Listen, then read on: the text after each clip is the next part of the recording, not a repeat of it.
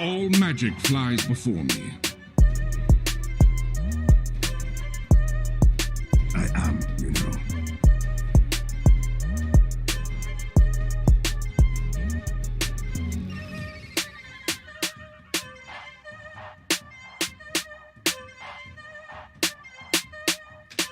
Oh, it's the Juggernaut.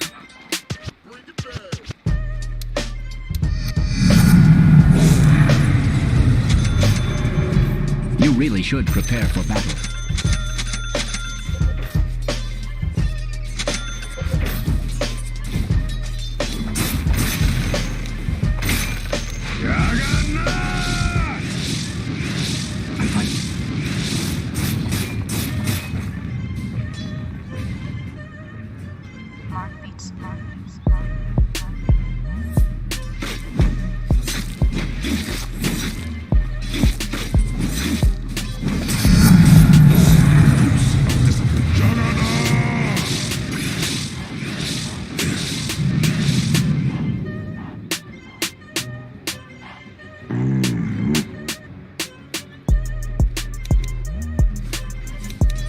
At last.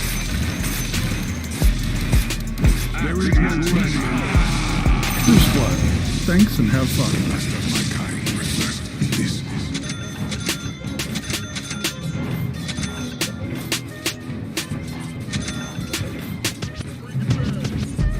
Truth, you know.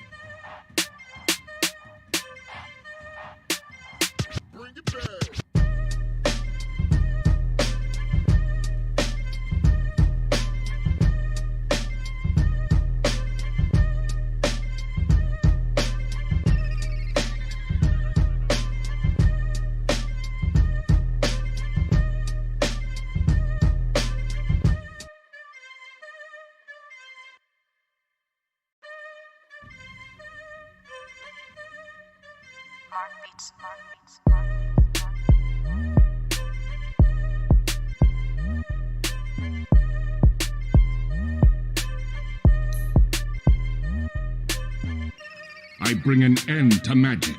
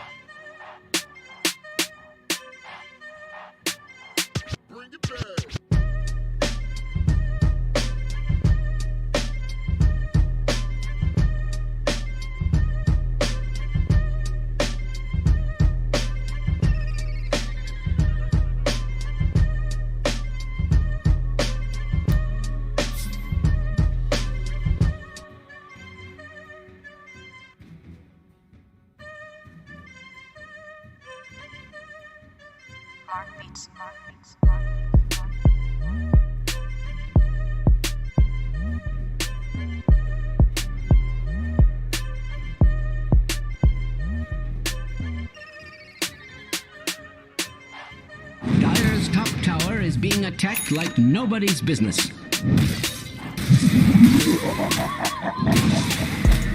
Dire's top tower is under attack. Must I repeat myself?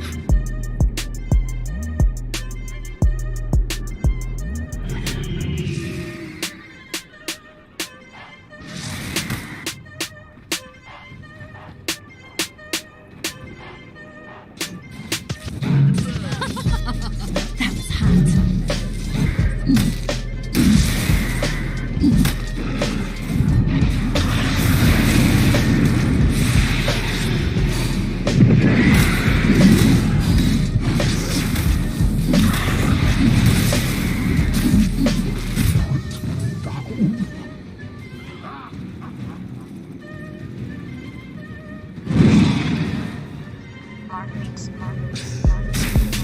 Dire's middle tower is under attack. I feel like a broken record.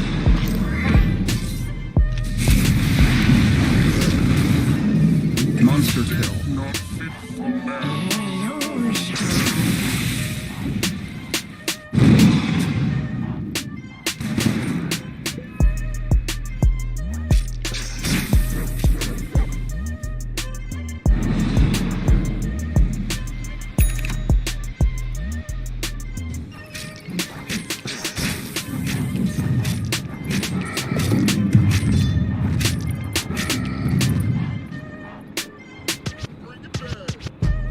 Dire's top tower is under attack.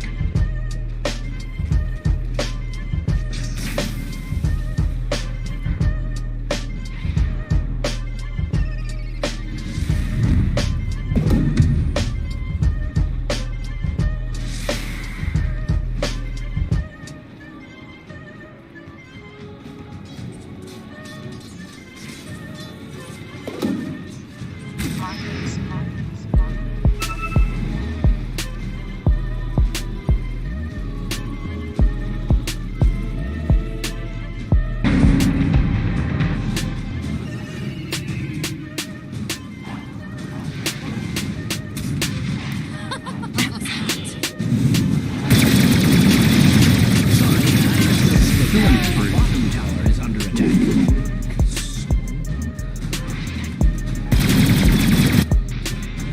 Dire's top tower is under attack. Must I repeat myself?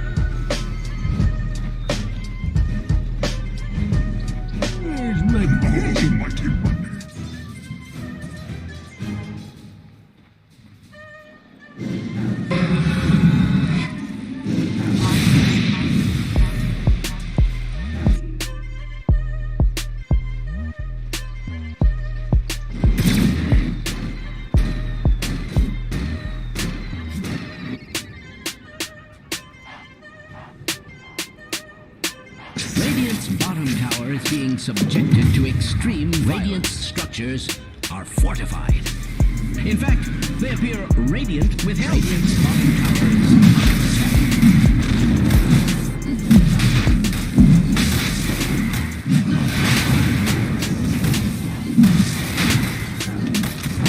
Bottom tower is under attack. Has that ever been called for celebration? That should help. Radiant's bottom tower is the Radiant celebration. Roshan.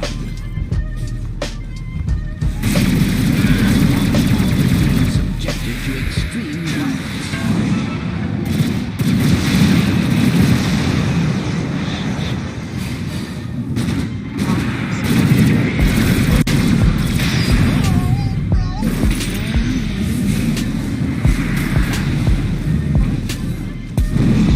Hello, this is Gabe Newell. Thanks for playing Dota 2. Double kill.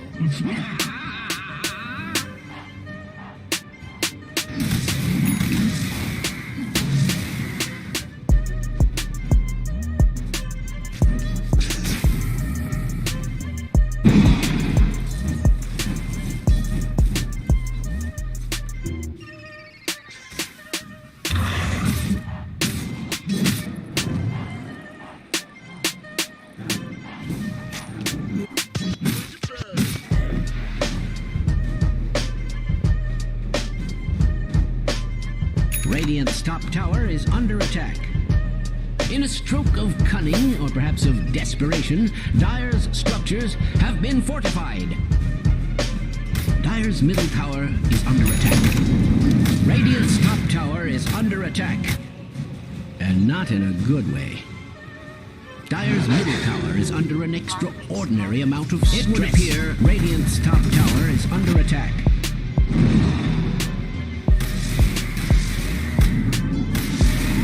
Radiant's top tower is under attack.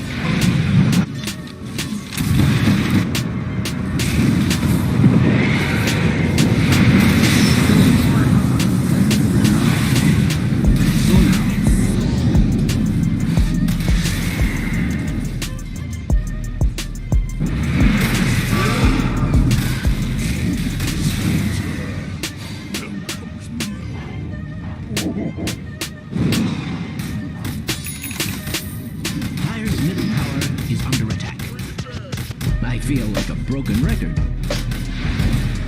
Dire's middle tower is under an extraordinary amount of stress. I am required to point out that Dire's middle tower has fallen. Dire's middle tower is under attack.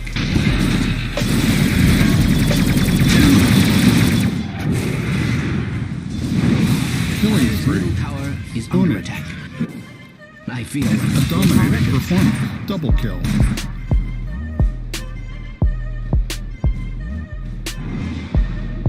Dire's middle tower is under an extraordinary amount of stress. Dire's middle tower has fallen.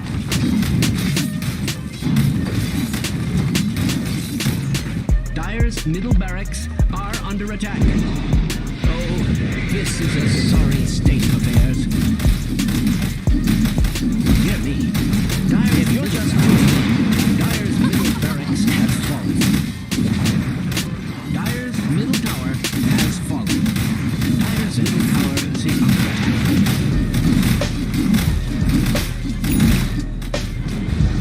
I am required to point out that Dire's has fallen tower is under attack.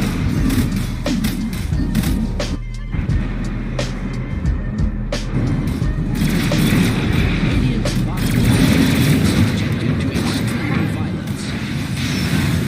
Dominating, I guess. The presses. Dire's agent is under attack.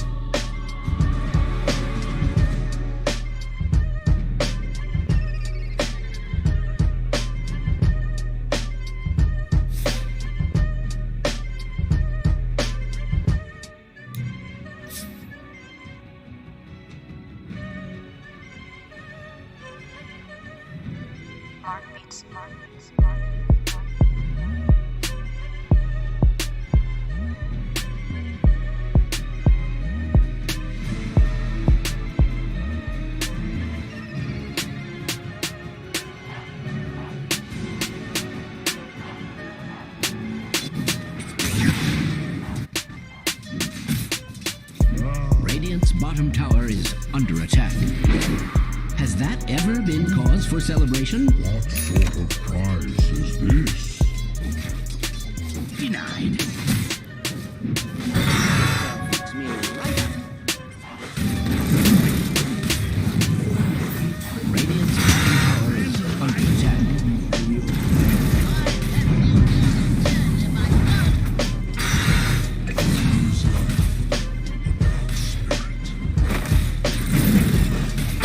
This is Gabe Newell.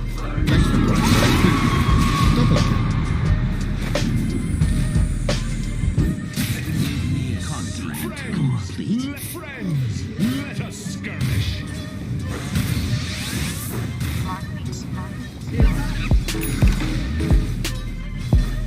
Very nice. Dire's structures are fortified.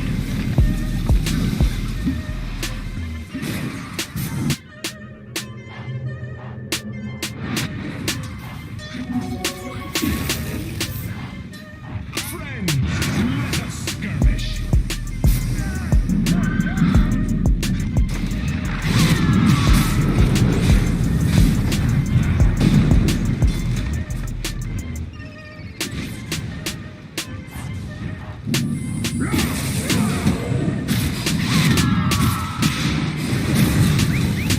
Dire's courier has been slain.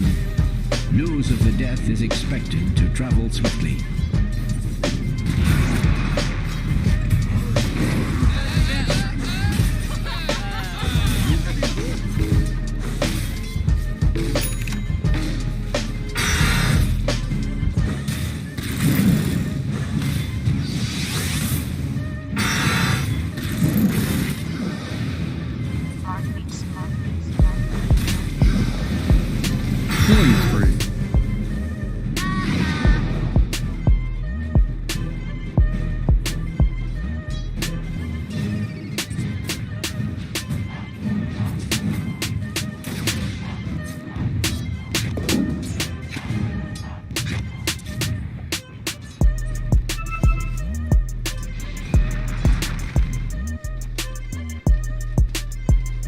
Dire's bottom tower is under attack. Friends, let us skirmish.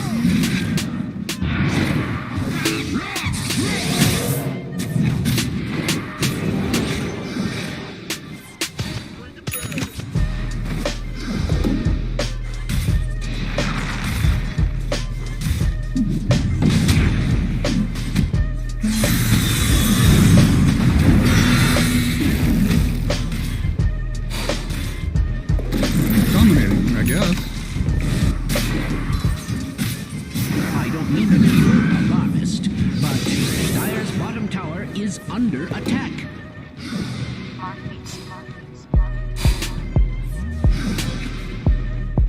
Dire's middle tower is under an extraordinary amount of stress.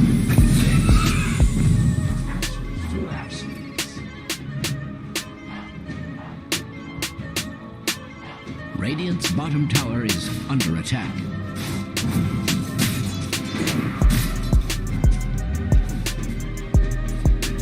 Radiant's bottom tower is under attack. Dire's top tower is being attacked like nobody's business.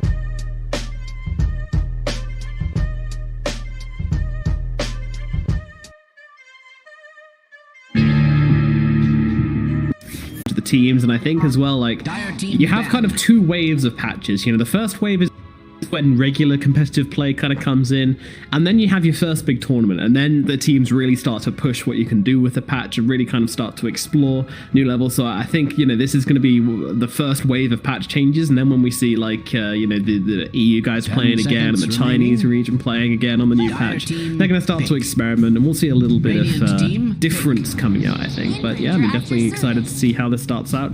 And Infamous, they're going to grab themselves the win. Any ideas where they're putting this thing?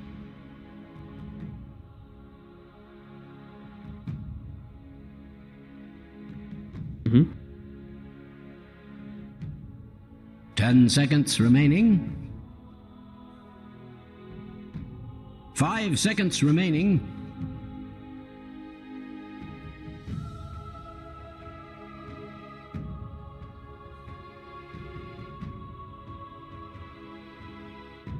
Does help. It's a nice quality of life change. Not murdering yourself is good. Dire team pick. Earth Shaker.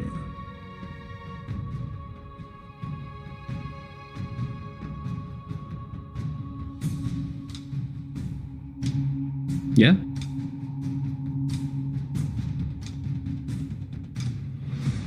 Ten seconds remaining. 5 seconds remaining.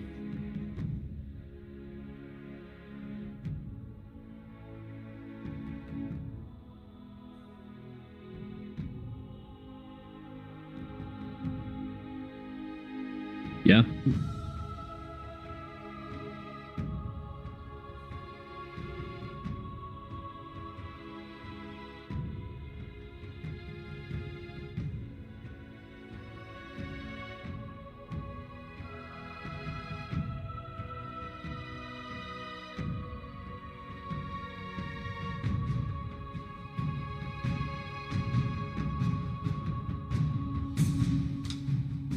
Yep.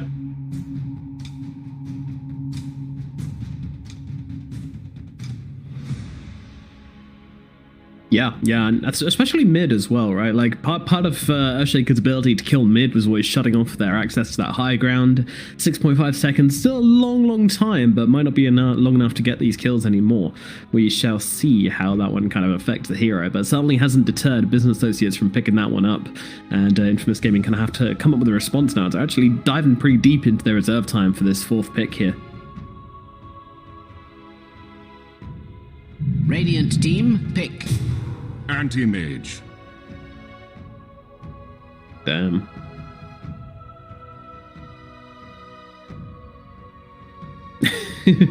Doesn't really sound very nice, does it? I'm definitely not wanting to be the AM in this situation, but maybe Infamous have something up their sleeve. Remaining. I hope so.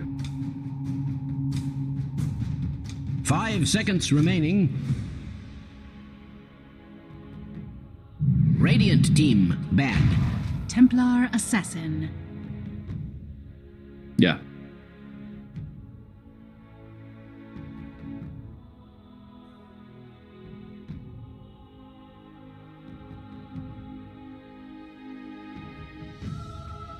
Ten seconds remaining.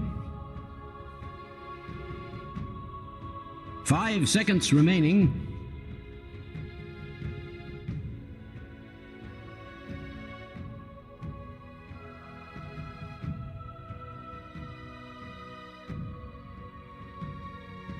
Dire team ban.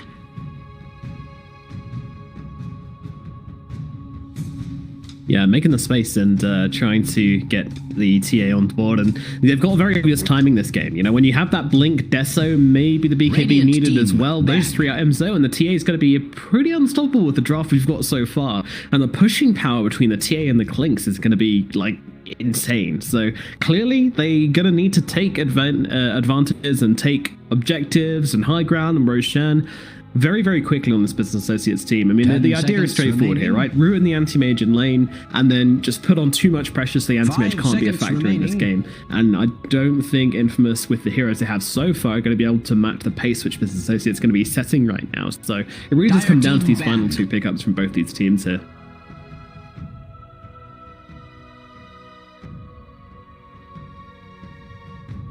Radiant team pick.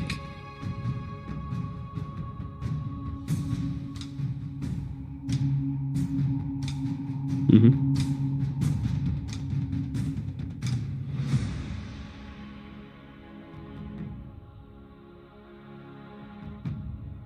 Ten seconds remaining.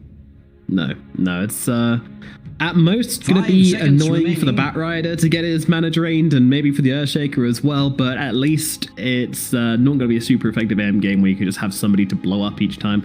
I mean, they don't even have any int heroes. Shaker's a strength hero, right? Yeah, so they don't have... It's Batrider an int hero? No, Batrider's an int hero, right? Yeah. Okay. So you've got at least kind of one. Okay. It's still really clutching at straws here, though. Like AM versus Batrider is not a great matchup.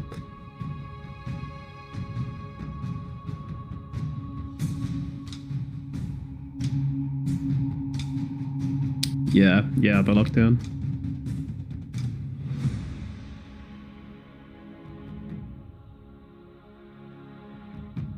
Yeah.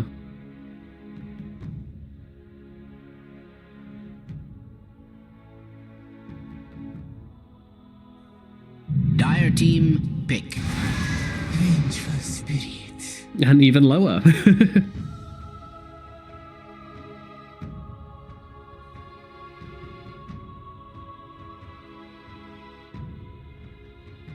Yeah. 10 seconds remaining. 5 seconds remaining.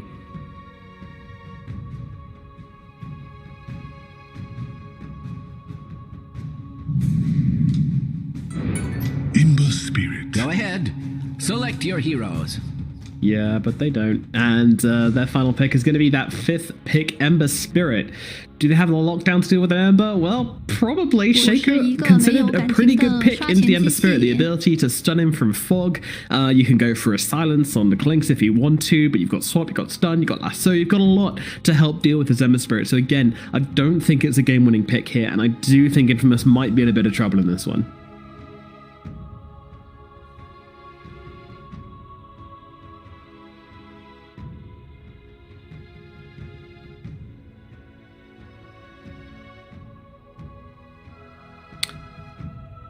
Ow. That sounds like an MV thing to do, to be fair. That's definitely an MVP.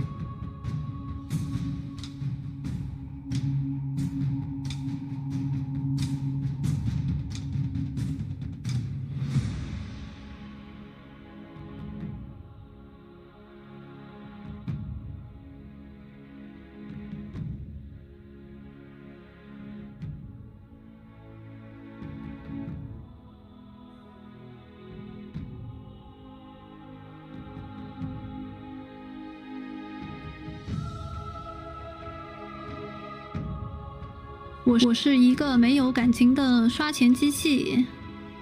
Yeah, they do seem to have a certain lack of answers and a lack of really ability to just lay the smackdown onto Business Associates. Their win condition as anti-mage doesn't seem insane. I think Business Associates maybe are on a little bit of a timer, you know? They've got these very active heroes.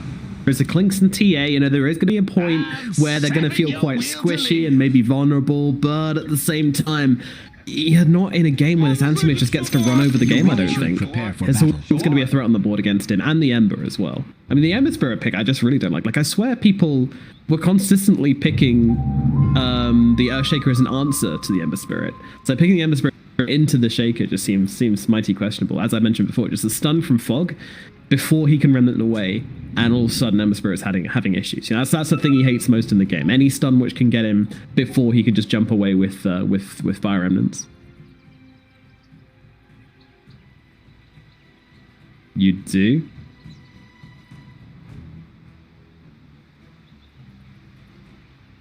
Oh no, that's the worst hero in the game for that to be on as well. I mean, if it was on like Envy or something, you'd be fine, but...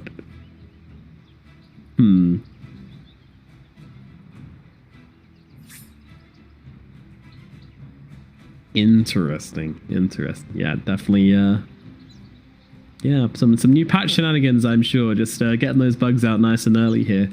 But yeah, I see Brax going in deep up in the top lane, looking to try and get that Observer ward down as soon as possible. Might be seen by Excel and Packers here, but he should be able to get away with it. I mean, he might not even place it just yet, to be honest. Might wait for it a little bit longer. There's a ton of disconnects in this game. We had like 5-6 people disconnect and reconnect right now. Including Theban.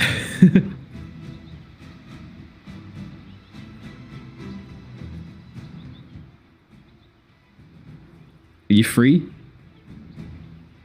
Nice. Yeah, I was going to say, of all the heroes in the game to be stuck on, I think Anti-Mage is definitely the worst. You just get to watch creep camps the entire game.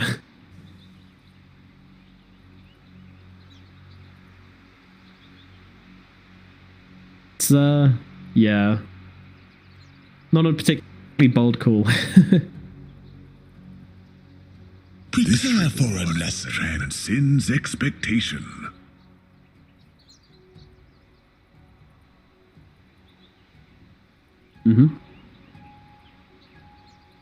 Yeah, the onus is definitely on them to murder and just find themselves this momentum.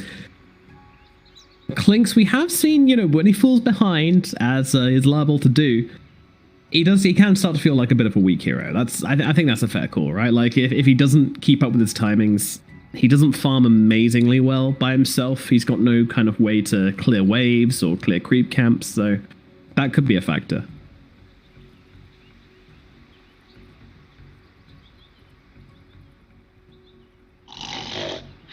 True. 我是一个没有感情的刷钱机器。我是一个没有感情的刷钱机器。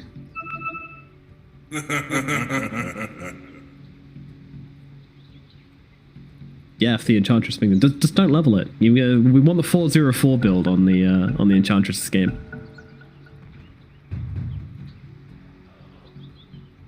Oh, okay.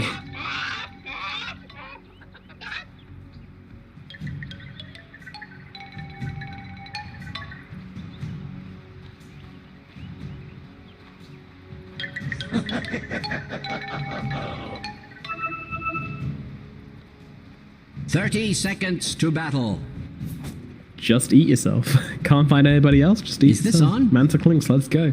That sounds interesting, to say the least. Alrighty, so bottom lane, they've got this Observer ward down, so they do see Fear and Moo kind of running around right now. Peter and Michael coming on forwards here. They're actually looking to grab themselves a couple of extra bounty runes, I think, Infamous, and they may well just do so. Both at top and at bottom now, looking to put some pressure and do a bit of trading. Now, of course, the anti-armor plus the searing arrow is going to do a decent amount of damage, but they are most definitely grabbing these bounty runes, but they're going to trade a decent amount of health for it down here at bottom. Sure. Yeah.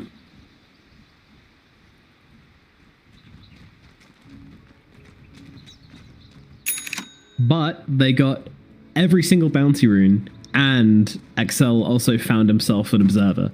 So that's an extra 100 gold. So, you know, their net worth, it might be the highest it's going to get this game, is they're nearly at 1,000 net worth advantage at 0 minutes, which is kind of funny.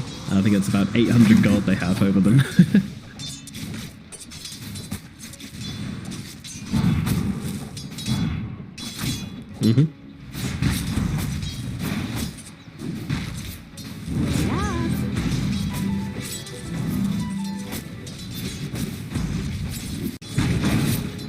Alright, so let's have a look at some of these lanes. So we got the AM and the Enchantress versus the Batrider and the Shaker up here in the top lane. Shaker's going to be trying to keep himself out of lane as much as possible and give Brax that solo XP because he can just bully the AM if left alone. Taking just going to try and mess with the creeps as much as possible. But, you know, it doesn't trade particularly well into the Enchantress as well, so it should be... I mean, Batrider's just going to walk this lane, right?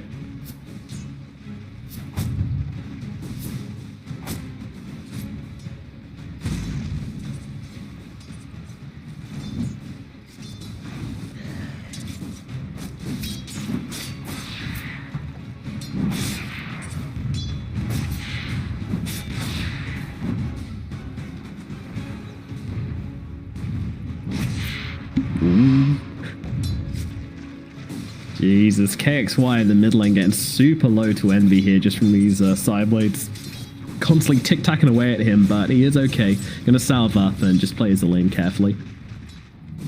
He's actually doing very well, 8-3 compared to Envy's 4-2 right now, so he's been just putting a lot of aggression onto the Templar right now, and that's done very well for him, just spamming out these flame guards and trying to run him down. You have been denied.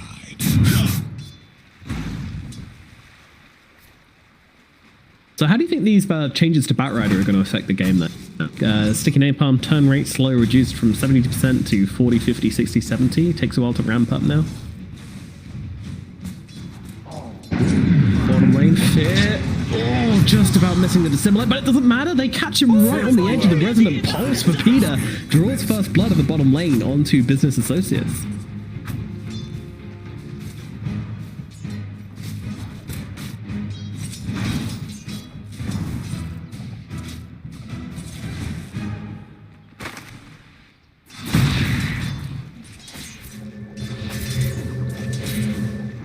Mid lane, Jesus. He got Fisher blocked and had to TP away from Envy there and does just about make it. But yeah, man, that's unsuccessful rotation in from the Airshaker at the very least. Don't run off.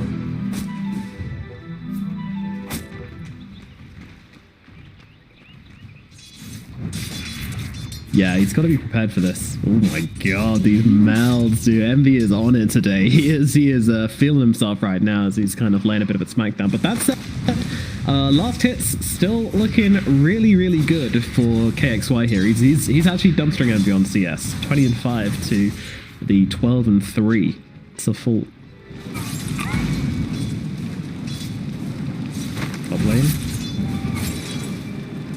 Yeah, he's running over Excel right now, and Excel's kind of running out of options. Does have that one to pop, but it doesn't make a difference. He's going to get killed off all the same, and the AM taking a ton of damage during this engagement as well, just from kind of singing the fire and trying to burn away Brax's mana. But yeah, it's going to be a nice solo kill for Brax up here in the top lane. Nothing they can do about this. Such a weak lane that they even get killed just by a solo Batrider. It sucks. From blaze to inferno.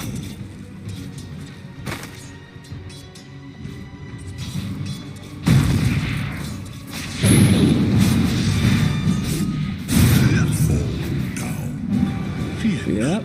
They find themselves a kill into Snaking, and this is a less than successful gank as they'll lose the Earthshaker, and yeah, Numb Spirit just turns it around. Man, KXY is killing this lane.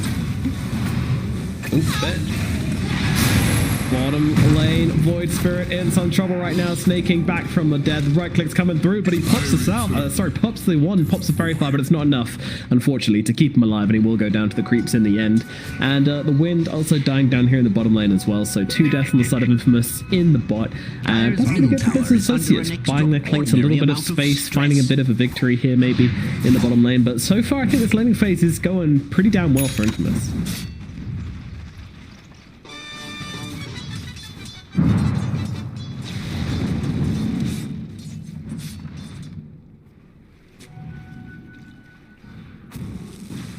Cheeky.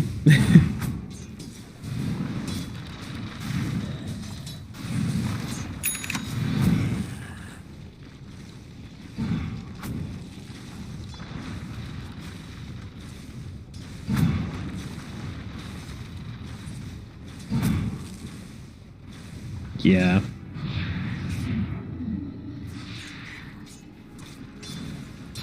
Yeah, it's been both though. KXY a different take on the lane by just running at Envy, and again that rotation from Snaking was not good. It looks like they're trying to bait something here, although I don't really know. Well, I guess the net should be enough, and net and impetus should be enough to help bring down Envy, but it doesn't want to chase KXY through the trees. He's actually TPing down bottom here on the Ember. What are they looking for?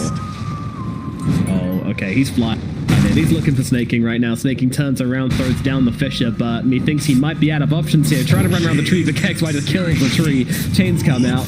The power shot comes through as well. The drops keep him alive a little bit longer, but Snaking will still meet his demise eventually.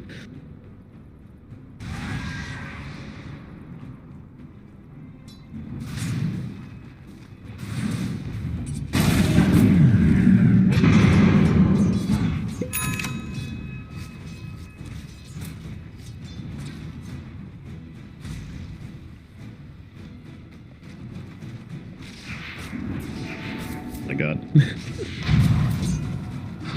Yeah, this is a man who's making his home in the jungle, and no one's going to interrupt him for a while, he hopes. But I don't want to talk about how blatant that TP was from the Ember Spirit. You know, he picks up the haste rune and he just TPs in full vision of the creeps because he knows he's going to be fast as hell. He's got 5 minutes and a haste rune. These guys just have zero travel time. His associates though more prepared for a second rotation as they just get themselves back under that tower. But yeah, Brax is the one in trouble as a Mana Void comes down and takes him out, and that's going to be a kill for the AM up in this top lane. Associates, they are getting a little bit sloppy here. Business not so good right now. I feel like a broken record. Radiant's top tower is under attack.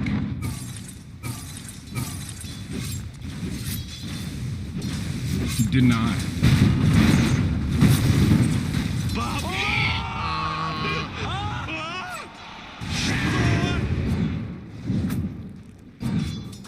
Dire's middle tower is under attack. Maybe, but so far so good for Packers on this anti-mages. He's heading his way towards a Battle Fury at a reasonable timing, contrary to what we would have expected from this game.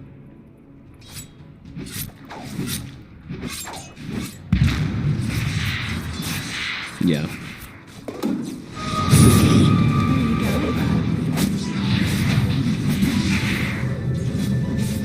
Mid lane Envy getting a bit of pressure put on, but Snaking's coming in here as well to try and swap the aggression, but it's not going to stop him. KXY still going in, gets the chains out onto Envy, has to be careful. The damage coming out, but the pin comes out, and the remnant away from KXY finds the kill into Envy. On nothing they can do, Snaking and Brax from the 3-man rotation from Infants here, and they're not going to get a return kill either. No targets the last, so it's all just very, very sad. And actually, now that the flame guard's over, KXY happy to place the aggressive remnant down and just go back to base, heal himself up, bottle himself in, and come straight back in to grab himself some creeps.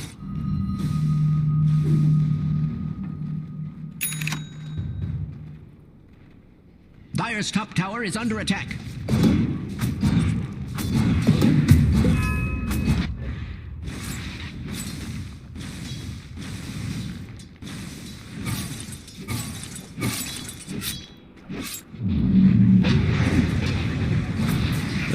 Dire's top tower. Let's jump away from Peter, actually, just getting out of the range of the lasso by inches, but also holding the second astral step as well. So very patient from Peter, just knowing the links of his hero very, very well. Meanwhile, KXY jumping onto Brax in the backlines. He won't be escaping here as Infamous go for the pincer maneuver. They bait with Peter on the front lines and jump around the back with KXY and Excel.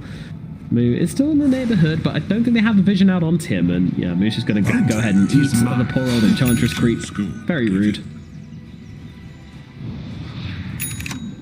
No, you can use spells inside Skeleton Wall. That was one of the things mentioned in the patch, and oh my god. Cool hero, guys. Very, very nice. Thanks for this, Mr. Frog. Enjoyed that a lot. Why? Yeah.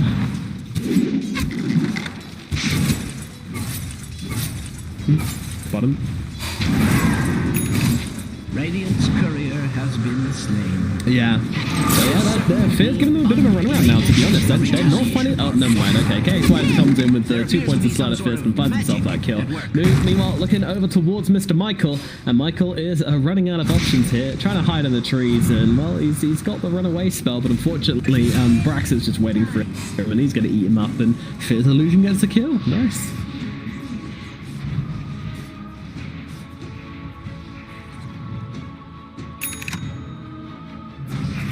100% uptime hero, feels good.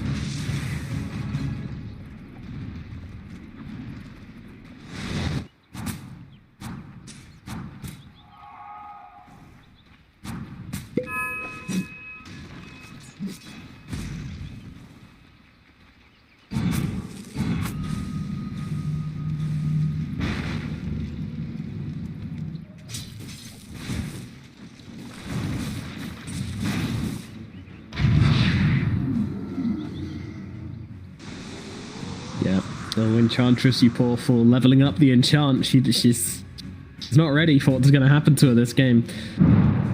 Meanwhile, Moo setting the trap here onto KXY. They're looking for a target. Are they going to engage? They certainly are. But oh no! He predicts it. And Slam gets dropped onto nothing, but they still get out the fish. It doesn't make a difference. So KXY is gone. Meanwhile, Moo trying to fight on the front lines here. Might have to reconsider this one. He's actually going to get swapped out by Fear. Alshra comes through, just clicking into Snaking, but it's a chains out onto Fear, which is going to spell the end of the Venge. Not the worst hero to lose in this engagement, but that could have gone a lot better.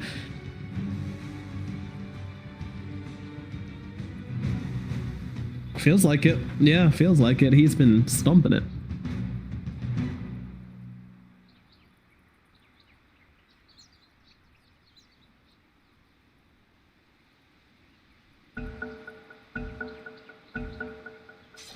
Burn away your ignorance.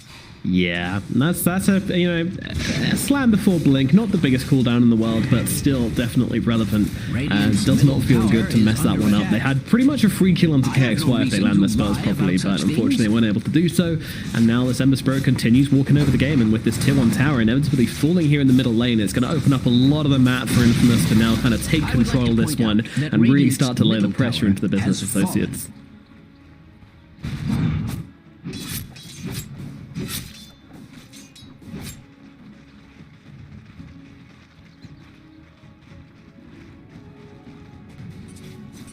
Dire's top tower is being attacked like nobody's business.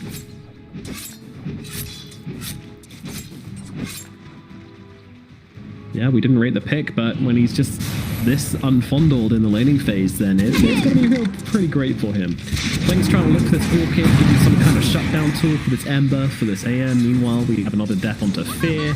You know, no big deal. It's just Fear doing Fear things. This might be a bigger deal, though. Snaking's actually been caught out here. He was trying to get a ward down? Yeah. Oh, dear. Now his ward's going to get dewarded. He's going to get killed. It's just a sad story all around, the story of Mr. Snaking, as KXY just follows him and pokes him in the back and puts an end to this poor old Shaker. And that's a blink delayed even further.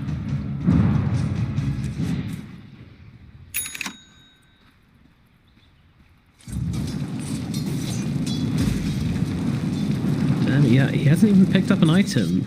He's got no Deso, he's got no blink, working towards that Deso eventually, but yeah, it's not good when your AM has Battle Fury before your TA has Deso or blink, that's for sure. I don't mean to be alarmist, but Dire's bottom tower is under attack.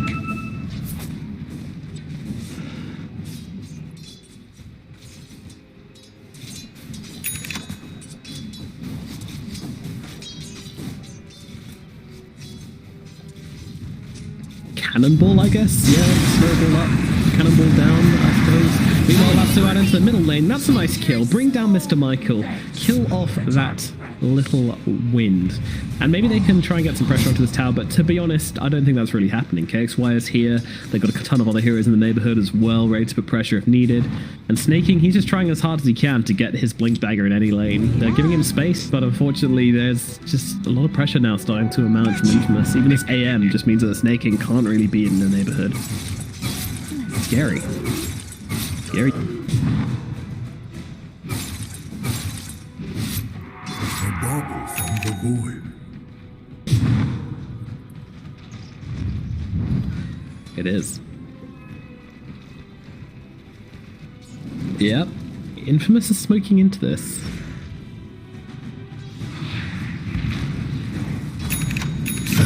Let's see, they found themselves Brax. The change don't come off, and actually the shackle goes missing as well. They will still get this kill regardless, though. Brax gets brought down, but they're turning up for this one. They feel like they can fight this one. They've got the Blink Shaker, they've got the Orchid Clinks. As we all mentioned, these big items coming out. They're just looking for their opening. Will they find it, though? Business Associates looking around. Michael's been seen here.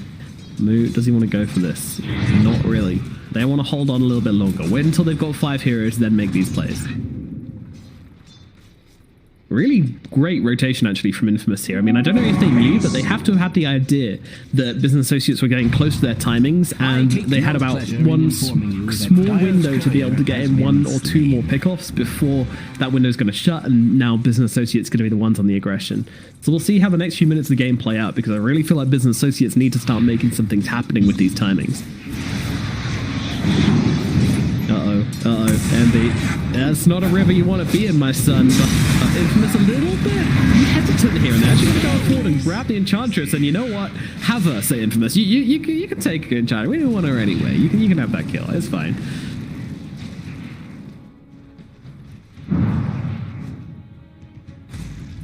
Radiant's bottom tower is under attack. Has that ever been cause for celebration? Fortified. Radiant's bottom tower is being subjected to extreme violence. They're unstoppable. Now, this is Fear getting picked off. Return killers. It looked like Brax, Snake King, and even Clinks were off elsewhere, just kind of scouting around. They really aren't putting much pressure. They have found this stack at the very least. It's a small one, but it'll do.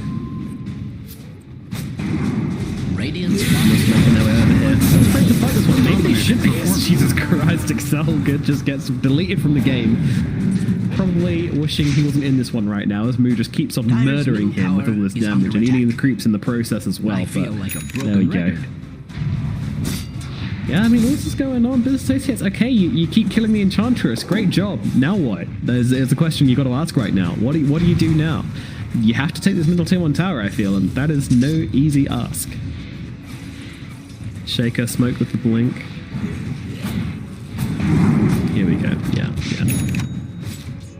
They're trying to just kind of long-range pick off these creeps here. Snaking's waiting nearby them. They've got the silence out into the Void Spirit. Just, you know, just an FU silence. Yep, they're jumping in, lasting that onto the Void Spirit. Nice and quick. They have a beautiful shackle coming onto with the Envy and Links here. Slam comes down to control Michael here. Pepita is dead and Michael is too. KXY though, still thinking of throwing in a couple of spells here. He's got a double damage and the Sleight of Fist, so feels like he can have some kind of impact. Maybe find a cheeky kill, looking towards Avenge, but realizing this might not be the best idea. And once again, Excel good, coming pretty far forward here. Snaking gonna lock him down. Hey, and even blinking into the side of his fight here. He's got a Sanjin Yasha and he wants to maybe take this into his own hands. Meanwhile, then the Spirit's just gonna blink himself away. Remnant out inside the Sleight of Fist, and yeah, Packhouse is like, alright, well, you know, I turned up, I watched, now I'm gonna hit farming again. Is under attack.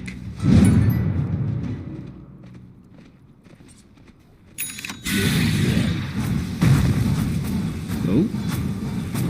But he chose, yeah, I don't know, did he not have the ability to kill him there? Decide to kill the ghost instead? I don't know. Dire's top tower like he is didn't. being attacked like nobody's business. Okay. Yeah. Yeah.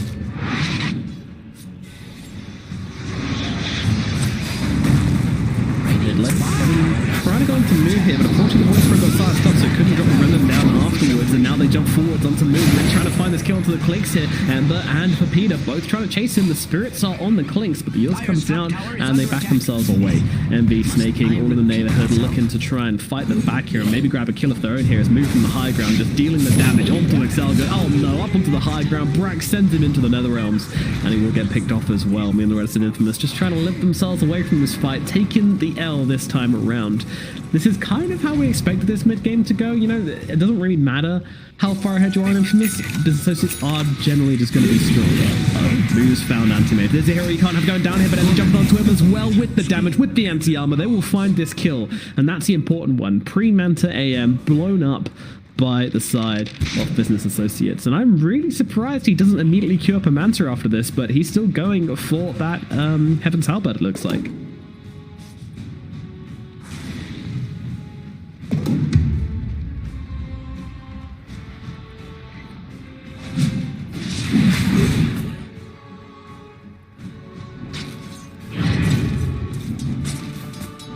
Yeah.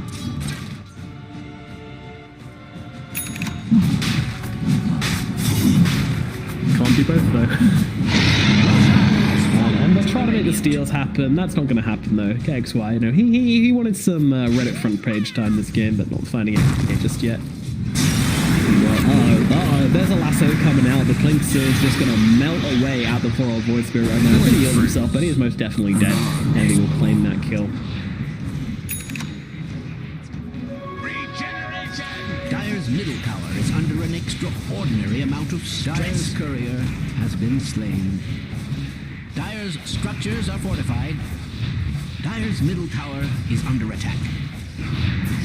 Radiant's bottom tower is under attack. I've never seen Radiant's middle tower so fortified. It would appear Radiant's top tower is under attack. Yeah, no. Dire's middle tower is under attack. Yeah, she's helping her team out a lot. Meanwhile, Shackle's coming through. Oh, Slam actually comes to by faking hit, but he landed the KXY. Never mind, they finally keep targeting with it, and they bring him down. I think this can really make a difference. You put him anyway. Now, Shackle again, not happening. Yeah, just gotta make sure I get my Snaking Flame in there whilst we still can. But I mean, they're taking the high ground. Meanwhile, oh god, Fear getting left behind a little bit here, killed off by the Astral Step damage. They're gonna back themselves away, shifting into reverse. The buyback from the Ember Spirit is what they wanted. And, well, oh my god, Parker's getting right on the front lines here. Fight me, nerds, he says, but they're not interested. They'll back themselves away, Business Associates. They've done the damage, they've claimed the buyback, now they can reset, look for another fight a little bit later on, and continue trying to put this pressure onto Infamous. Where would you put this game right now, then? If you had to put a percentage on each team to win, where would you put it? And don't check Dota Plus. No cheating. Radiant's top tower is under attack. Yeah, he's very much roasted in the flames of the Batrider. I slay the master.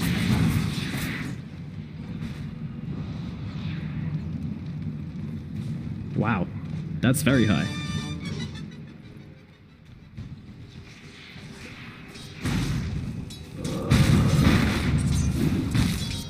Yeah.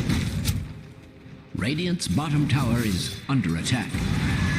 Has that ever been cause for Well, celebration? Plus firmly disagree with you, and they say there's a 63% chance of Business Associates winning. Radiant's So bottom tower not saying 90% as you're is being saying. I'll subjected to probably put it extreme like, violence. My sprites are I think 70% Business Associates, but Dire's middle barracks we'll see how this cookie crumbles, as it Radiant's were. bottom tower is being Starting to defend subjected this high ground, extreme though. If you're just tuning in, Dire's middle barracks has fallen. Yeah. Right.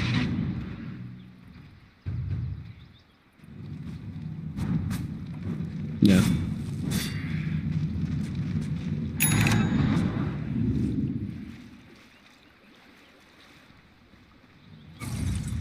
That's the big thing, isn't it? Just being able to rip through the anti-mage's counterspell, completely ignore the magic resistance factor of the anti-mage, and just deal that physical damage to him. 16 armor, probably not going to be enough against all this anti-armor and physical damage of Business Associates just yet, but Manta on the way for Pakas here. He's nearly there, about 200 gold, or 100 gold, sorry, off it. Unfortunately, the pressure is just coming on now. Business Associates, they're lining themselves up for the next lane, and that lane's going to be bottom. Oh dear, this is a crazy jump from Vita here. We'll see if he gets away with it, but no stun from the sidelines from Snaking. Makes sure that this guy most certainly will fall, and another death for the Void Spirit. Not really how you want to be losing your lives here, you know? Kind of want to be running them around a little bit, making a bit more space, making this push take a little bit longer, not just kind of throwing in a side of french fries onto the main course, but there we are. Meanwhile, move, trying to follow around the Enchantress, and this should probably be a kill. Yep, Snaking just securing that one. Meanwhile, Slam comes down onto the Ember Spirit, another kill coming in. That's a dieback, by the way. 73 seconds in the grave for this Ember Spirit, and the Business Associates just going to town right now. Their bottom tower has fallen. I don't mean to be alarmist, but Dire's bottom tower is under attack. Dire's structures are cunningly fortified. Dire's bottom tower is under At least the attack. anti-mage is split pushing. It would appear Radiant's top tower is under attack. He brought back earlier. Yeah, they know he doesn't have Tower it. has fallen. Radiant's top tower He's Shackle, holding the TA and the points together. Meanwhile, swap back, but Michael's already been roasted. Dies Shackle. Now, well, Paxas comes into this one. Move just pops a BKB and says, "Get off me, anti-mage. I've got some racks to take, and there's nothing you can do about it." And he's right. Meanwhile, Envy, that's very far forward here. BKB is available, but yeah, Aegis gets Torn comes out. We're going to try and keep him locked down here, but Fear comes out with the swap just to keep his carry alive. And Envy will be okay after all. Yeah, that's just some melee racks. That's all it takes. Just costs them an Aegis, but that's fine.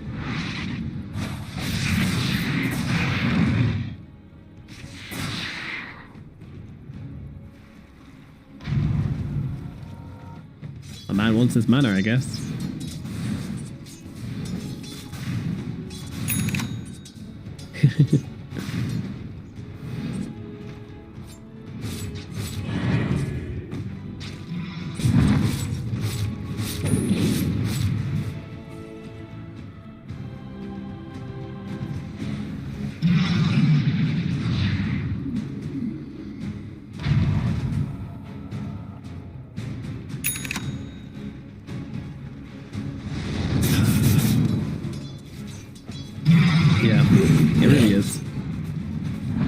Arcas has got himself a Basher at the very least. I mean, this might give him the ability to kill one of these big damage output heroes.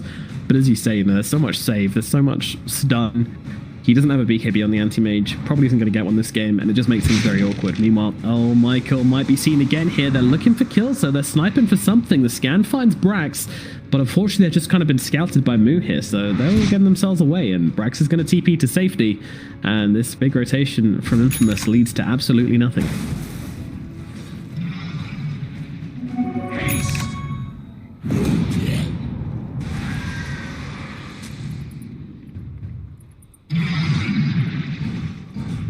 Ladies and gentlemen, Dire's courier has been slain.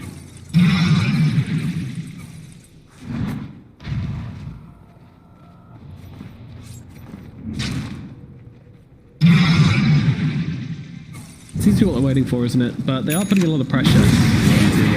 This hero's in, we go on the Enchantress. See you later, little fawn. And it's not a tricky kill at all, but didn't pack up the gem, incidentally. He runs away with that one. Dire's top tower is under attack. The sun being the inferno that is Clinks. Might be a small one, but he burns hot. Top lane now being taken as a tier 2 tower goes down. Envy and Fear. A lot of damage coming out between the two of them. So it's gone from hard to impossible this game for poor old Infamous. Dire's top tower is under attack. Must I repeat myself? Radiant's bottom tower is under attack. Has that ever been cause for celebration?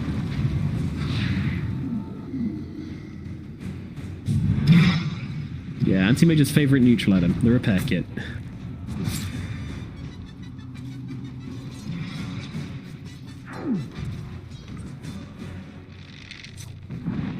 Yeah.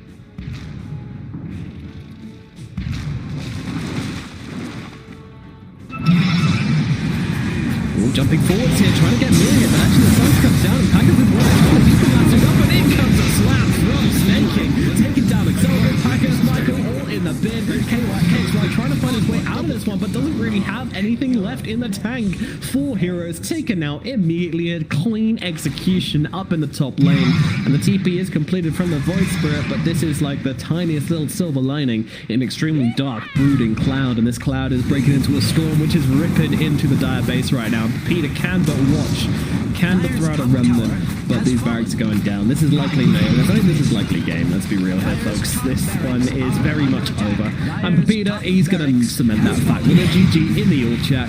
That's going to signify the end of game number 1. Business Associates do it. Despite a rough waiting phase, their draft comes through for them in the end.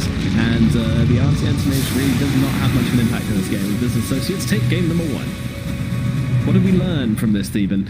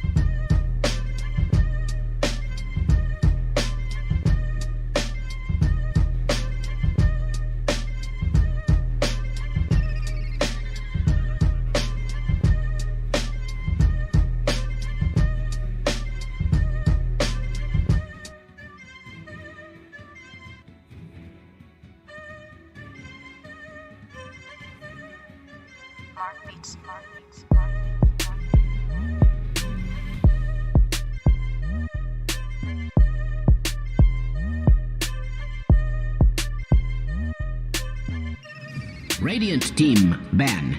Dire team ban.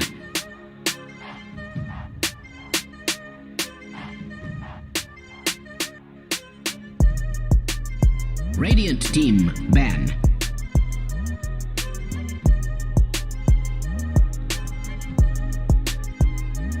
Got the Klink's first mount. So there you go. There's that's a very elite prediction coming out from us as he is thrown into the bin. And Bissossi is actually first banning the Bat Rider because it is Infamous Gaming who have first pick, and they obviously see this hero as still being very strong despite the changes to the turn rate reduction.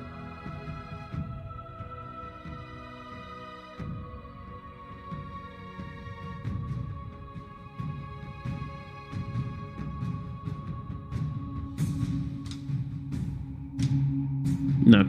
10 seconds remaining. 5 seconds remaining.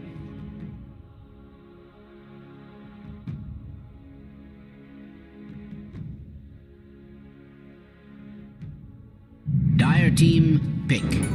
Ember Spirit.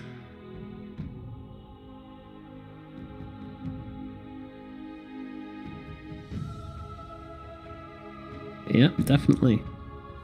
Alrighty, so Ember Spirit's going to be the first pickup from Business Associates. Radiant That's going to be, pick. you know, a bit of a flex here on Infamous, I feel. You know, you guys picked this hero and it didn't work for you. You picked it 5th and it didn't work for you. Yeah, exactly. Now Business Associates is saying, look, you guys picked it 5th and it didn't work out for you.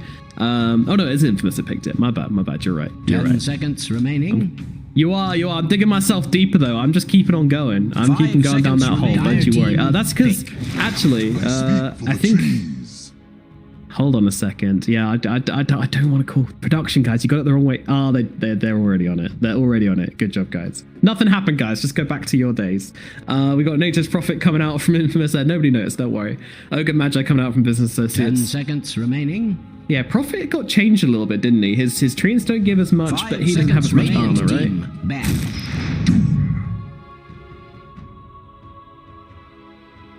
Yeah.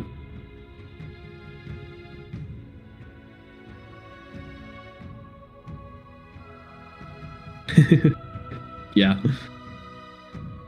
Dire team ban.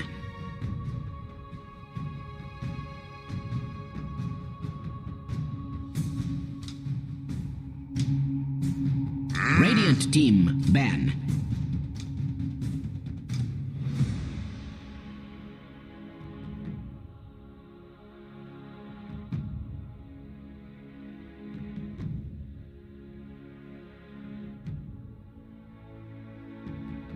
Dire team ban.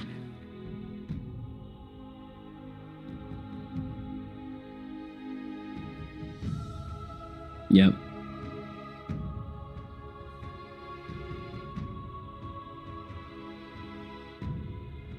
Radiant team. Yeah, he's always ban. going to slap. He's always going to be that dude, especially with the Wrath of Nature. You know, no changes to that, giving him the extra damage, so he's always going to be a pain in the ass.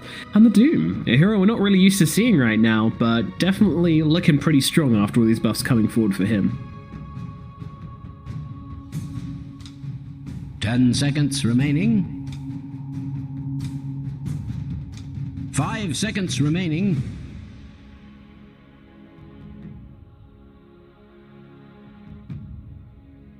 Easy.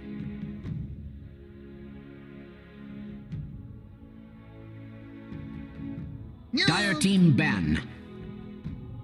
Don't want to Doom yourself.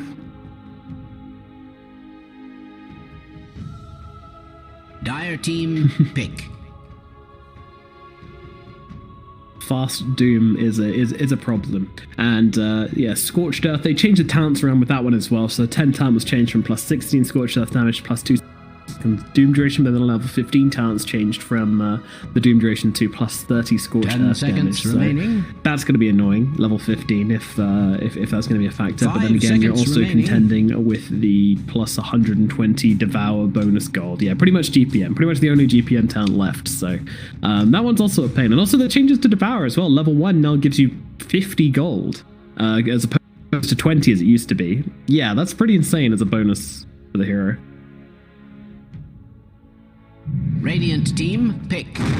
Lena. Mm-hmm. Yeah.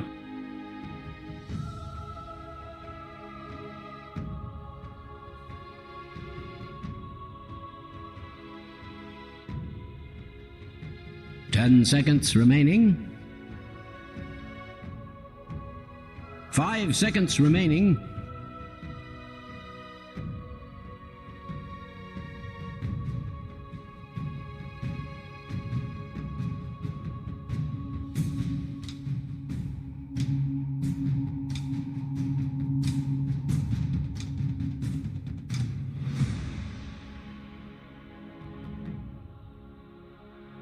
Dire team pick.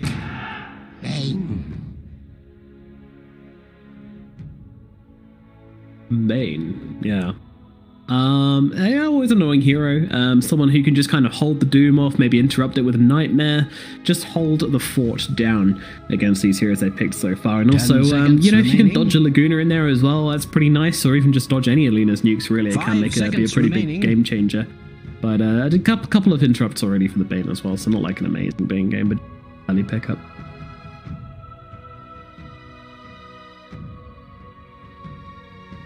Radiant team, pick. Yep.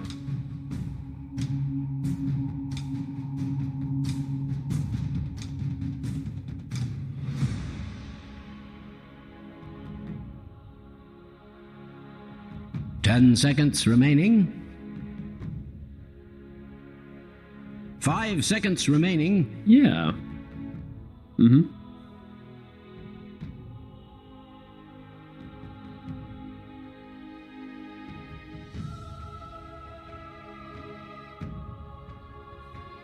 I'm excited.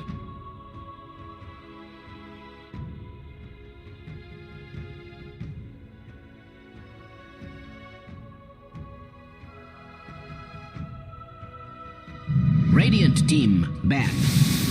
Dire team, ban.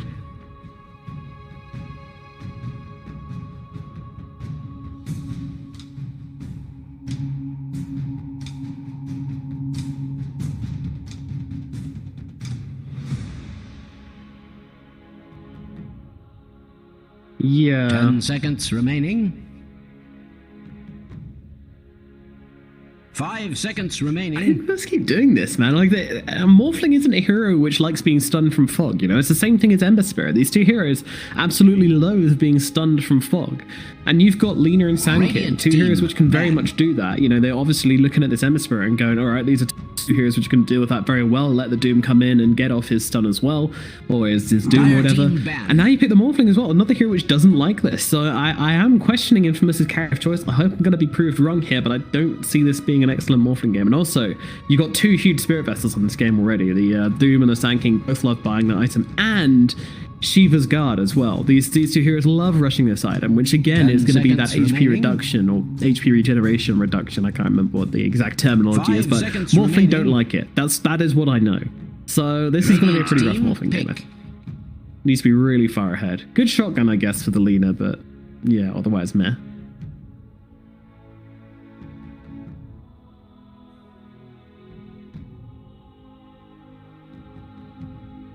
Dire team, pick. Legion Commander.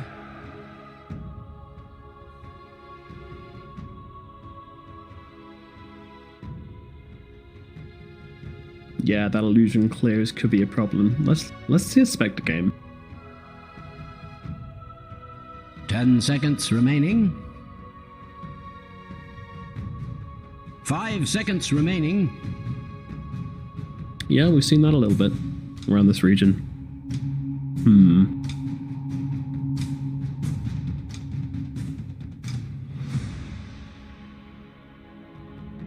Yeah, you really don't want to go TB into Morph Legion, surely, right? Because then you're going to give Morph the Metamorphosis and Legion just kills your illusions, so...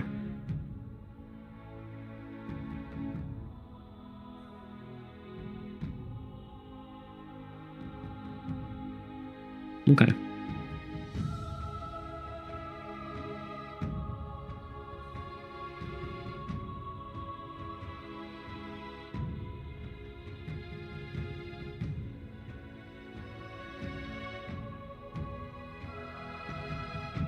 Mm-hmm.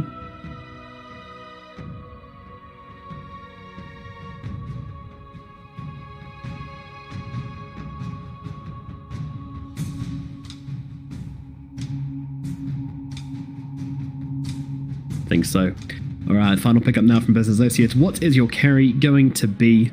Anything crazy? You think anything super left field could be coming out? Maybe the CK seems really bad, but I've been waiting to see CK for a while.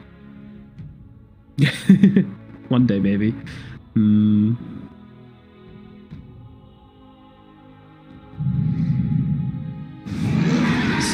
Yeah, he's a bit of an anticlimax. Oh, okay.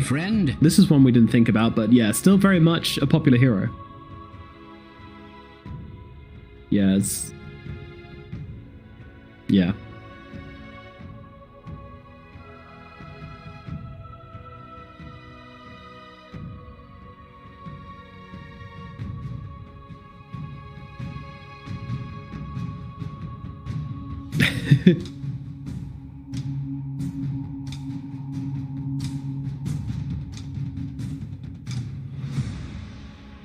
我是一个没有感情的刷钱机器。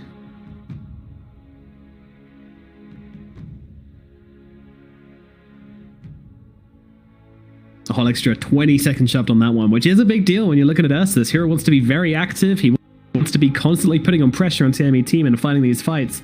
And that's quite not going to be the case anymore. But still, they feel it's strong enough to pick it, and Business Associates will be going for the Ursa this game.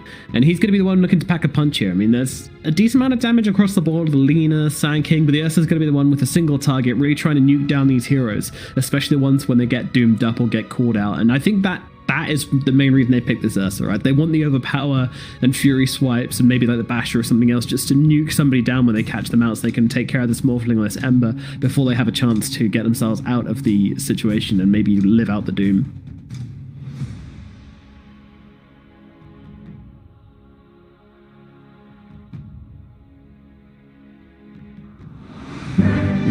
Yeah. Admirable.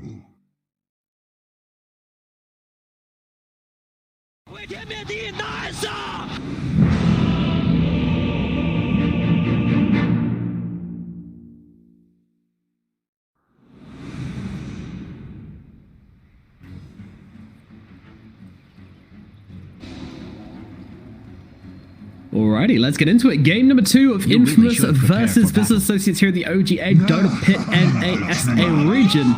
Let's get into it. What do you think of Infamous's chance of taking in taking this game number 2? Yep.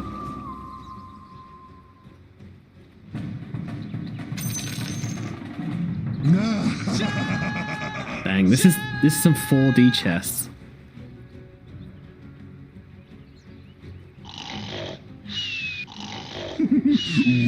Well. Admirable. A lot is happening. There's been a lot of happening. Yeah. Do you think we're gonna get any musical lanes? I don't think any of these matchups are bad enough to warrant having to run across the map to avoid them, though. That is one thing I would say. But yeah, looks like Envy's heading off somewhere though. Don't know. It looks like him and Brax are swapping something. No, surely not, right? Doom has to be mid. I don't know. 我是一个没有感情的刷钱机器。 Yeah, this ain't gonna do anything.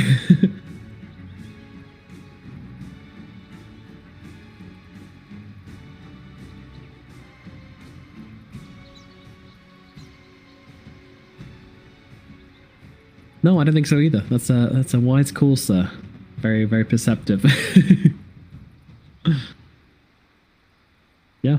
I'm very much behind it. I think it increases their chances of just kind of running over all these lanes quite significantly. I'm interested to see where the profit ends up going versus the Sand King or not. I think that's a pretty big one. Because he wants to be versus the Ursa, doesn't he?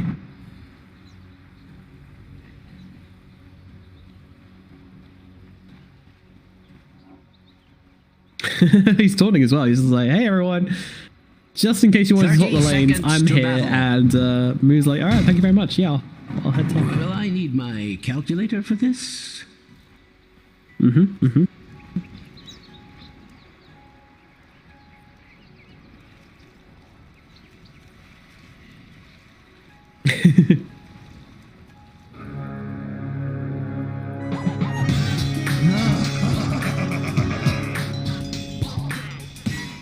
Yeah, true enough. Well, the yeah. battle begins.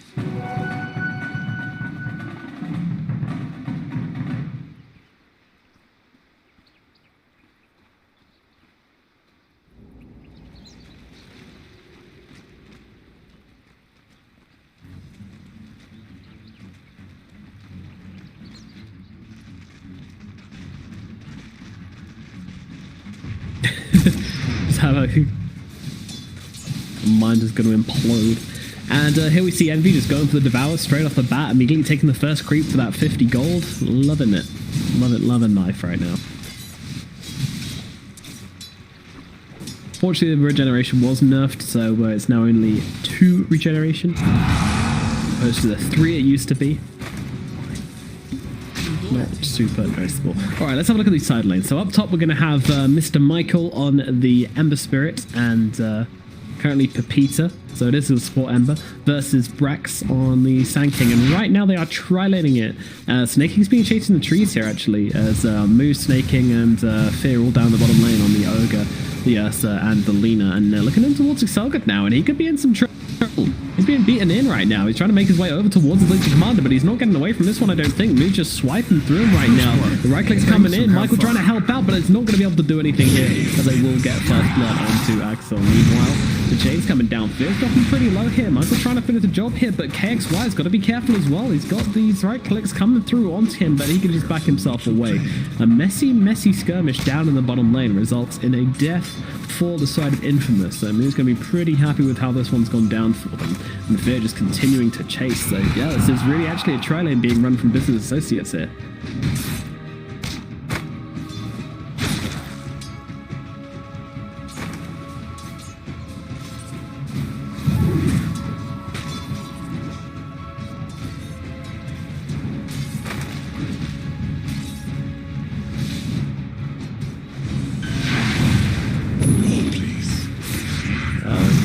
Could be in some trouble here. The right click's coming through from the 3 heroes of Infamous here, but Michael is just the only one left really chasing him here, and I don't think he's going to get this kill, and even bringing himself quite severely out of position here.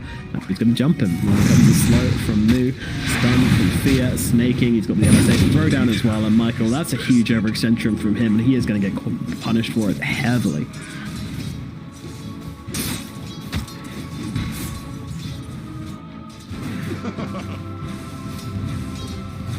Yeah, it's an interesting one.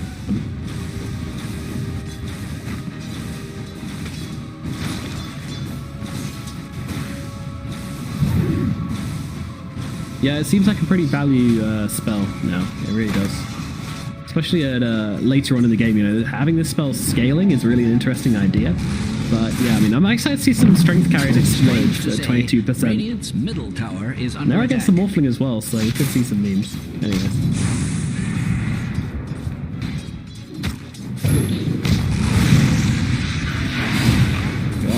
Legion, he is very much dead in this bottom lane, and Michael's also getting the right click thrown to him as well. Excelgen is trying to slow down the Ursa with the Nightmare, and none of them turn their attention towards the bait instead. Business Associates don't care who their targets are, they're just going to keep on charging it, whoever it may be. And this aggression is paying off for them right now in this bottom lane, as once again turning on to Michael. These low cooldown stuns just constantly flying out from Business Associates, getting them kill after kill in this bottom lane. This is really bad from Infamous right now, as they've currently fed 4 kills to the side of Business Associates.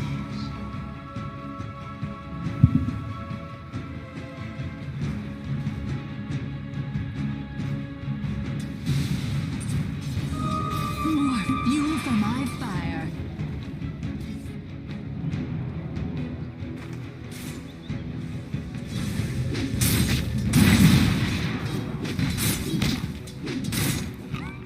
Yeah.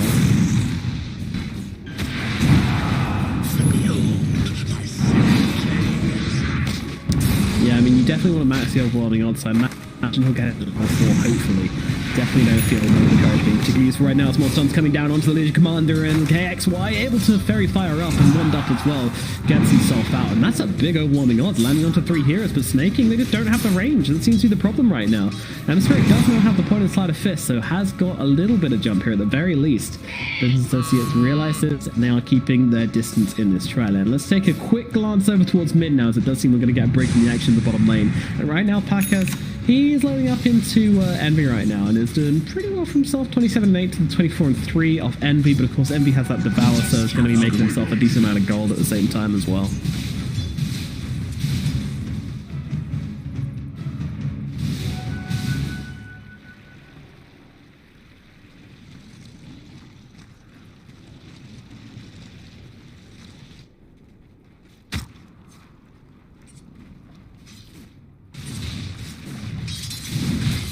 Yeah, casual 14 armor under that tower there. That's what you like to see. Good luck, Morphling.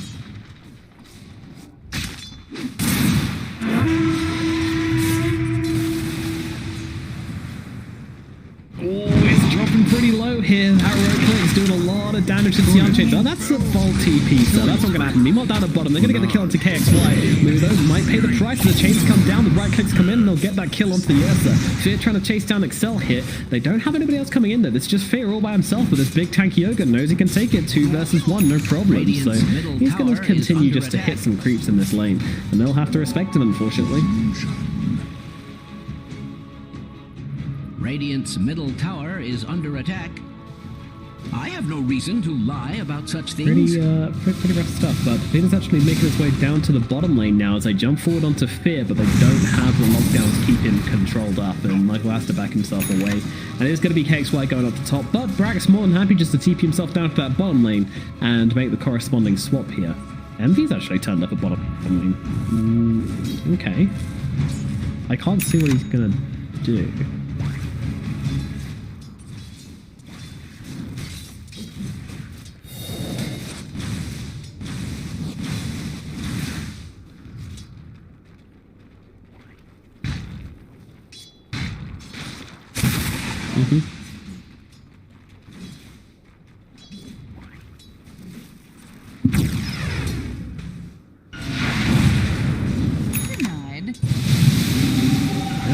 He's doing it all right now. Meanwhile, stun comes down onto the Lina right now. Pekka stealing the light strike array from him, and KXY trying to chase him down here. Doesn't have the 6, doesn't make a difference, so they get the kill all the same. Is under an extraordinary amount of stress.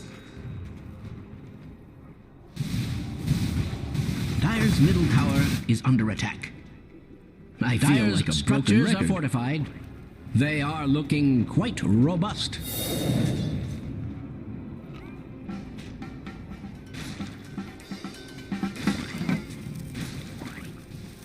And all things considered, once again, you know, we see Infamous kind of getting pretty good stuff out of this laning phase. You know, the Legion Commander suffered a bit, but their Prophet and their Morphling are doing pretty damn well for themselves, so we'll see how this translates into the mid-game. I think a strong Morphling definitely feels like a nice thing to have on your team, and Pekka's here just kind of coming into Envy, and he's like, well, I know you're probably going to want to doom me, so I'm just going to make sure I'm quick on my fingers, constantly hovering over that strength shift.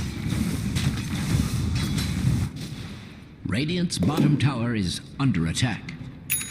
Has that don't want to ever be called been out cause for morphing at you against the doom, that's for sure. Radiant's bottom tower is being subjected to extreme violence. Dire's top tower is being attacked like nobody's business. This is so scary. Bloodlust allows him to max Earthshock and Fury Swipes instead. Now going on to Peter. Peter throws up the tree, but unfortunately won't be escaping from this one. Meanwhile, Brack's looking for KXY at the same time as well.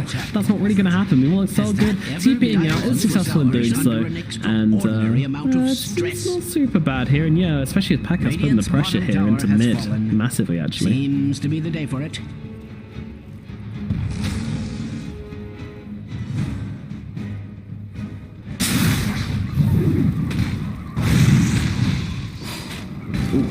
Michael, oh dear, my good friend, that is not where you want to be. Caught out by Brax, and Sandstorm just kind of cutting him down. It would appear Radiant's top tower is under attack.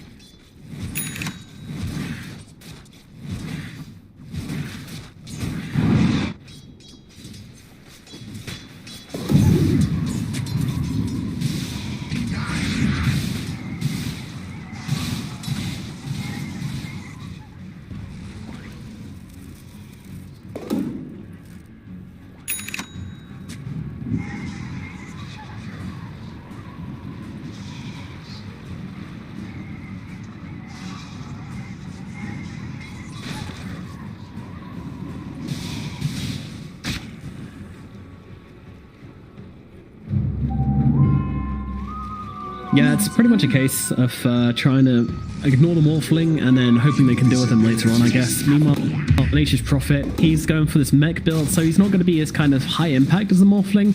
Again, just trying to playing around this Morph definitely is going to be the factor of this Infamous. In fact, the whole game, everyone in this game is playing around this Morphling. A lot of pressure onto Pekka this game, I'd say.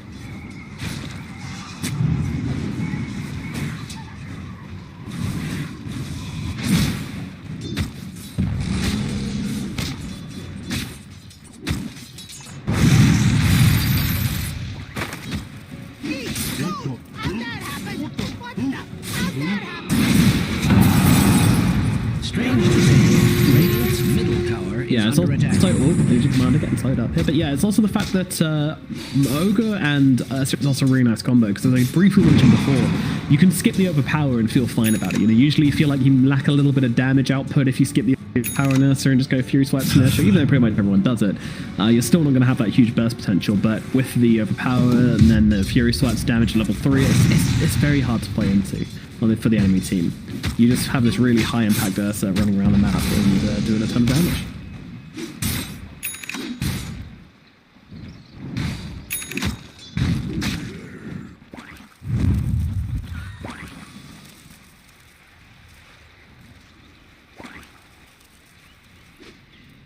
Dang. Yeah, I'm kind of wondering about that as well, because they have the Bane, like they don't have a ton of super high impact magic spells which can be blocked by BKB, but and he just wants to be the guy. He just wants to be the guy running at their faces. Radiant's structures are not only fortified, they are positively glowing. Dire's top tower is under attack. Must I repeat myself? The plan here is the Mercury's not stunned up. Yeah, that's the attack there, but how's going on this one? He's got to be careful though. He's used the wave to hit in on this fight. They need to keep him alive here, and he's taking that Doom right now. Does get it off in the end as a Morphling's in the Ursa form, so has to back himself away. And he's got damage coming down onto the Envy with the duel coming out. Not enough to get the kill now. Only the Sand King's really dropped. Oh, okay, make it 2. Leader goes down, but they look for a return kill. Fear is dead though. It's a 2-on-4 right now. 2-on-5, sorry. As they look forward to Moo here. Moo's going to get killed off. Pakas is back, undoomed, fresh and ready to fight. And Envy might well get run down here. Although that said, they just decided it's too much work. Like, hey, you know what? That looks really hard. Let's go do other things. We can push towers. We can farm creeps. We don't need to chase this Doom around the map for 4 hours. So fair enough. Infamous, great engagement from them though.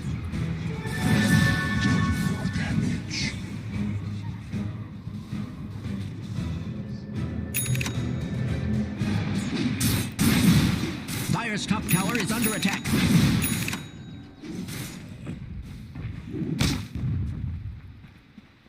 Yeah.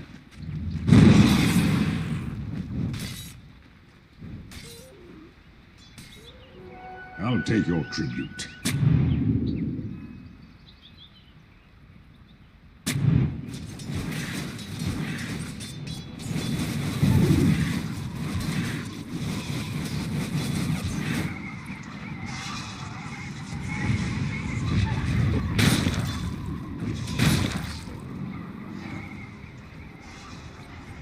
Yeah.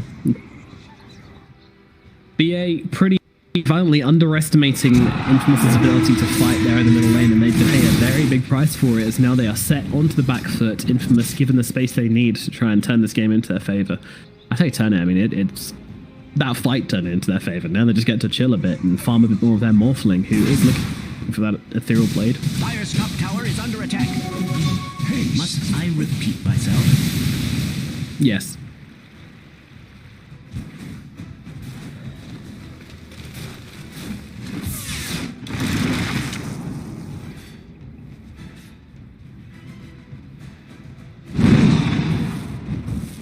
That extra level of control and team fight is going to be very important in this game. That's for sure. Bane ulti in the bottom lane onto the leader. Michael's coming to join in with this one as well, and this is going to be a kill. Nicely done. Peter coming in with the huge team fight impact, gank impact there with the singular break to claim the kill. But his team are definitely happy about that. Yeah, KSY, they're taking the tower. He's running forwards here. He's looking for a target maybe, but Envy's right behind here, and he's got that Doom, but the Morphling is out of there. Immediately wave forming out with the extra range. See you later, Envy. Doesn't want anything to do with this guy. He's huge. Let's see Bloodlust BKB Doom. I want to see how big this guy gets.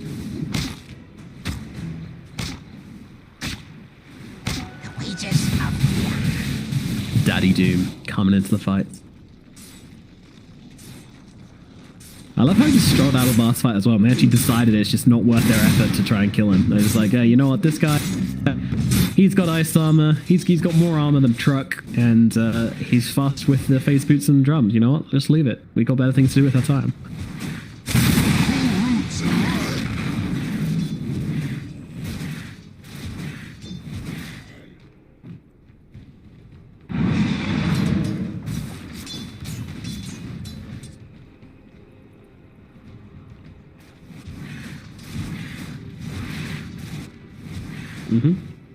Yeah. Yeah. They're not jungling. Radiant's top tower is under attack.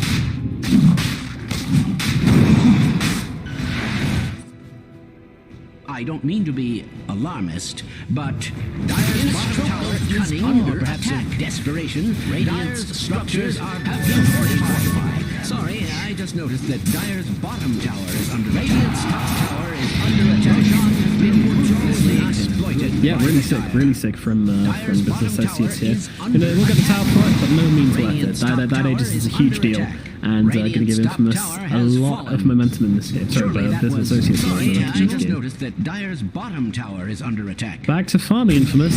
Let's see if we can get a shotgun up. I mean, Morphling's pretty much there. He's one more creep camp, and he's got that shotgun. In a stroke of cunning, or who did he take out this game, though? I mean, it's pretty much just Selena, right? Everyone else is going to survive the shotgun. Maybe the airstrike he's got a rage down, so... Flanking, really? Okay. Radiant's top tower is under attack. Yeah.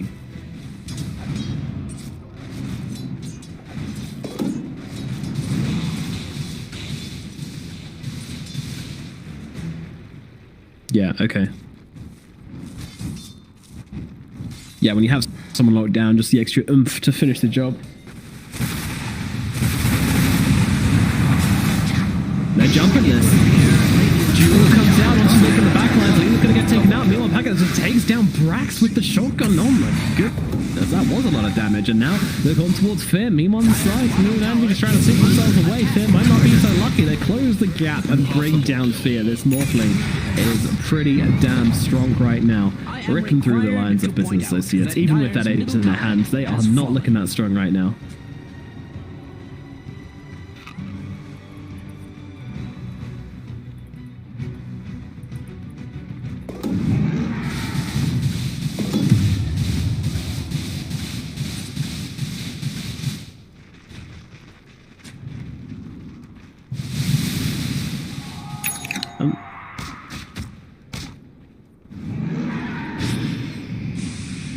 I don't want to be the guy taking the low-hanging fruit here, but it really does feel like... I mean, what has Envy done this game on the Doom?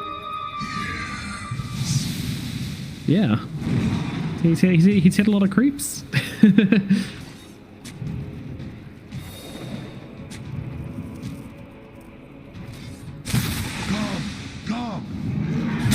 Yeah. Right, here we go. Let's get Envy on the board here. See if he can get himself the assist onto the Peter. Peter gets the line a little bit in. We're trying to close the gap, but they will be able to get ourselves in and bring it down to Peter. But they're in a bad position right now. Bane's going to get taken down. Pickers trying to look for the pickups around the sidelines here as the Doom comes down onto the Ember Spirit, and the Spirit will be kept alive, however, and they pop the Aegis on the side of Moose. So Doom very much wasted in this engagement. Not entirely bad for Infamous, but losing the profit is a pretty big deal.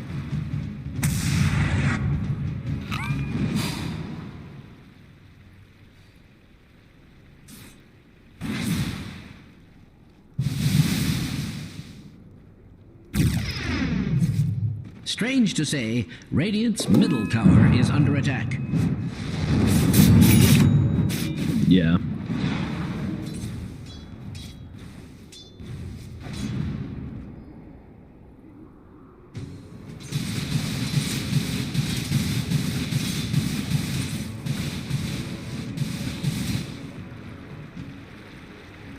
Yeah. Interesting strategy versus the Morphling game, but we'll see if it pays off for him. Meanwhile, Bounty's grabbed 2 for 2. It looks like it's going to be nothing exciting about that. Oh wow, Fear's going for a Midas. He's got the Stone is going for the Midas. Fear, he just wants that cash money, baby. Buffed. I mean, really, we're heading for like a 25-minute Midas at this point. Are you sure about that, Kevin? Sure, but meanwhile, he's just going to get murdered by Packers right here. Yeah, I mean, just saying, if he had a Glimmer Cape, maybe that doesn't happen. Oh, they find the Jewel, they find the Essa. This is bad now. Moon's in a bit of trouble, a bit of trouble. I mean, although that said, Brax coming in through here, getting the return kill onto KXY. Meanwhile, Paka's going to steal the SK form, keep him locked down, and he'll get the kill onto Brax as well. He finds one, but yeah, that's once again Business Associates dropping the soap time and time again, and Infamous taking full advantage of their position.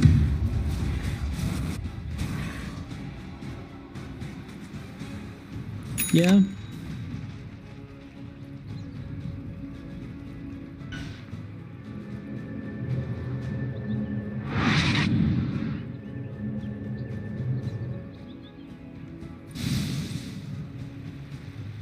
Yeah, nice jump away from Morphling there, just not letting Envy get off the Doom or anything onto him.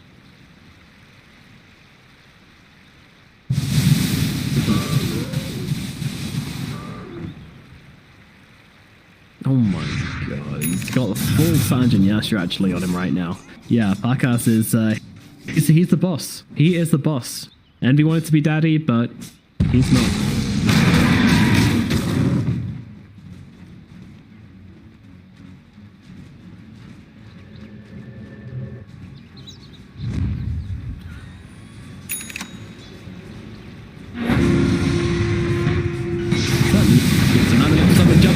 To the Sand King once again here. Paka's going to help out with the shotgun. Not quite perfect from Paka's there as he goes for a high strength E-Blade, but it's all good. They still find the kill. And now they look towards Snake King as well. Snake King running to the trees for Peter, not afraid to keep on chasing here whatsoever as he uses the nature and then the Sprout for the vision. That's going to get them killed. Snake King taking 5 back into this one. It's Envy with BKB Doom out onto the Morphling, but unfortunately he's got that strength morph coming off here, so he's absolutely dandy. I say that though, they're surrounding him, 4 heroes laying into him, and that is Paka's dead. Meanwhile, Michaels comes around the back, gets a kill onto Fear, and TPs himself away. So it's going to be a trade, but the Morphling finally going down. The Morphling can bleed. Now what else can they do with this? 40 seconds of him being dead. Is there anything the Business Associates can take on this map right now? Maybe Roshan again, but no, that's going to be another minute 20. There's not really anything they can do with this time.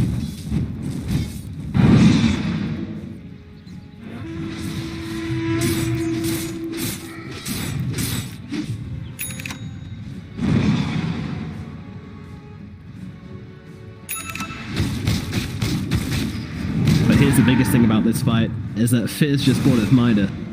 Oh yeah, 23-minute Ogre Midas. Let's go. He's even looking for the big camps as well. Oh!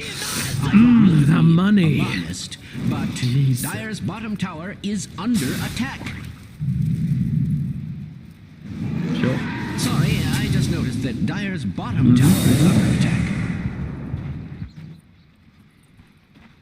Yeah. The multiple aid, those. Pretty funny. Yeah, I mean, it makes sense for it to go Midas now, you know. He's a dad and everything. He's become more responsible in later years. Knows that money's important. Save up. Get your kid through school. This Midas going to help out with that. He's a smart guy, Phil. Smart guy. And not in a good way.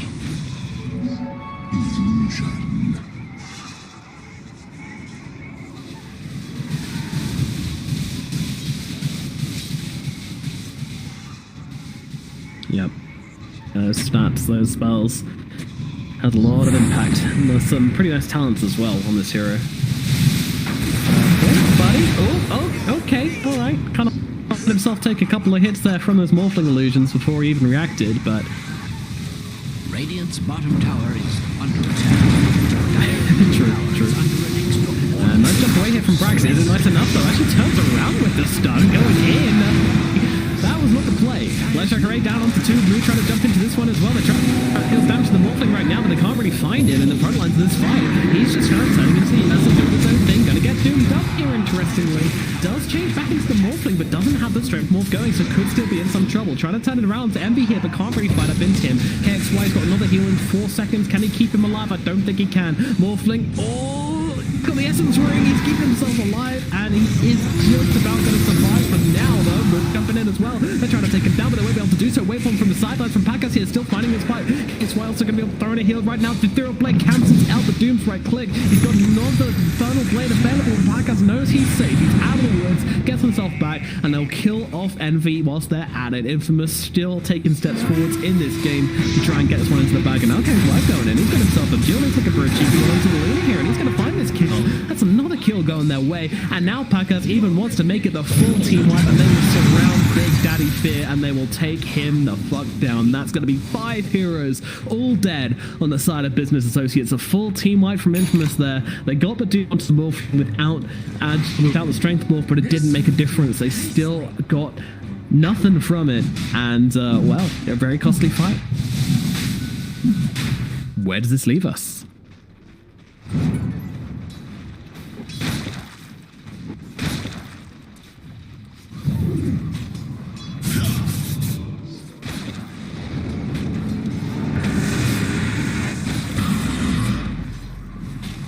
Bring down fire.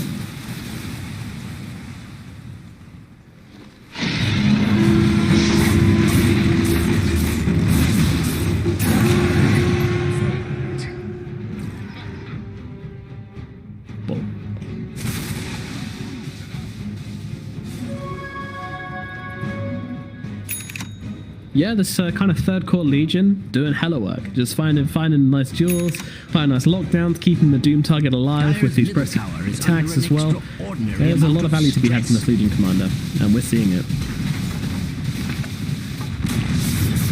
Miltel falls. I mean, they've got a really tough job to defend this game. Really? Oh my god. Yeah. No.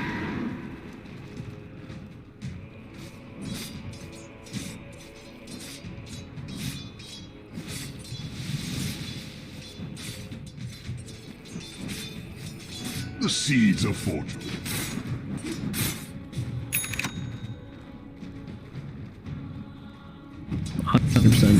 Yeah.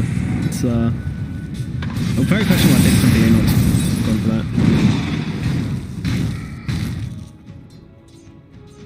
I wasn't watching, I'm afraid. I don't mean to be alarmist, but Dire's that's Business Associates comeback mechanic, right? Like big Midas rolls, get that, Vlads?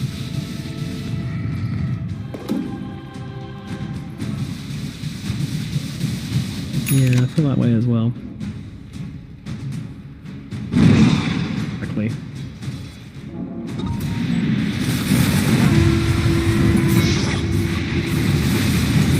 Yeah, he's very much doesn't duel come to him, and that's going to be a Morphling coming in to make sure that happens. Meanwhile, Envy going for the BKB TP out. Going to be seen by Michael, but nothing to cancel out that BKB TP. So see you later, buddy. And out to 110 duel damage on the Legion Commander now. Scary stuff indeed. It's the extra bonus as well. Now it's always going to be a flat number, the extra dual victory bonus. From 10, 18, 26 to 10, 20, 30. Yeah, that's nice.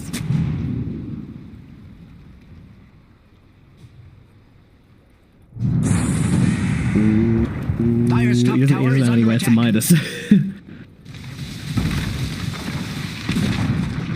Dire's the top efficiency. tower has fallen. We'll need some treants. All right, this creep wave. Let's see. Oh, not bad. Not bad. Radiant's courier. Damn, he's got an 18 times multicast streak going. Little ones. A 1 in 1,000 chance.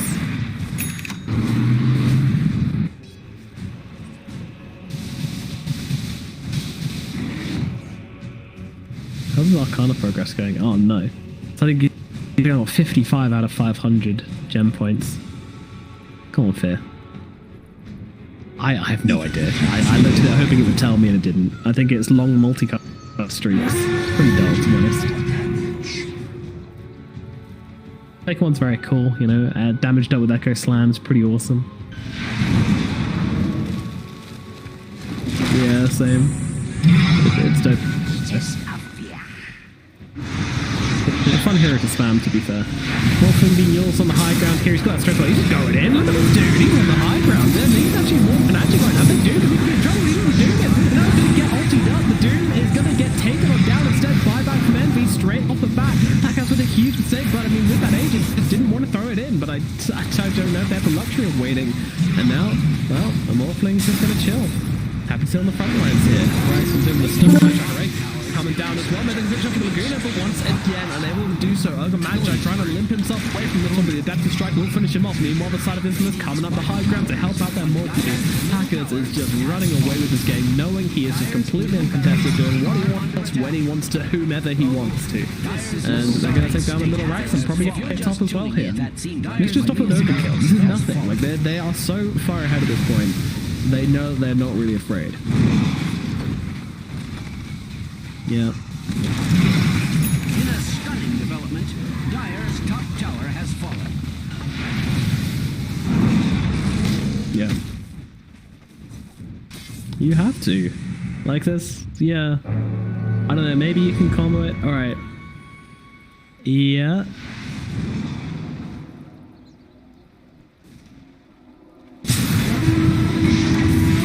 Here's a fight, yeah.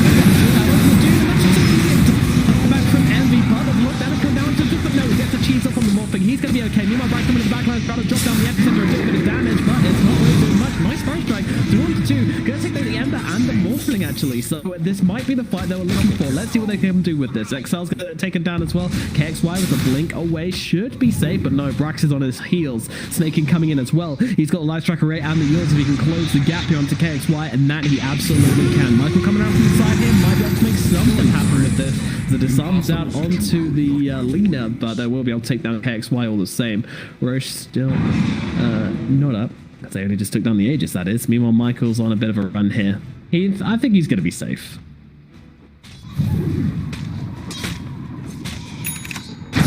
With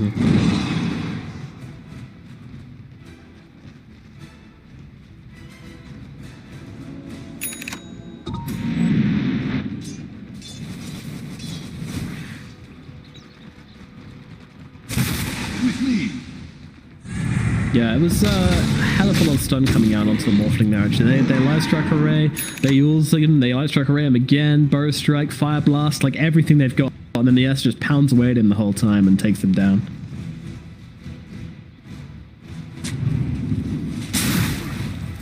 Yeah, there is. Exactly. That's exactly what happened, yeah. So, maybe there's still a bit of life in this game from Business Associates after. What would you call this one now? What are your chances looking like for Business Associates?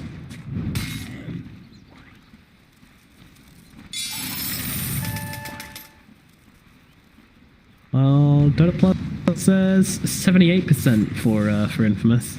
I think I'm gonna say 75 again. Yeah, true. That's a psychological factor.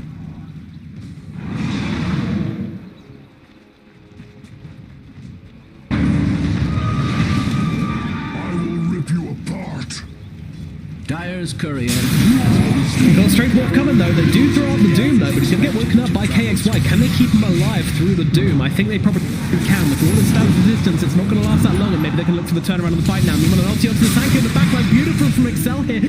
But Brax will die, and actually the sleep comes on Tiesa, keeping it alive, and now Packers is going out of the front lines, takes down Fear, and now the duel comes down on Tiesa. It's another come along, it's going to go up Excel. Meanwhile, Packers looking for a target, Slow's coming out onto Moon here. Moon's going to pop the BKB because he doesn't have anything else to do here. He doesn't have a TP, he doesn't have a way out of this fight. He is just going to die, so he's trying to find a kill win, but Envy actually jumping into this. They might be committing, and I don't know why. Envy had a chance to get away, but chooses to run back in. Now he has to get himself out.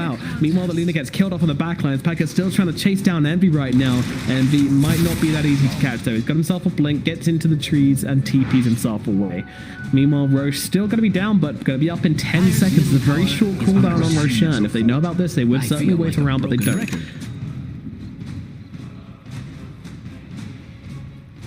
Yep. Yeah, he's very much. This will do nicely. 8 seconds.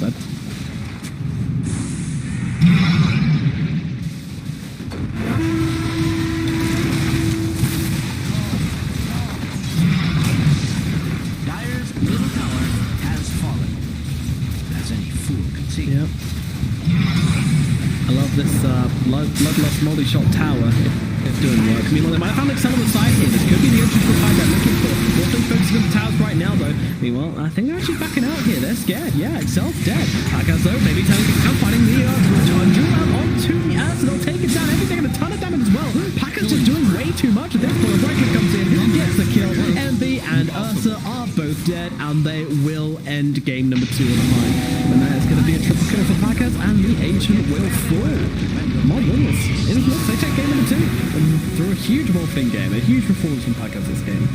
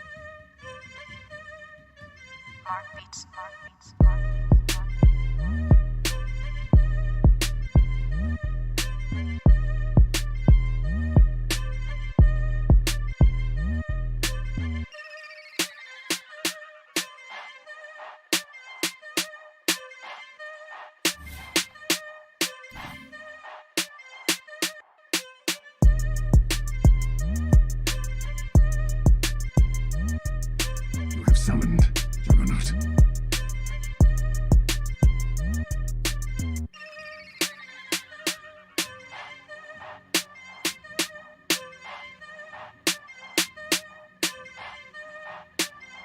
Bring it back.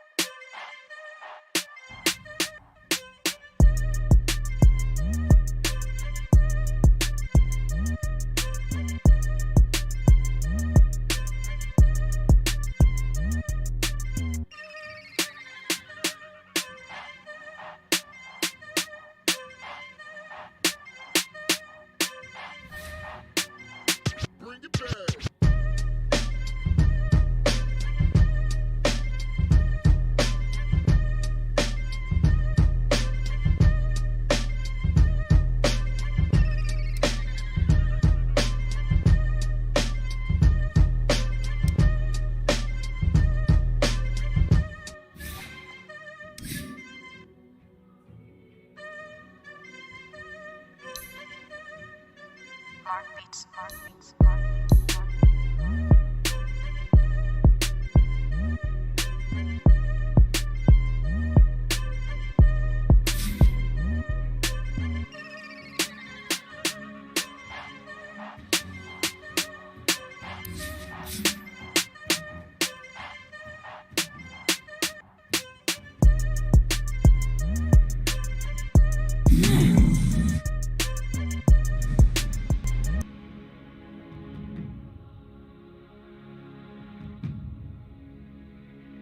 No. team pick.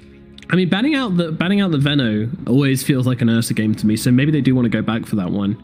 But it doesn't feel like... Radiant I guess team Battle Fury pick. Ursa against PL also sounds pretty good, so yeah, that's what I would predict.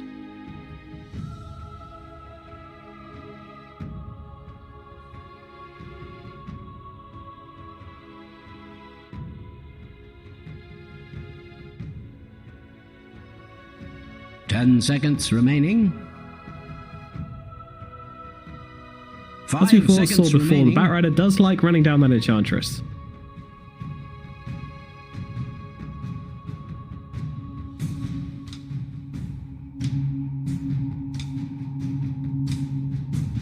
Yeah, he killed her a lot. One time he even killed her when he was Dire 1v2 in team lane. So pick. Enchantress hopefully going to be a bit more respectful, but the CN comes out from Business Associates.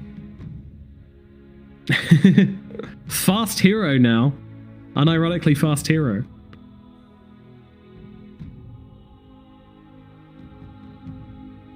10 seconds remaining.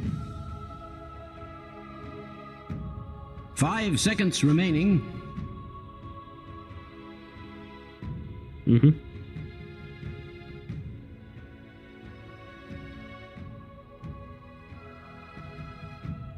Yeah.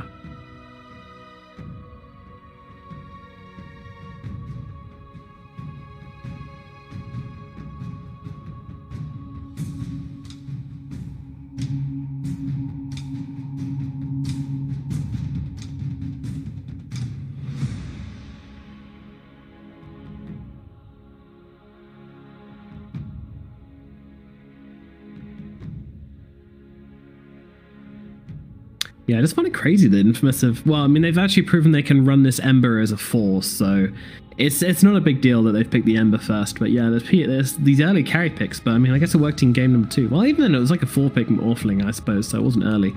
This one has been very, very early. More Business Associates choosing to shield that a bit more. I'm still fully expecting the Ursa, I think, even though there's the Enchantress, but it's not a big deal. I still think you can go for the Ursa this game, but maybe they'll wait a little bit longer, but still do need to start picking up some cores right now. But it is Infamous's pick. What could they be going for?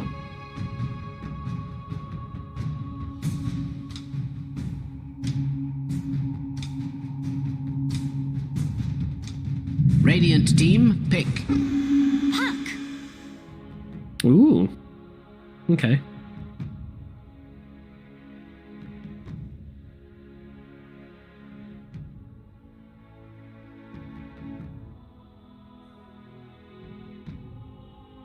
Yeah. 10 seconds remaining.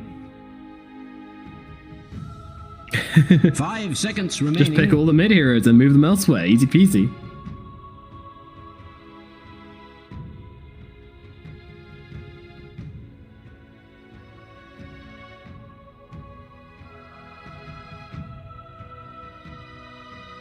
What about TA again? Radiant team ban. There's my girl. Hello, Spectre. Finally get to cast a game with Spectre, and it's been such a long time.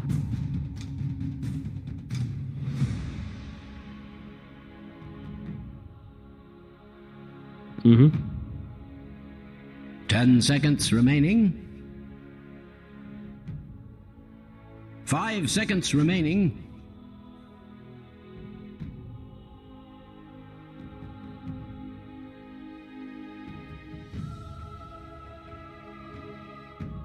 It's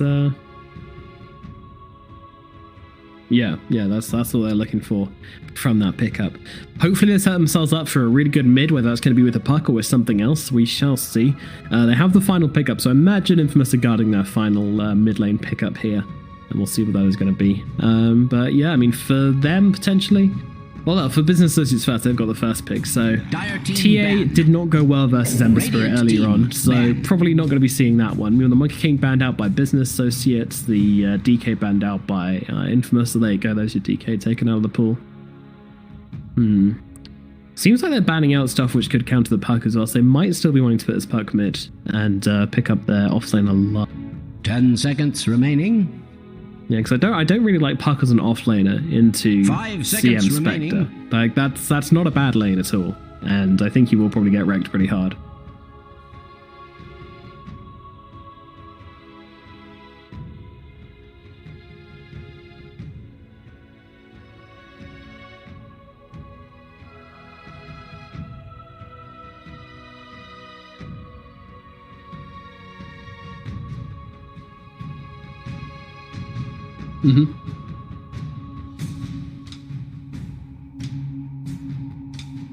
Dire team ban.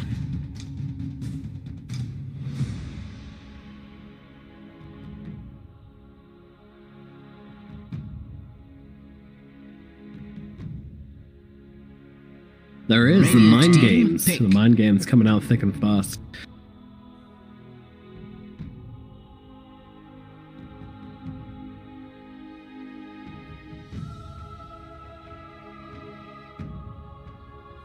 Mm-hmm. 10 seconds remaining. Dire team pick.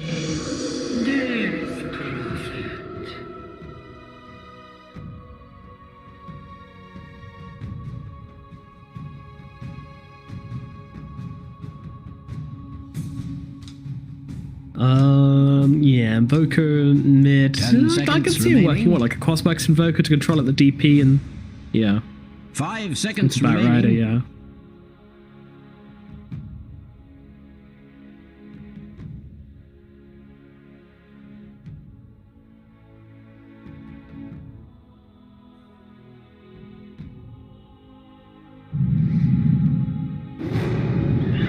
Go ahead. Select your heroes. Yeah, offlane Phoenix, mid puck, and carry PL. Alright.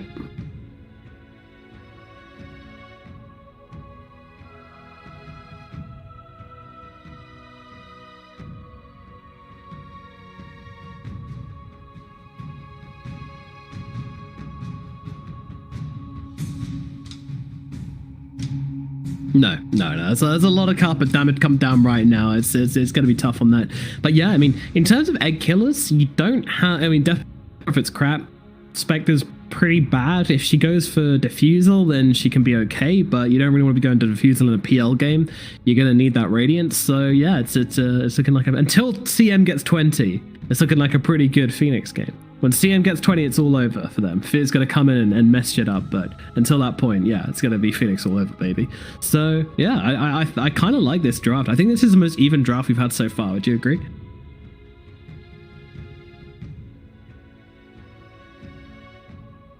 True, we didn't realize it, but it was.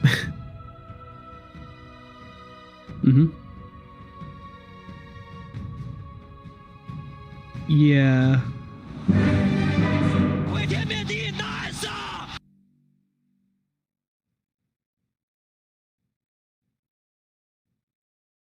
Alrighty, this is Associated Plus game number 3 now underway, and yeah, I mean, you're kind of slightly favoring the side of Business Associates. I think I'm slightly favoring Infamous. You know, I do think this puck pick this Phoenix pick can do a lot.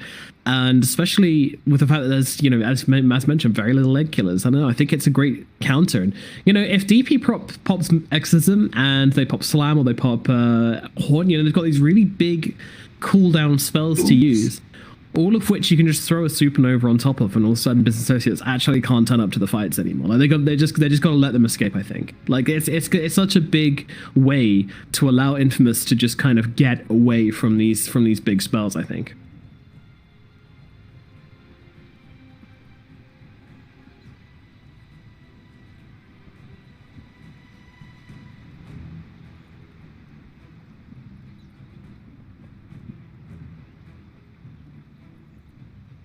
Yeah, I mean, you have to have a good PL game. Yeah, this PL has to be like 2k above the Spectre, but I think that's easily possible. So PL will farm faster than Spectre until Radiance.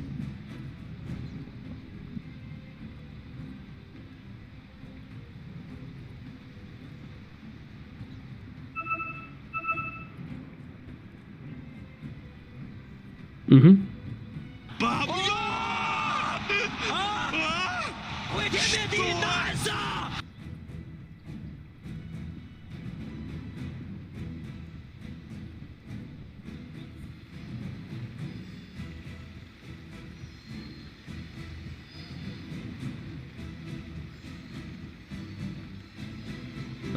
True, but at the same time, like it's such a like a non-greedy draft from Infamous, right? Like I think this PL is going to have more space than the Spectre. I really do. Like I think the lanes look good for Infamous, and I think, but on that point, PL is going to have a good lane, and he can just go to the jungle, and he can farm pretty hard. I don't know. I think this is PL's game, even though he is into this this Radiance and Shaker. I don't know.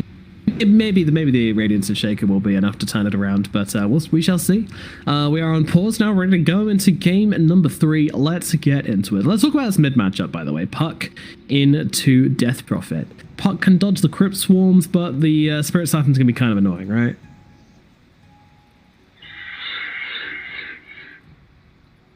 Mm-hmm.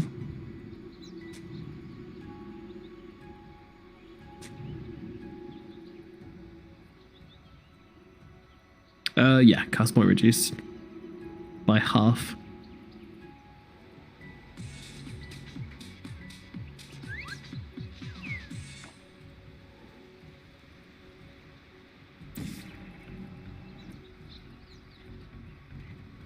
"30 seconds to battle. Is this on?" Yeah, we already mentioned Fishes from the Fog as well. It's been the story of the day, but stuns from Fog, again, Puck hates it. If you can't dodge that stun, if you can't dodge that Fisher, he's probably going to get chain locked down and absolutely ruins this game, so that's always going to be a threat for them.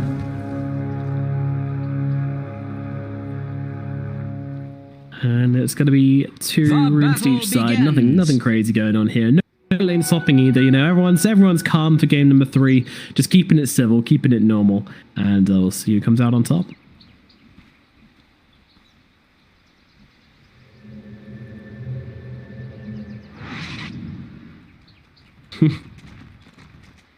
Yeah, I do want to take the side of Infamous. Are we what are we doing here? Are we doing some subs? Yep. All right. I'll gift a random sub, one random sub up for grabs. If Infamous take this game number 3, and you'll gift a random sub if Business Associates take game number 3. All right. Sounds good.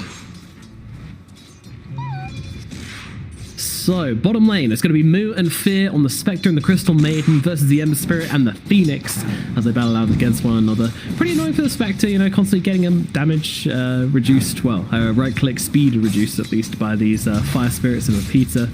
But, yeah, I mean, Fear's always going to be sitting behind, making sure can't do much. I feel like Ember Spirit, you know, I haven't seen much of the support Ember Spirit, but it has been popular throughout the past few days. And it doesn't do that much in lane is the one thing I would say about it.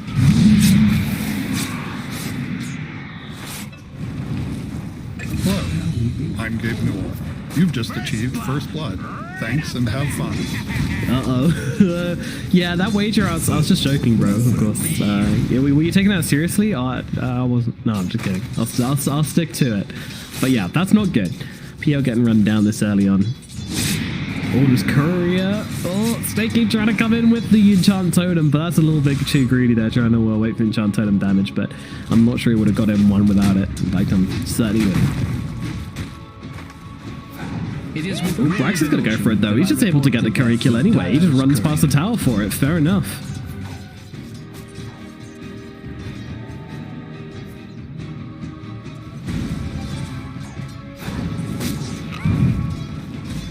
Yeah, it's unfortunate. Managed to finish off the big wand at the very least, so that's going to help out a lot versus Brax's game.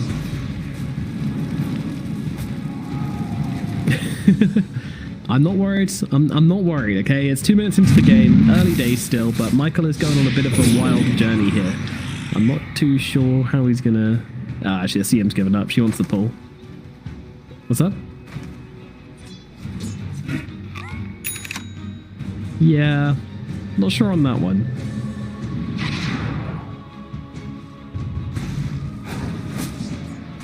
Dang, Enchantress digs up a treasure level 2.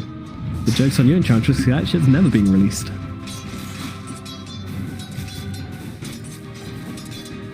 Bottom lane, Michael is just really low, and a nice dagger from Moo to secure the big creep as well. Just making sure he gets that cash money. Meanwhile, Michael getting really low here as he's actually forced to pop his stick against Fear. Fear just continuously zones him.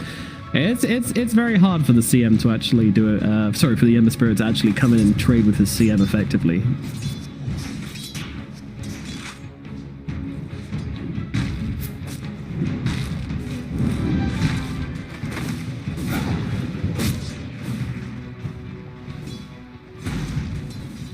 Yeah, very nice indeed. Very nice indeed.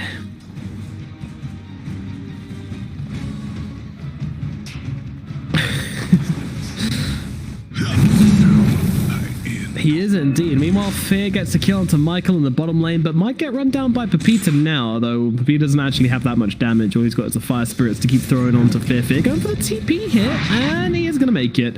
Not that close, actually. He's going to make his way back to base. This does leave the Spectre alone, but the Spectre's going to be fine. Meanwhile, DP fighting into the puck right now, and it's going to be Envy who grabs that Arcane Rune. Michael coming over for this one. I don't think he can do anything about this, though. KXY is too low on HP and mana to actually commit to a kill onto Envy here. And that's going to be Envy filling up his bottle, which basically just means laid over for puck, unfortunately.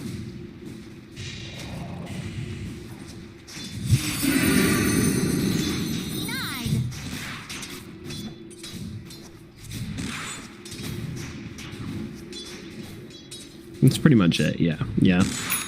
But his tower will probably take a lot of damage for that.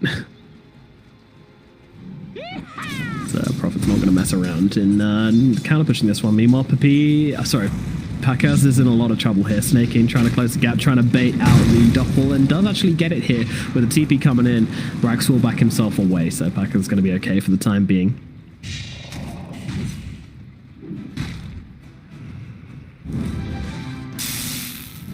Yeah, I don't think so. I mean, the Ember's not amazing, but he's certainly good enough to zone out a Spectre with the help of Pepita here, so they'll send Moo straight back under the tower.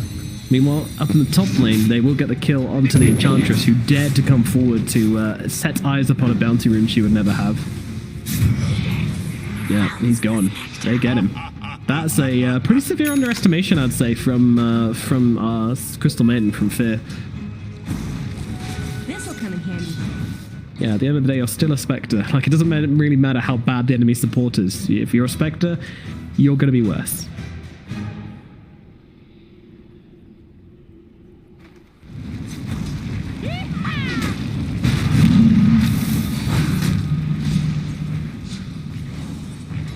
Yeah, he needs help here, but no one's coming. The TP is coming in super late. Packer's trying to fight it out. Actually dodges out the Fisher at the very least. Call comes down to get the Bat Rider. Meanwhile, the Kill Snake in the backlines. Envy arrives to this fight, though, looking to turn it into Infamous, into BA's favor. Packers, though, going to be able to get the TP. KXY. Dude, he's fine. Yeah, they've okay, they could get a tower with this, I guess. But yeah, this is like the first X-Stem being used for nothing, really.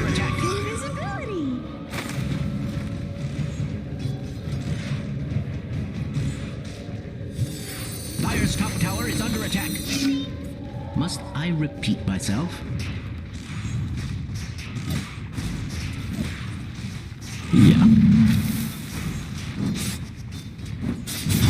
Radiant's middle tower, we get to deny though. Tower has been denied. We won't be seeing that tower again. Yeah, maybe doing a bit of miscalculation. Meanwhile, Michael getting run down a bit here. Yeah, he's very much dead. The Spirit Cypher and the Crypt Swarm available. See you later, Michael. Questionable movement from him as the tower's already dead, but just trying to bet up some creeps and some heroes in the process. Meanwhile, Packers comes down to the bottom lane to lane into the Spectre now, trying to find a bit of freedom. All things considered, Packers, considering the pressure he's had put onto him, has done very well for himself when it comes to CS.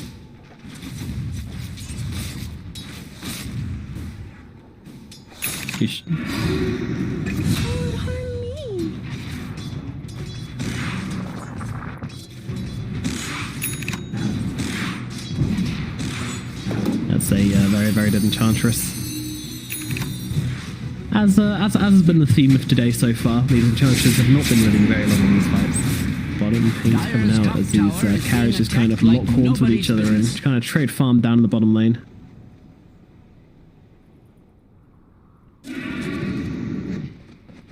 Yep, the arcane ring.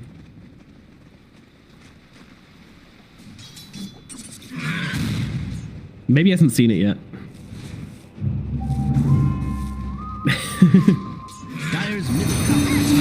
Yeah, there it is, but the egg is gonna get destroyed all the same. They're in vision up there, and these two low heroes trying to turn it around. Horn's gonna come in as well from mid here, trying to get the kill onto KXY. Will it happen? Yes, it will. Snaking comes in with the enchant totem, and that's gonna be 2 kills regardless. So the egg goes for nothing as it gets blown up, and the puck goes down as well. Mistakes from Infamous. Dire's middle tower is under attack. Radiant structures are fortified. I really did it. Not too sure what happened there. Dire's middle tower is under an extraordinary amount of stress. Dire's courier has been And Snake can find PL's courier in the process as well, by the way. Just got to get rid of his power treads, which is actually completely... Oh no, sorry, Moose courier got killed with power treads. I'm not sure what Pakaz's courier had on it, but... oh, I think it was his Yasha, actually. Kind of crazy early timing for a Yasha, though. Well, not anymore, I guess. Mid lane daggers being thrown as Infamous gather, trying to get a good counter push going on here, but I don't think they're going to be able to put any pressure on this tower now. Lasso comes out. Brax pays a visit to Mr. Puck, and once again, he's going to get absolutely picked apart. Oh dear. This Puck is not having a good game, eh?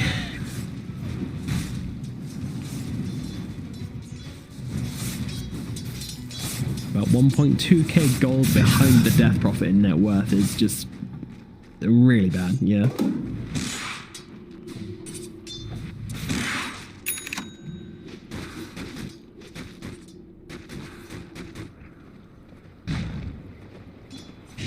Yeah.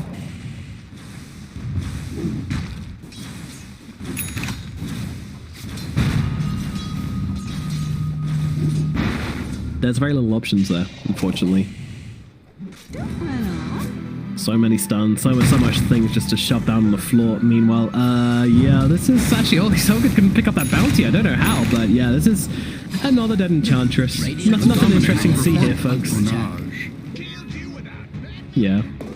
It was weird though, he was like on top of it. Yeah, okay, Infamous going for something here. They've got another supernova, so they definitely want to try and make something happen. And Moo's definitely the target they want to go for right now. Leash being popped onto him, everything being used to try and bring down Moo.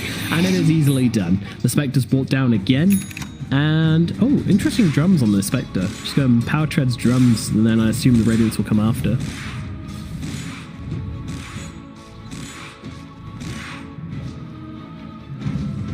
Yeah. Can still do so. They're very scared on the side of Infamous. They are really scared. They are like, something's not right here, folks. There's no way Envy would be here all on his own, right? That's the conversation that's happening right now. They're like, there's no way he'd be here on his own, and they're right. I mean, there's a shoot back rider coming in from behind with the lasso, but it's broken here himself, drops down the supernova to clear out the trees. But Envy, he's gone. He turns around and just kills off the PL. Yeah, that was not ideal, and now the Spectre just comes haunting straight back in again, looking for Pepita. Do they have the damage? Snaking with the big thump will bring him down. Fear gets the kill. Snaking is going to die in response to Pepita's burning damage, but oh god, Pucky really turning up to this fight. I mean, they're trying hard to make something happen. They might be able to kill off the Batrider at the very least, but Fear with the triple kill on the Crystal Maiden, going to bring down 4 heroes on the side of Infamous, and KXY the only survivor. Jesus, this is, yeah. I mean, they needed to make the decision. That was just indecision from the side of Infamous, which led them to losing that engagement and eventually losing their PL, and then everything just falls apart. I mean, they need this PL to be alive. They need this PL to be carrying them right now, and that's just not happening.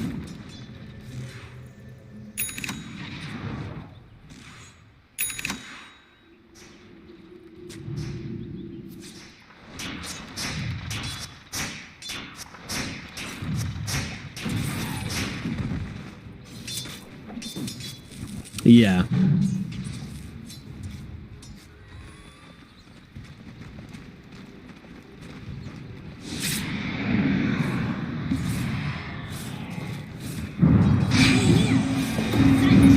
feels very bad when you go rush vessel and you don't get any charges on the end. Well, that's Mood dead again here in the mid lane. Same place, yeah. This is where you say, guys, I think it might be warded.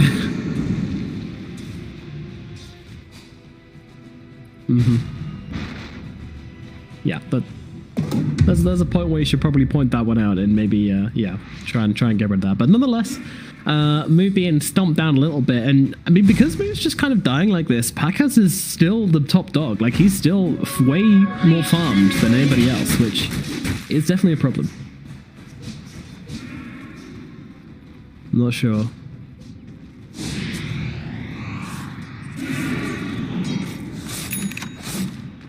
Hooray!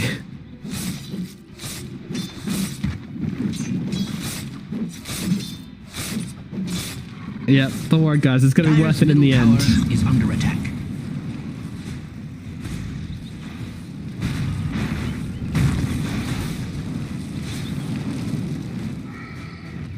Yeah, I mean, Fear got a triple kill last fight, and he's actually got himself the Veil, by the way, so... My man's doing...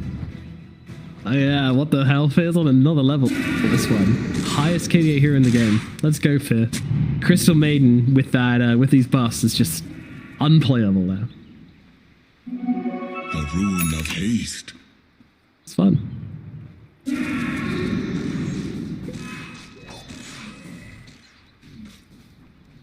Hell yeah. Yeah.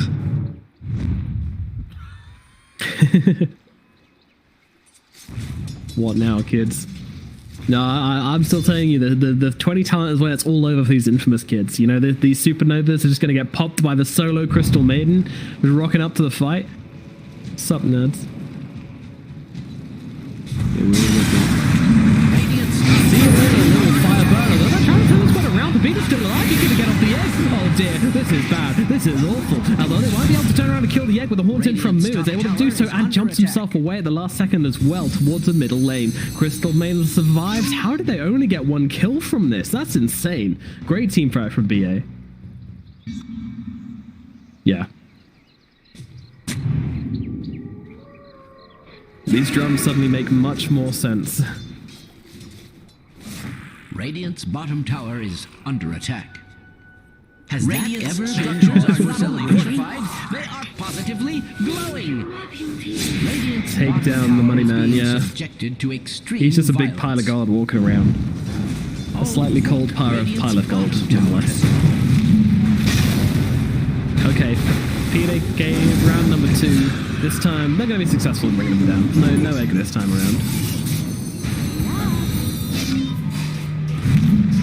Brack's going to be the target now, though, as they've slowed him down with the Enchantress. The right click's coming through, and they will grab that kill. So they get one on the exit. Kexy still trying to find a snake in here. Not that easy. Oh, actually dropping the coil. He finds the +1. Fear, no! He breaks the coil! Oh, no, so much money. And it goes to Michael. Michael just swoops in and says, hey, you know what? I want to be the rich support now. Radiant's bottom tower is under attack. Dire's top tower is under attack.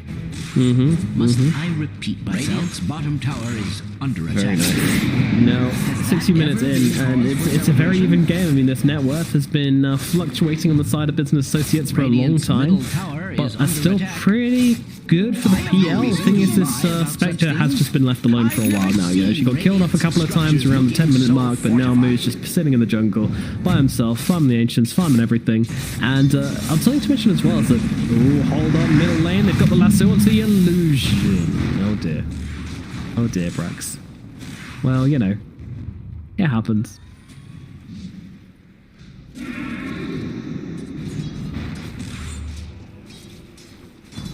Yeah, especially when you're going for this blink build, that's why you've kind of built yourself around that lasso.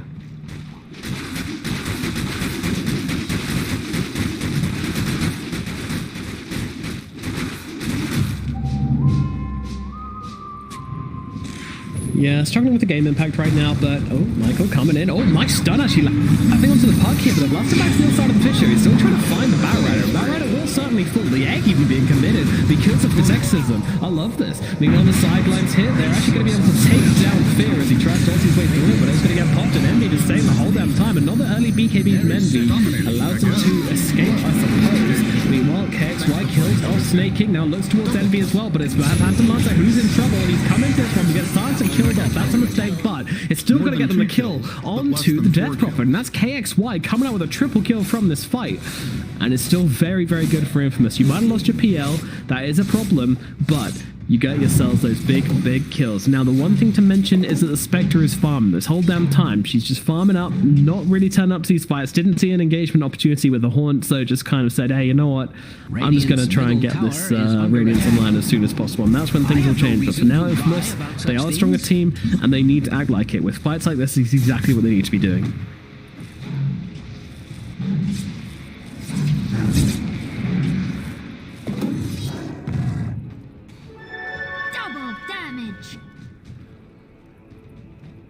Yeah.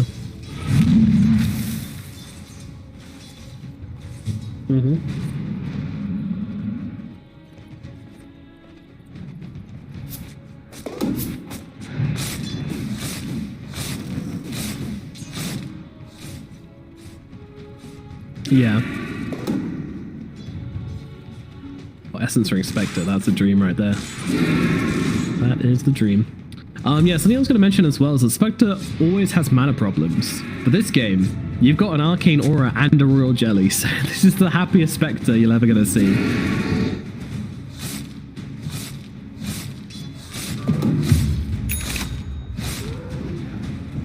It would appear Radiant's top tower is under attack. Yep. That's the dream. That is the absolute dream, Spectre. Yeah, I'm watching this and I'm just salivating, dude. I'm like, Jesus, I want these items, man. I want a game like that.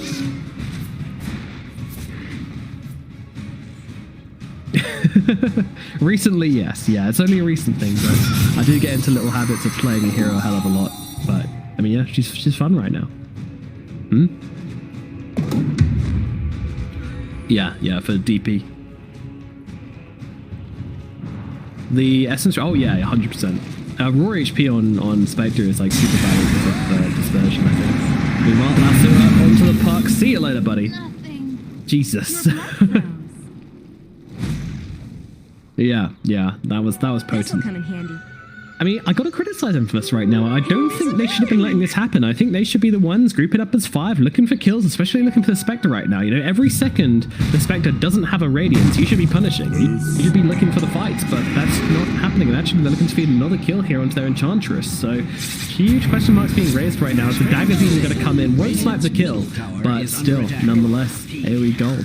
And now, well, we're only 300 gold away pretty much from this Radiance now, so trouble is going to start getting had.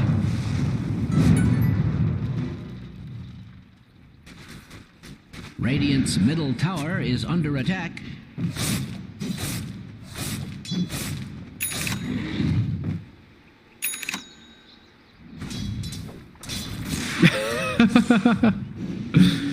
Yes, the casual Death Prophet BKB refresher bill. When one BKB just isn't enough. Michael jumping in pretty deep on this one, trying to force the ambient, and they actually just got the Radiance coming down. He's going to jump in immediately, try and take down this egg, and they're going to be successful in doing so. Excel also going to get eaten up pretty instantly here. The Illusion's unable to keep up with Michael, so the second Haunt jump not really available from the Spectre, and that is due to the recent change where the Haunt speed is no longer fixed at 400, so... But it doesn't matter, I mean, they still get an amazing fight here, an amazing kill onto the egg, wasting the Supernova. I mean, this is just perfect. Oh my god, why? Yeah, like, what are you gonna do here? Swoop in and steal the Aegis? I mean, that's pretty much what you gotta do now to make this work. Spectre. Oh, Cole actually misses. His move jumps out the back of the pit, but this Roshan is low here. Never mind. Sunray is a hell of a skill, apparently. Radiant's top tower is under attack. That was actually a great buyback from the Phoenix. I was completely wrong about that as they now get a lasso out onto the Phantom Lancer, but it's not really doing a hell of a lot. He's got himself a Reaver as well, so by no means an easy target to bring down. The whole of the Radiant team kind of sitting around this Roshan pit in this weird fight they've baited themselves into. They can't afford to back away and leave this Roshan to the enemy team, but at the same time, they can't go in and finish the job. This is kind of an effect of Spectre being an awful Roche hero. But, I don't know, maybe they wait for Exorcism. But 60 seconds of sitting around Roshan pit is not sounding very fun.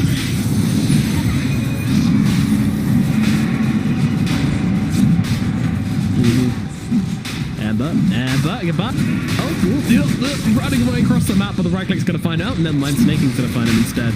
Fair enough. Getting himself close towards that yield. Batrider buy back into this one as well. Getting super low here. Pagan's going to try and be able to take it down and does get the Aegis as well.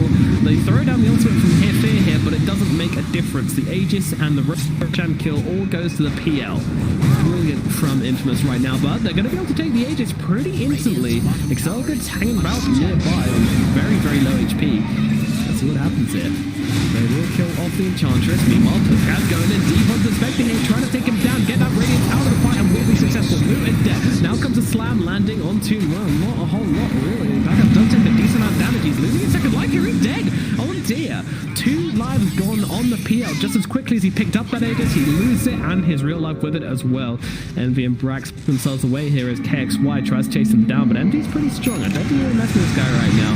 Huck has the yields. Meanwhile, the Phoenix comes swooping on over here as well. Supernova just used, so does not have it up. Meanwhile, Michael coming in as well. The BKB's popped from the Death Prophet though, and she's going to TP herself away from this one. Maybe they can find Brax here. Brax jumping down the tree line. The Orb going to see him maybe? No, they won't be able to chase this one, so they will give up for the time being. But again, you know, there's PL dying twice. Pretty much the headline of this fight right now. The Aegis gets taken and then thrown away by Infamous. I really feel like they could have used that Aegis to achieve so much more. But unfortunately, they kind of just end up taking this really weird fight where the PL dies twice and everything's a little bit sad, to be honest.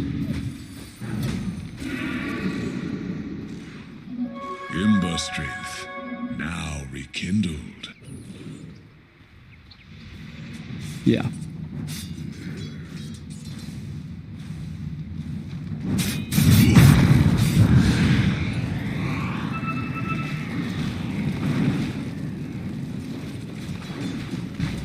Yeah. Yeah, as long as... Yeah. That's exactly the point I was about to make. Yeah, I mean, this is such a pain in the ass. Like, every single time, he just haunts on top of it. TP, there comes Jäger. Now they actually find themselves Michael as well here, as he's just going to get completely wrecked. See you later, buddy. Huck? Yeah. Okay.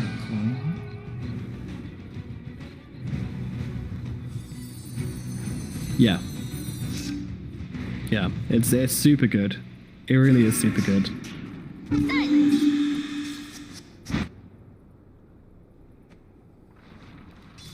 Yeah. You know what's a cool Spectre combo we've run recently? Is so it's incredibly greedy, but if you can get a good mid matchup for the Morphling, and you get an Ags on Spectre and Ags on Morph, then you can TP across the map onto anybody, 2 heroes just immediately on your face. It's incredibly dumb. Yeah, E-Blade Morphling anywhere on the map. It's pretty funny because it's the same as Nimbus, right? Like if the Morphling turns into you, he gets a spell.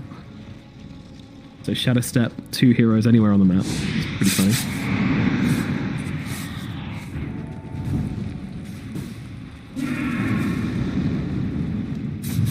Radiant's top tower is under attack. And not in a good way. Sorry, I just noticed that Dire's bottom tower is under attack. It would appear Radiant's top tower is under attack.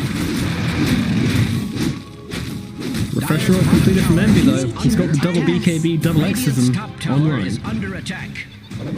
Very and not in a good way. Sorry, I just noticed that Dire's bottom tower is under attack. Yeah, that clumsy net as well. He's just following him. Hey, buddy. I want to be your friend. Smack. Good friends. See, he's not going to leave him alone, I don't think. He's very much attached to Excelgood here. There we go. Nope. Radiant's top tower is under attack. Fear comes in and deals the damage. I mean, he's doing tons of damage with his Veil of Discord. It's kind of funny. Radiant's top tower is under attack. And not in a good way. Strength.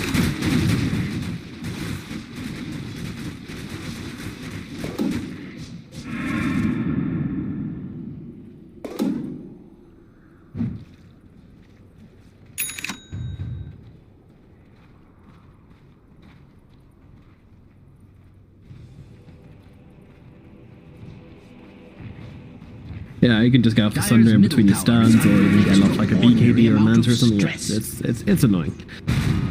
Envy's feeling so confident right now. I mean, what are the stats like on Refresher Roll? Pretty bad considering how much the item costs, so... Dire's structures are This really is like just an all-in on the...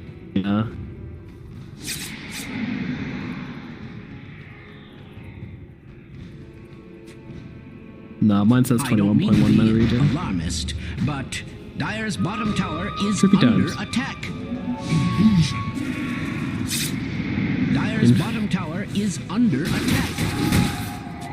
Meanwhile, Radiant's Infamous top are actually tower smoking is into the under enemy attack. triangle, which is interesting. So they want to be trying to do a very similar thing as to what Business Associates are doing. It makes sense, right? It makes a lot of sense. They're both taking each other's tier 2 towers now. Counter pressure coming in. Yeah, this is a nice play from Infamous. But Dire's bottom tower is under attack.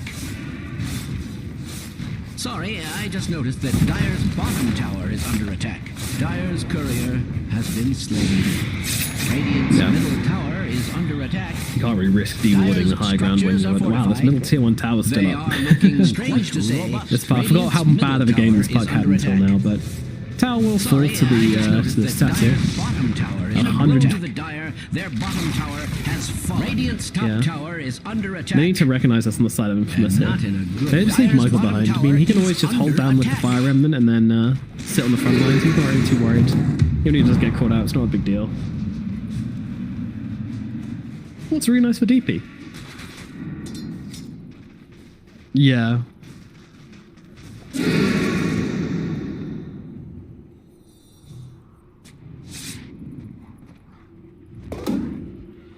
I don't mean to be alarmist, but Dire's bottom tower is under attack.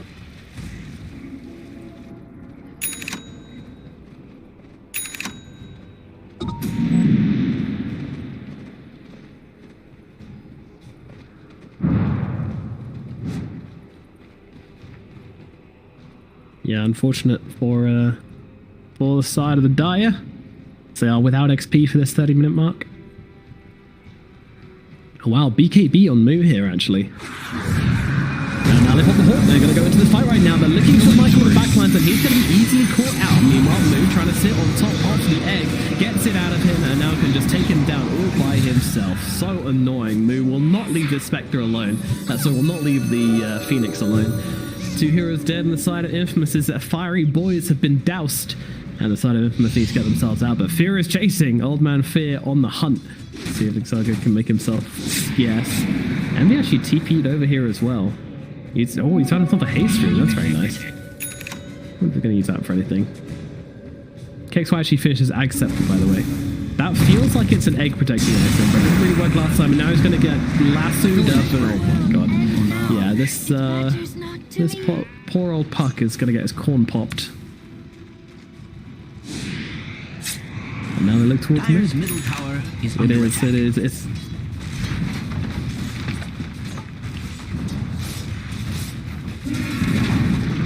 Dire's middle tower Andy Dire's pops middle the tower refresher. is under Another exorcism, boys. Round 2. Here it comes. They have got their repair kit on the side of Infamous. Gonna do a bit. Not that much, especially without the fortification available for them. Michael trying his best just to throw out some sleight of fists. Maybe throwing a Spirit Lance whilst they're at it, but yeah. Sorry, I just noticed that Dire's bottom tower is under attack.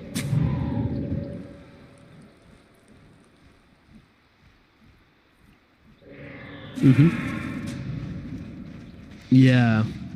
Kindred bounty. Yeah, works very nicely with the Phantom Rush as well, so definitely a good option here. Yep. And there's one actually interesting thing to mention about Spectre as well, is this Orb of Destruction. It doesn't sound amazing since, you know, she had it before the Yasha, but pre-Yasha, you know, she's doing a decent amount of damage with the Radiance, but not really, you know, not really right-clicking. Spectre's not like the super right-click core. Oh, hold on, we're going to find it right now, and it's Michael getting called out here. Horn actually gets used to try and get that kill. And now they're trying to protect their death of it. She's gotten pretty low here. Egg comes down. Can they take it? BKB pop from Moo. They get started on this egg, and it will be popping once again. Moo gets a double kill. Now looking into towards Envious. He's going to get taken down. Slam comes down to try and turn this fight around. Excelgood gets dropped. PL, he actually popped the Satanic, but immediately gets dual stealth. Doesn't get any healing from it. Needs to back himself out the sidelines here. They'll see him. Meanwhile, KXY comes in from this one, but has no core. Used it earlier on. Pax is trying to take down one with him and will at least get Paxus, but that is going to be it from him. Down goes the PL. Meanwhile, Puck on the run with the Yules and the Orb has himself a way out of this one at the very, very least, but it's only one survivor on the side of Infamous. They get themselves 2 kills, they bring down Envy, and they bring down that Batrider, but losing 4 heroes themselves is very, very costly.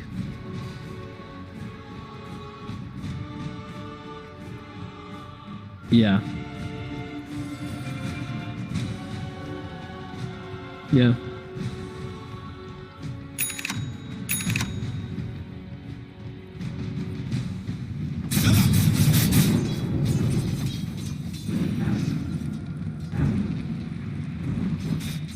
Yeah, I mean, there's nothing to deal with respect to Radiant's appeal, unfortunately. There's just no item which does that for you. Maybe maybe someone building a pipe could be helpful, but... Yeah, I'm interested in the fact they don't have a pipe. I do feel like that's something, but I mean, it doesn't really help the illusions much because they're just constantly being refreshed, but... Speedy rule Phoenix, of haste. rather than the Shivas? Yeah. Yeah, that's a key item, I agree.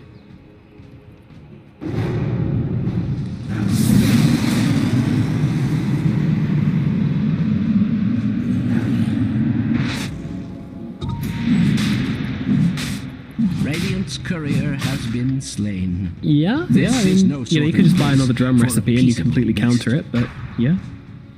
It's kind of funny, actually.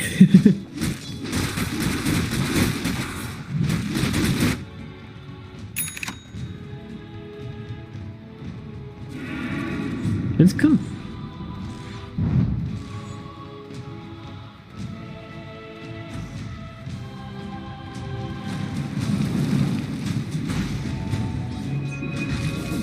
Yeah, Moo was an omelette chef this game because he's just cracking eggs. That's all he's doing. Never refuse school.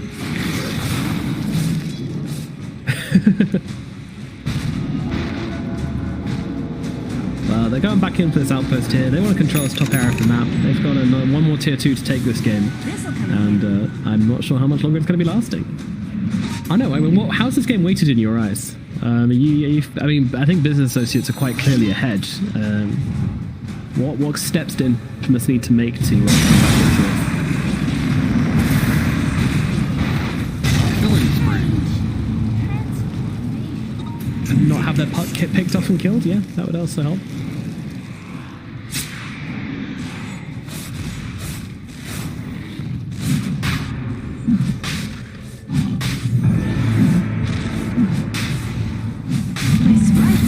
Frank's jumping on top of Excelgood right now, trying to find this naughty little kills. The Fisher comes through to help out as well. Sentry comes on down, but PL is arriving to this fight. The big boy is here, and you got to respect it. Picking him out though, I mean, he's got to be pretty careful here. If he gets fit or lasso, then it could just be a very quick death. But Excelgood's just going to get killed off by Envious. He's not afraid to pop that exorcism because he has that refresher. BKB also found on the Earthshaker, by the way, so we expect that in the next fight as the Puck tries to make his way into the backlines, trying to find himself a target, throws lasso actually onto Moo and onto Batrider here. It'd be a good time to egg. This is an egg which isn't going to immediately die, maybe, but unfortunately the lasso, the coil now ends. Meanwhile, Excelgood get killed off for a second time. Nice buyback throw. As Pepita still trying to find an area to drop this egg in this fight and try and make something happen here. But meanwhile, Paxus is in real trouble. He's getting killed off. No one's coming to help him. He's just going to get killed by Moo and Envy. Pepita also in some trouble. Jump up to the high ground. A flyback comes in from the Phantom Lancer because, I mean, they do need to find a way to fight this one. And look at Snaking on the front lines, popping that BKB, not afraid to jump up there and try and give them a little bit of the razzle dazzle. I genuinely think he might have thought he had Echo Slam there because he blinked in and kind of just stopped moving for a bit. So that's an Earthshaker which was slamming his R button, right? Cause for celebration? Yeah, here we go. The blind high ground blink Echo. Oh. We've all been there. It's fine. So, level up found by the puck, magic lamp found all round by both teams. Dire's middle barracks are under attack. he's opening fine goal. Unfortunately, it's on the puck right now, which, yeah. Dire's middle barracks. Really keep the Titan sliver on the PL over the leveler.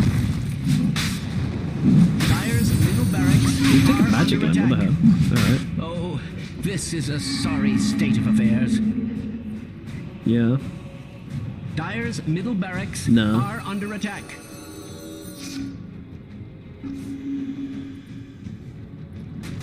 Yeah. I mean...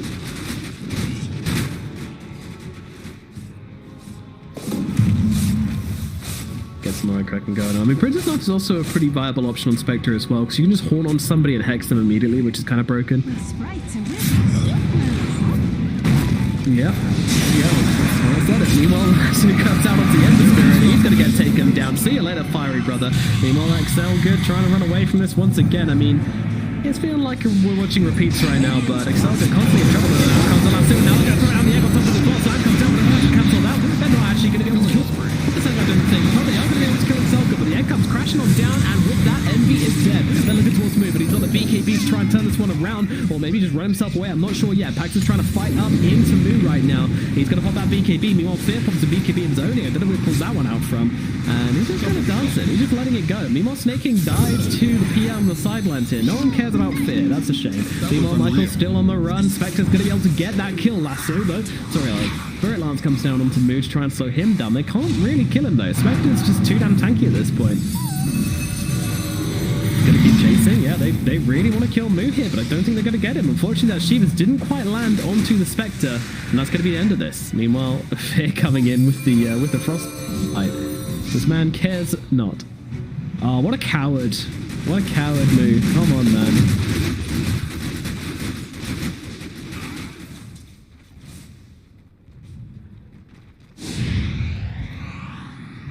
Yeah.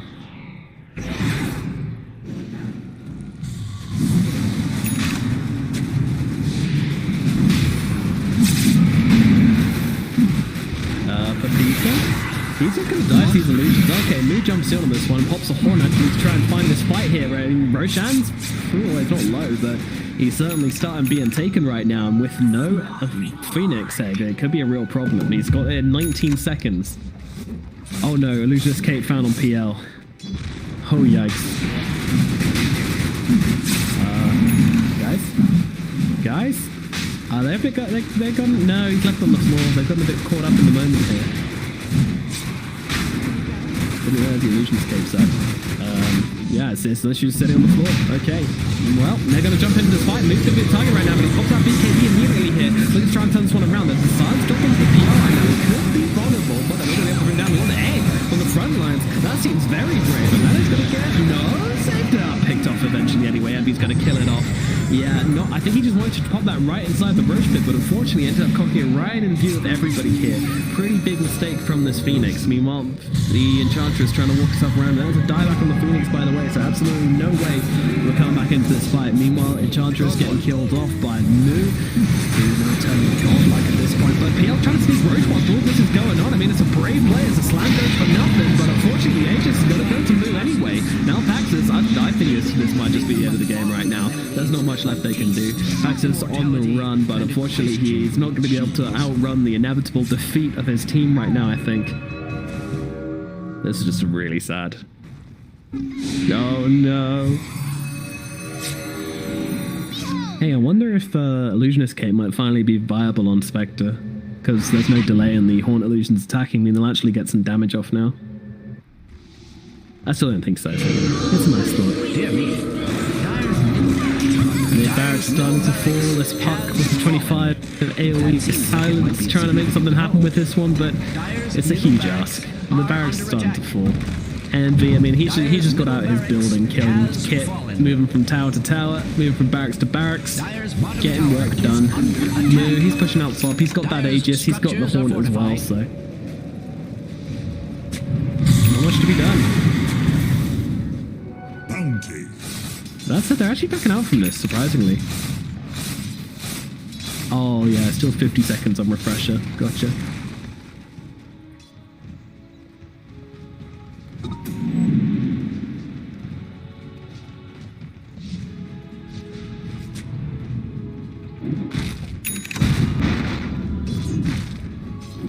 She did, yeah.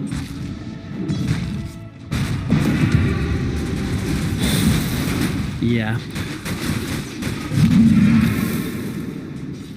Yeah, I think that's probably your Bat Rider item since he doesn't have a BKB, but they might want to give it over to the Spectre as well, just for the plus 20 strength. It's quite nice on her, but looks like she's sticking with the Illusionist Cape. I mean, that's way better stats. Oh no.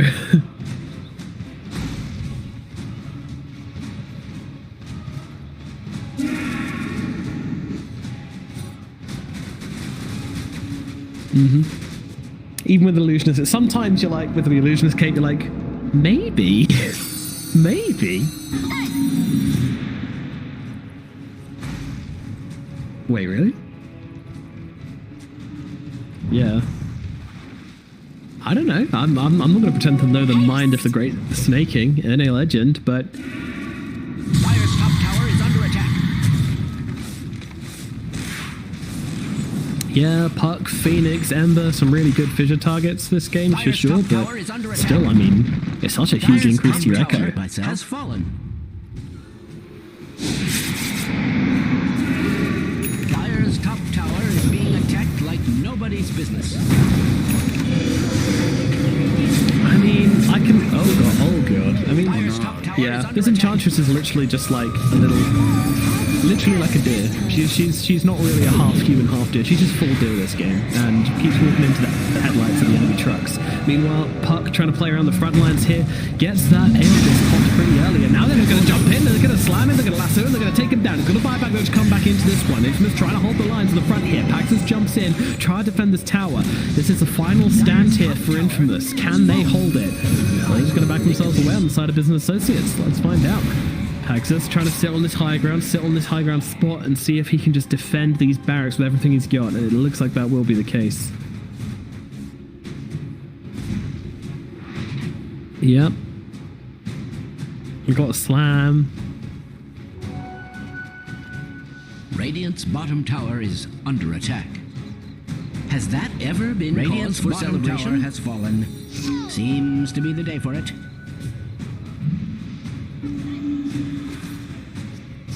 I don't know what they want to try to do here. I mean, they're wrapping around on Envy.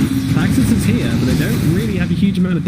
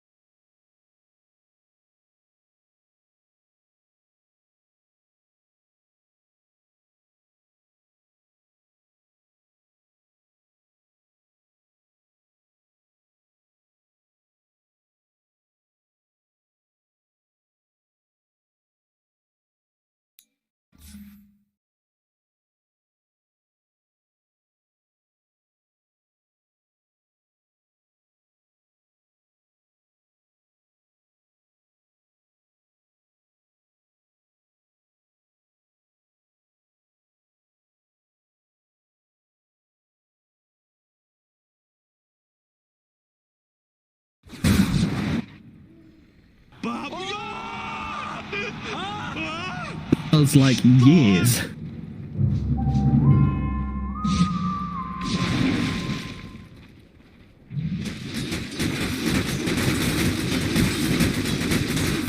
Head goes off, Envy dies first. Yeah, those seem to be the two huge factors of these fights.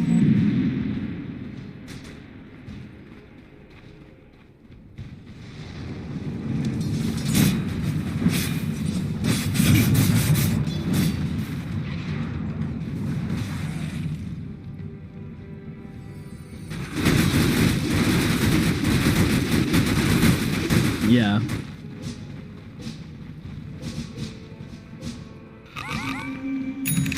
Radiant's Yeah. bottom tower is under attack. Man, really nicely played from Infamous, and now they can start to look and knock on this high ground themselves here. 35 seconds till the Spectre is back. She does have the buyback available, does not want to use it, but can't really use it, to be honest. Spectre has one as well, PL has one as well, but they go for this. They're going to try and pop the end of the backlines along with the leash. I mean, this combo is so potent, and Envy, he's just trying to fight it up right now, popping so much spirit cycles and gaining so much HP. As Elga gets pummeled into the ground by the Shaker, now they look over towards the Phoenix. Phoenix has to jump himself away. Magic Lamp helping him out a lot here, but Envy's still chasing. He is the boss of this fight right now. He's getting his revenge, and now the PL's in some trouble. I mean, he's absolutely roasted here. And Envy takes down 3 and maybe number 4 as they drag forward the Ember Spirit. Questionable horn coming out from Moo as the Ultra Kill comes out from Envy. Yeah.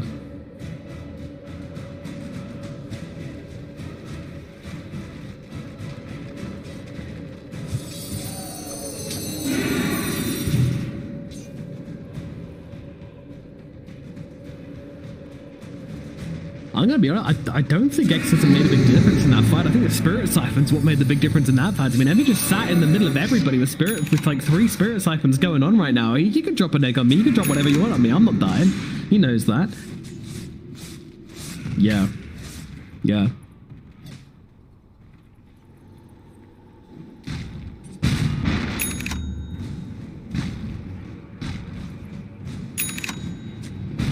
Percentage-based heal.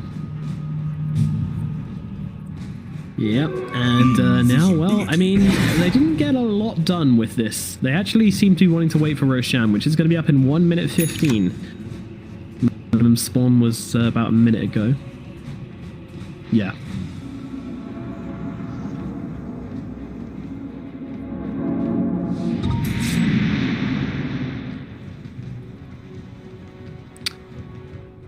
Yep. And Spectre as well, buying out a buyback for the Butterfly, but we'll have it in 750 gold anyway, so it's really not a big deal. They just know they don't really want to fight for a little bit.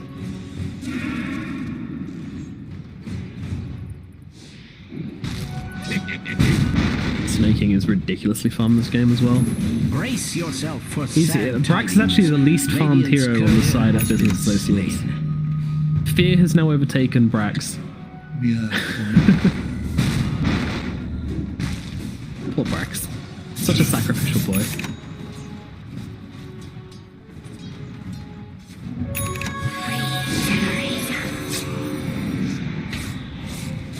Yeah, maybe that can be its downfall in some games, but this game it seems to be working pretty well.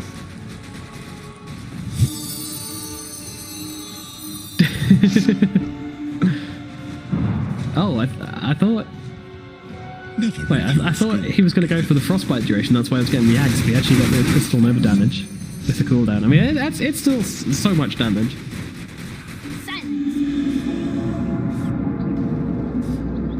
Yeah.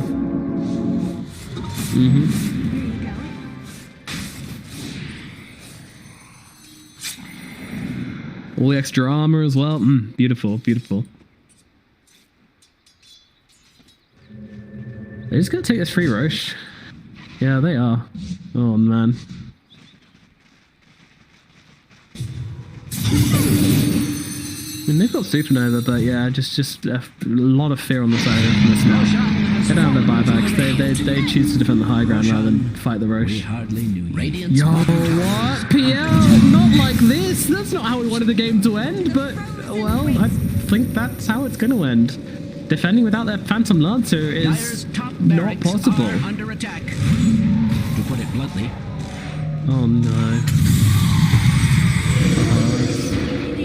This isn't how it was supposed to end, Thiedman. It was supposed to be a grandiose stand from Infamous, but not a belly flop into a grave, man. It's like we just spent the entire game walking up the diving board ladder, and then we just get to the top and flop into the water. Oh no. They're just making it rain on the Coil Enchantress. Nice 3-man Coil Bro, but it's not going to make a difference, unfortunately. Head come up as well. Yeah, what off it.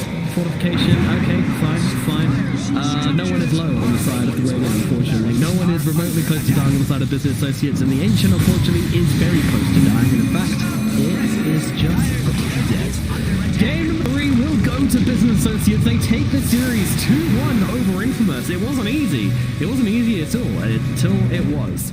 PL gets caught out at the very end of the game without...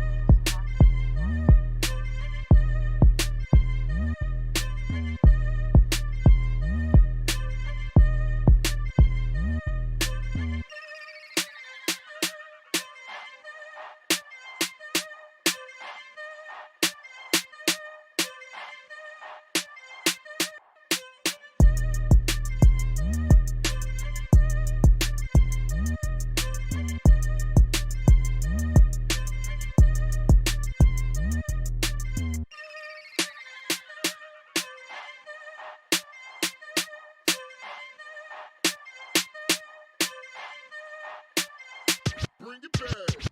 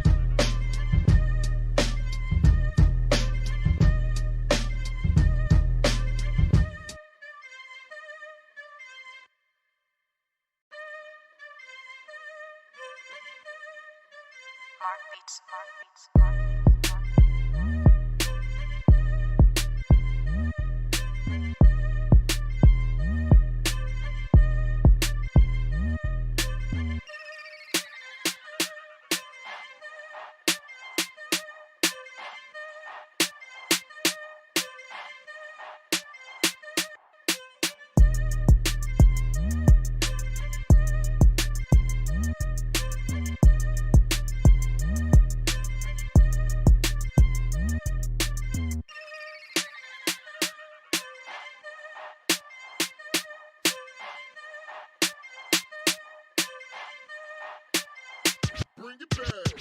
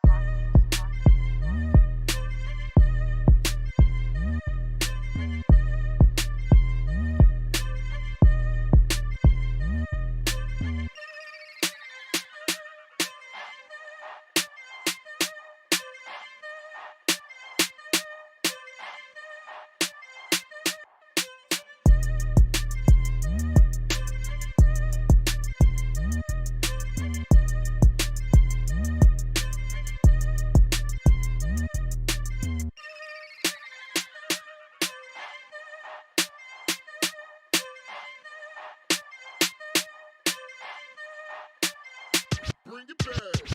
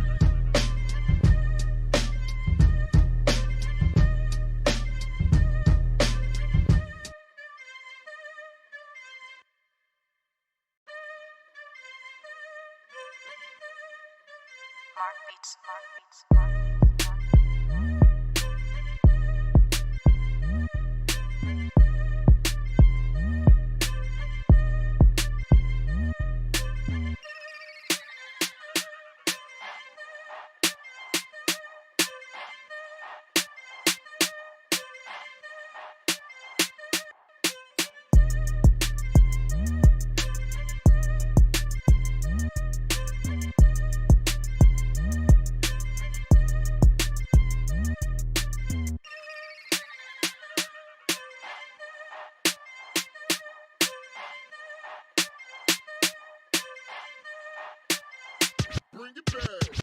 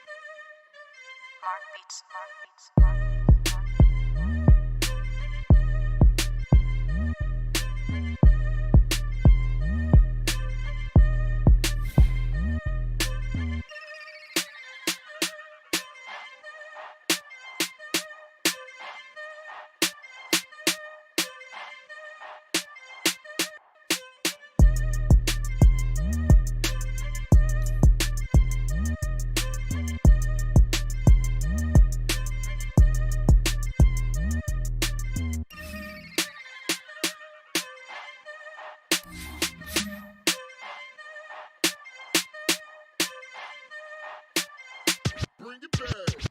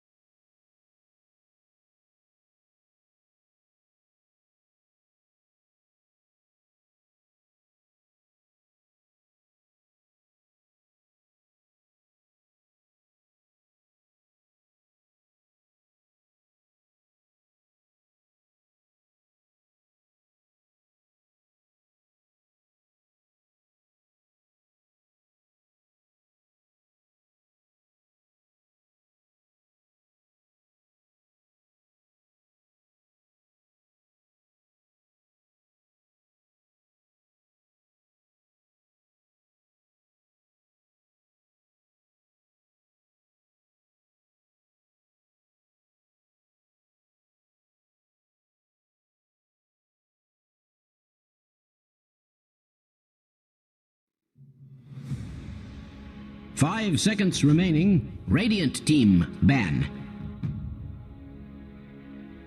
Dire team ban. Radiant team ban.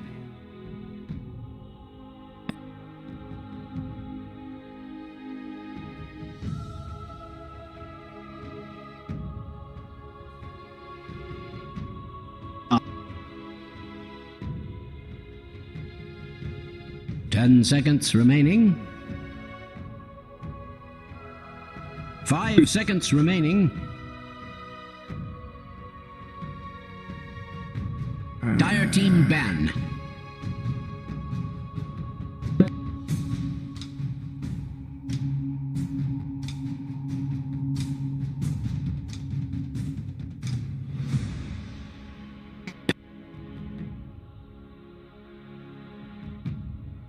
Ten seconds remaining. 5 seconds remaining.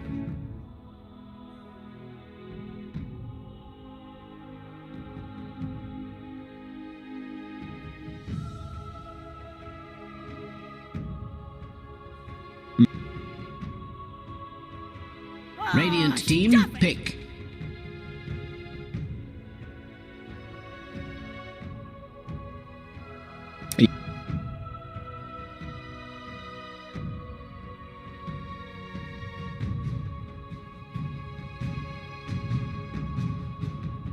Ten seconds remaining. 5 seconds remaining.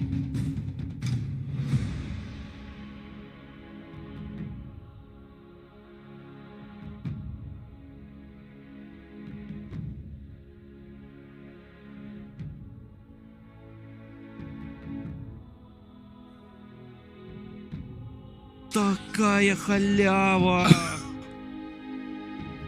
Friends, I admit nothing but my sadness that you're gone. See you later, nerds.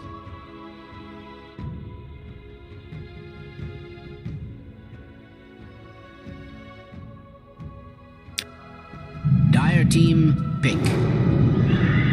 Bump, bump, bump! That is what you sound like!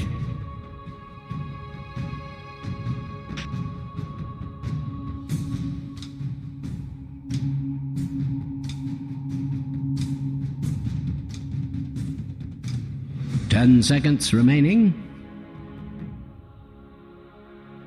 5 seconds remaining.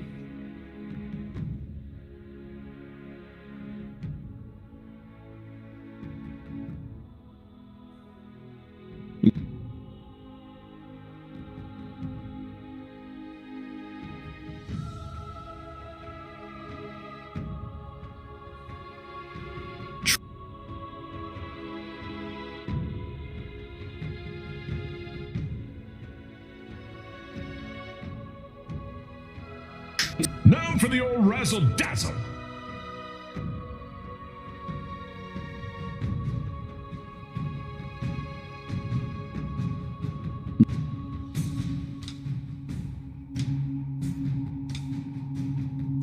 Radiant team, pick.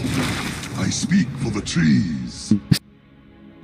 Bump, bump, bump! That is what you sound like!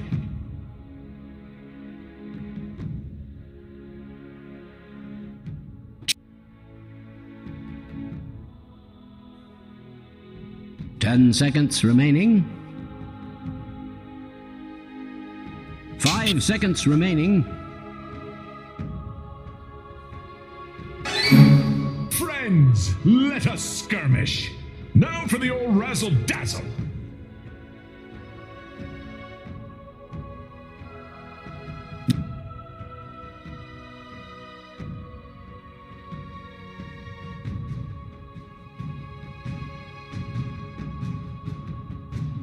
Dire team, pick. Winter Wyvern.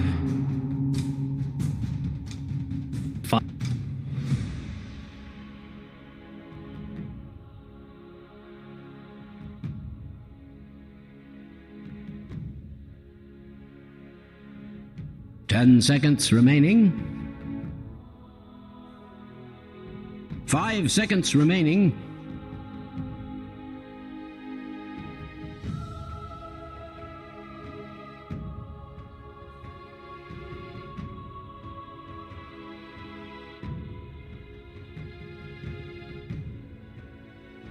Radiant team, banned. Void incarnate.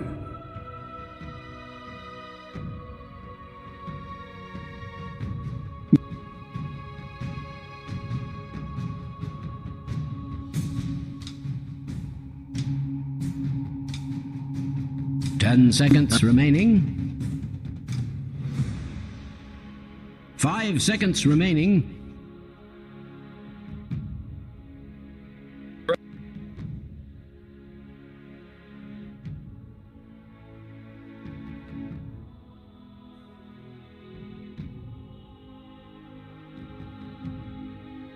Dire team ban.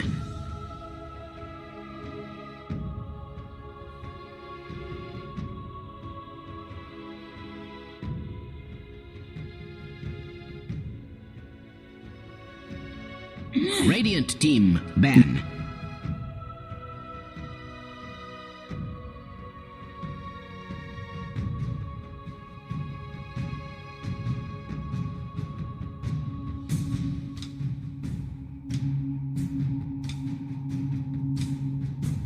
Ten seconds remaining. 5 seconds remaining. Dire team ban.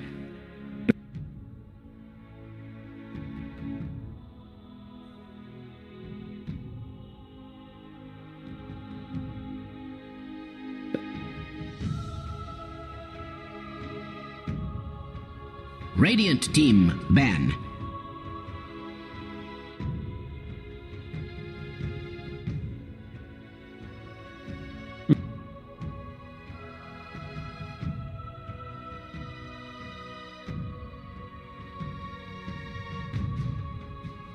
Ten seconds remaining. 5 seconds remaining.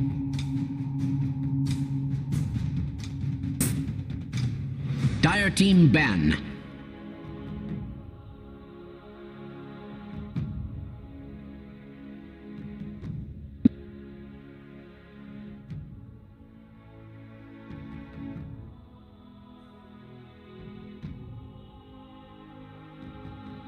Ten seconds remaining.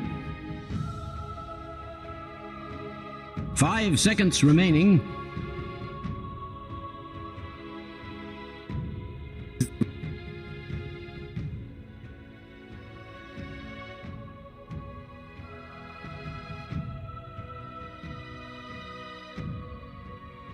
Dire team pick.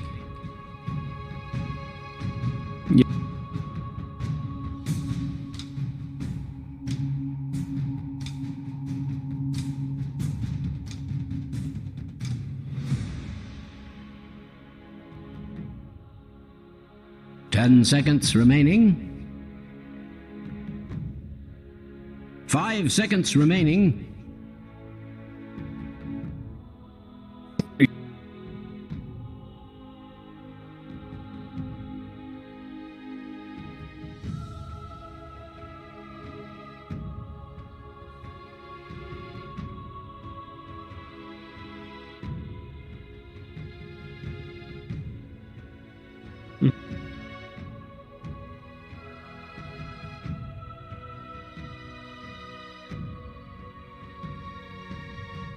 Radiant team pick. Earth Shaker.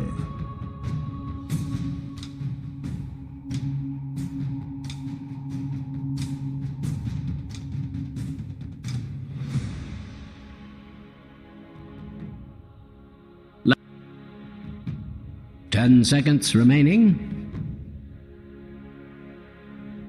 5 seconds remaining.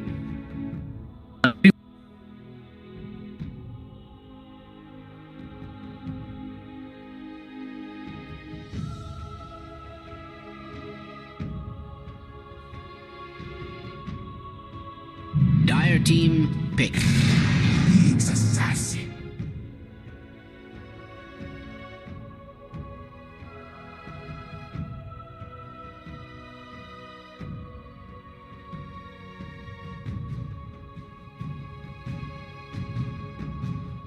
Ten seconds remaining. 5 seconds remaining.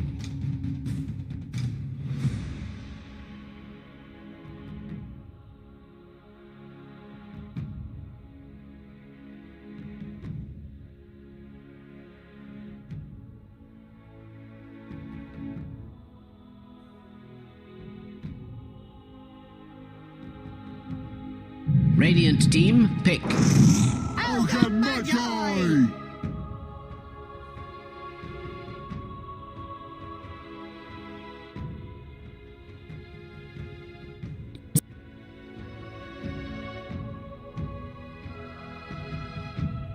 Friends, 10 seconds let remaining. Us skirmish. Friends, let us skirmish.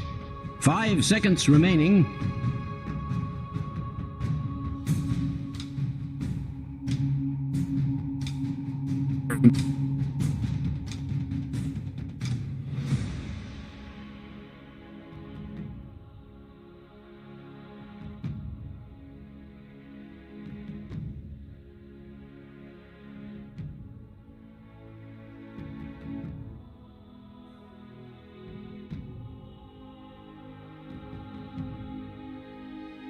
Radiant team, ban. Monkey King.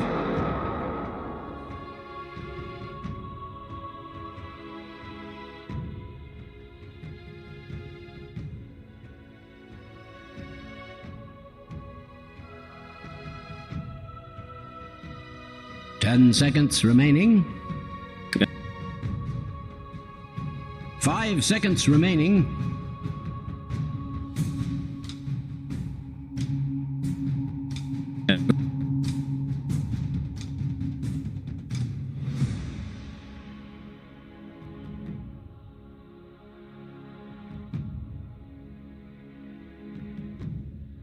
Dire team ban. Radiant team ban.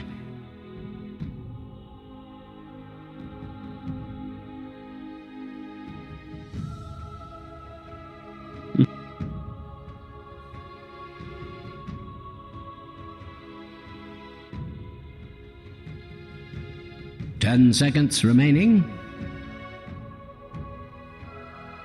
5 seconds remaining.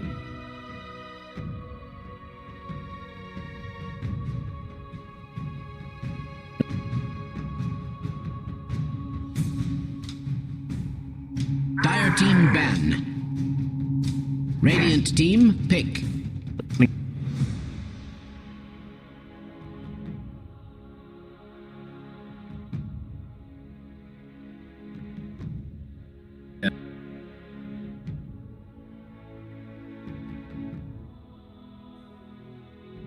Ten seconds remaining.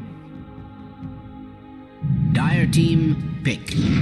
Faceless Void.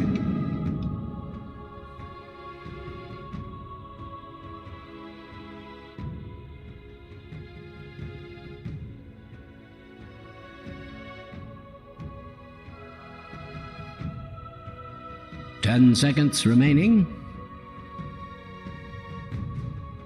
5 seconds remaining.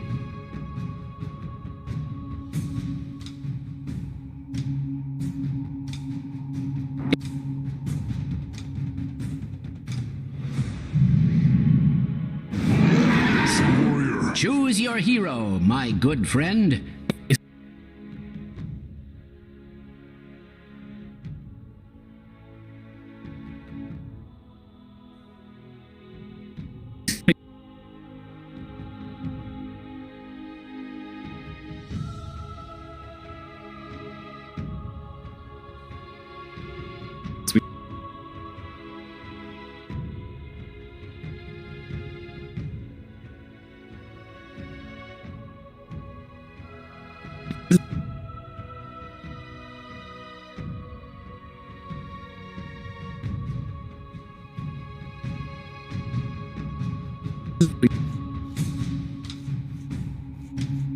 Now for the old razzle dazzle. Friends, for the old razzle dazzle. Skirmish. Friends, let us skirmish. Coming through. What the? 来，你打我呀！ Coming through. What the?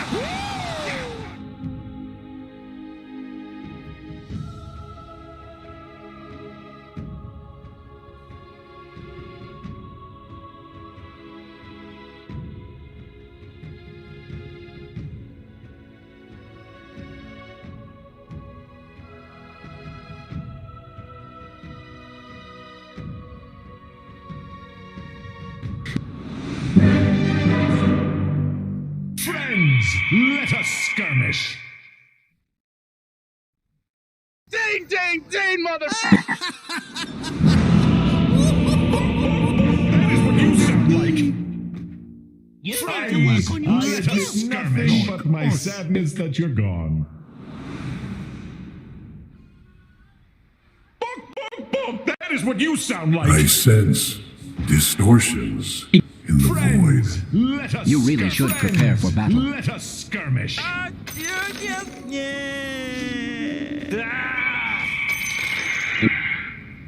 Is it spring already?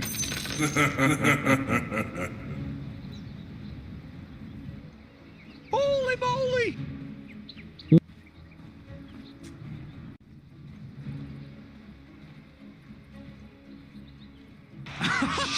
Что это?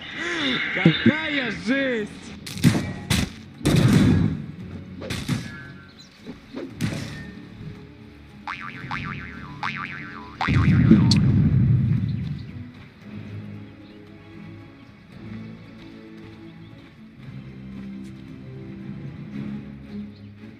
Thirty seconds to battle.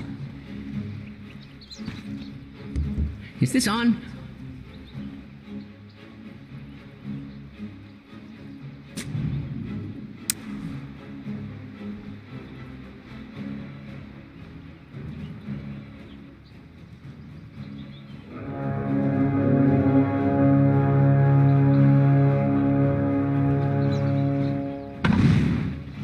This is it. The battle begins. That is what you sound like.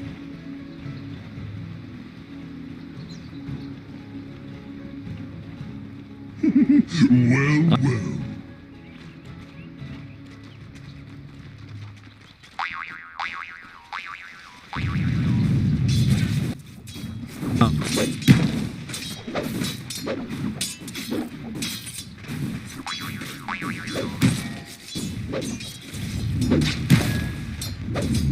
Denied.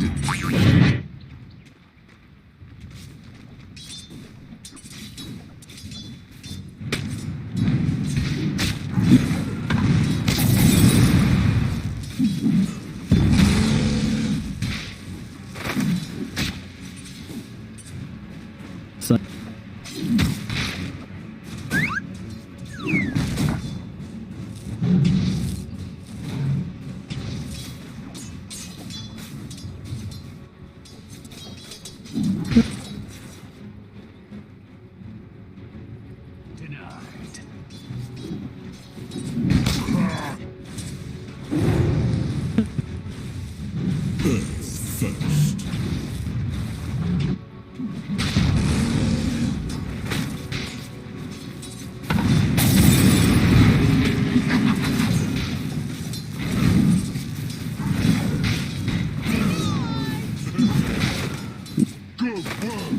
I thought that was you!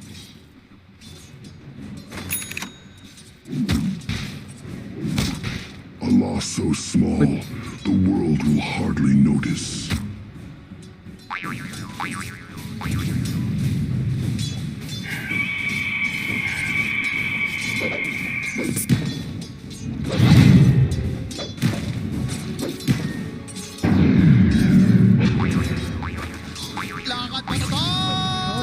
Normally.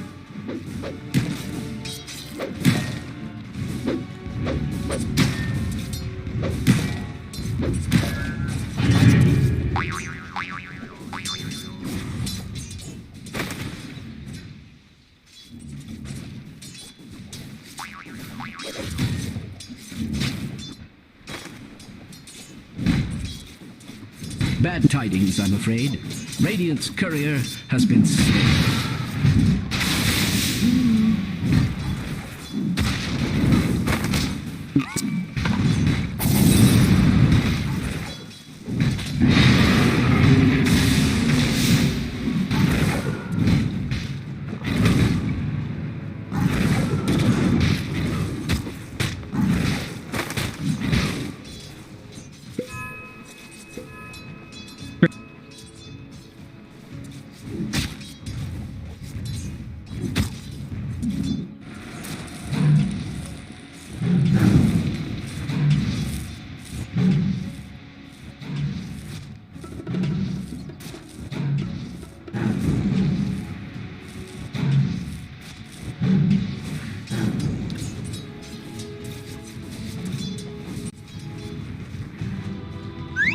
First blood.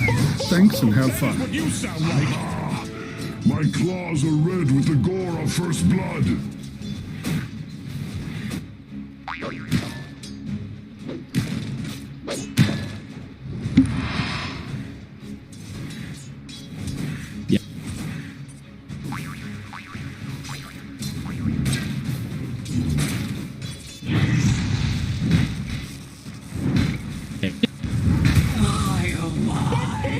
That is what you sound like. More shouting.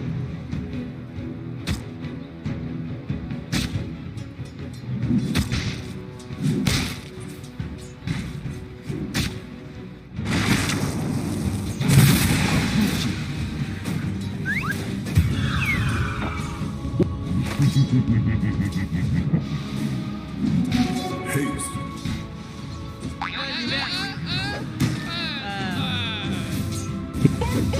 That is what you sound like.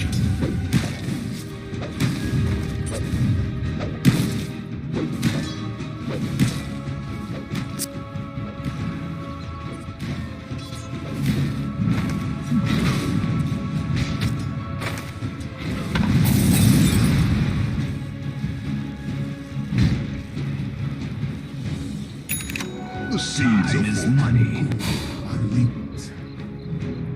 Radiant's courier has been slain. You sound like. Let us hope it left no little ones behind. I don't mean to be alarmist, but Dire's bottom tower is under attack.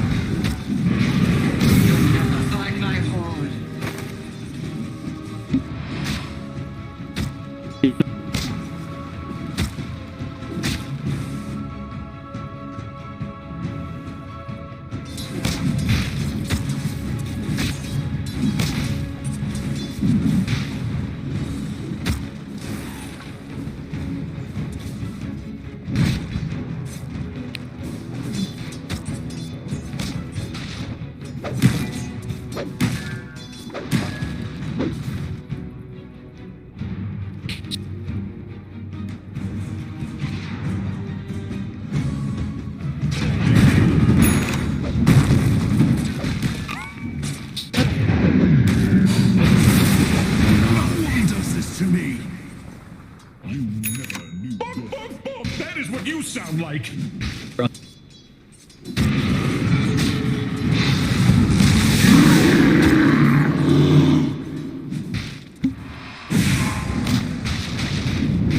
Radiant's middle tower is under attack.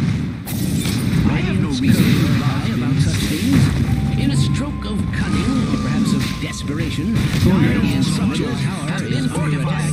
That is what you sound like.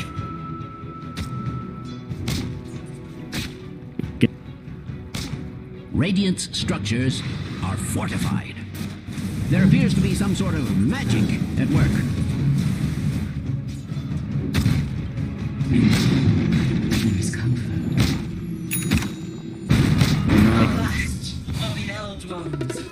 Back to Earth.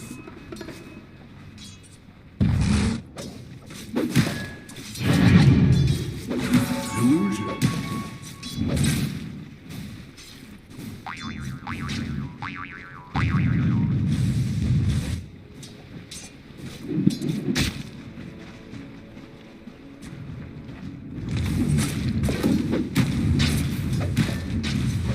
Strange to say, Radiant's middle tower is under attack. Won't give up.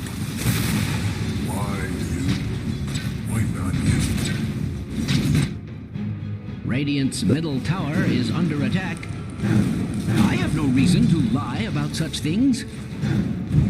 Strange to say, Radiant's middle tower is under attack.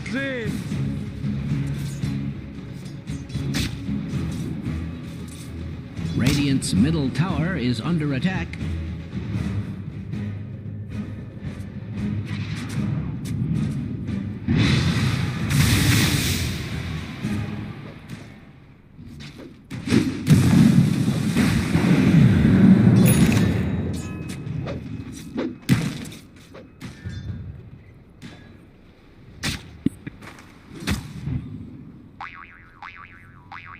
It would appear Radiant's top tower is under attack.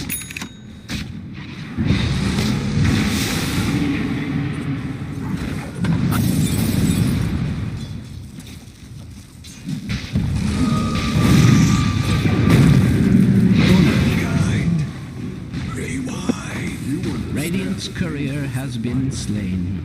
This is no sort of place for a peaceable beast. That is what you sound like. Let us for the old razzle dazzle.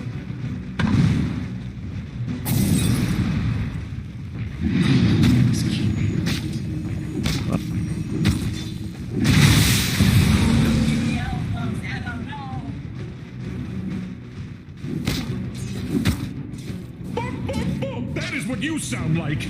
Sorry, I just noticed that Dire's bottom tower is under attack.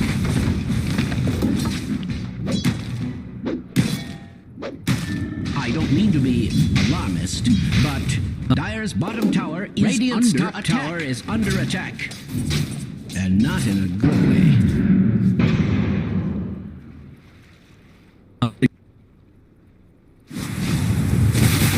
Strange to say, Radiant's middle tower is under attack.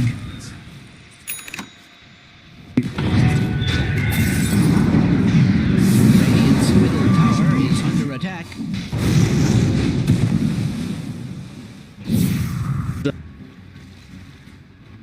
It would appear Radiant's top tower is under attack.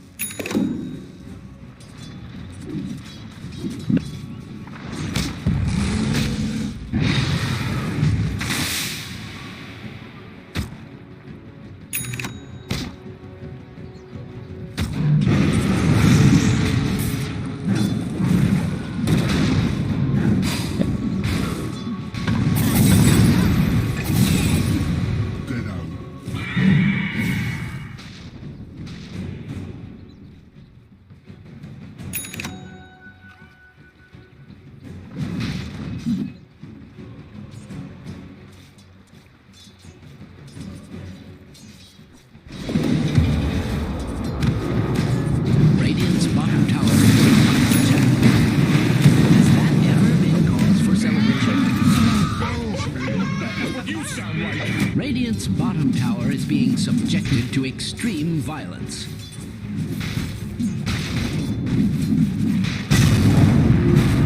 Radiant's bottom tower is... Has that ever been... Dire's bottom tower is under attack. Radiant's middle tower is under attack. I have no reason to lie about such things. Radiant's middle tower has fallen. Sorry, I just noticed that Dire's bottom tower is under attack.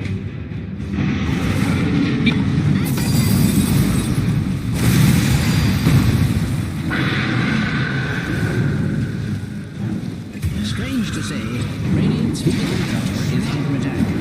Hello, this is Gabriel. Thanks for playing Dota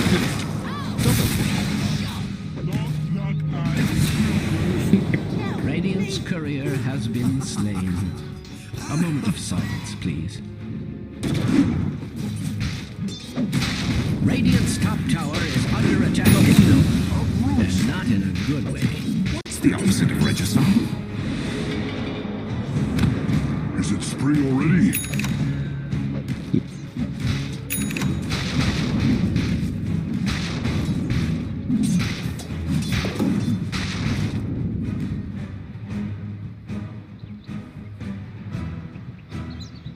Radiant's bottom tower is under attack. Radiant's structures are fortified. In fact, Radiant's bottom tower is under attack. Has that ever been cause for celebration? Radiant's bottom tower has fallen. You've gone green, I see.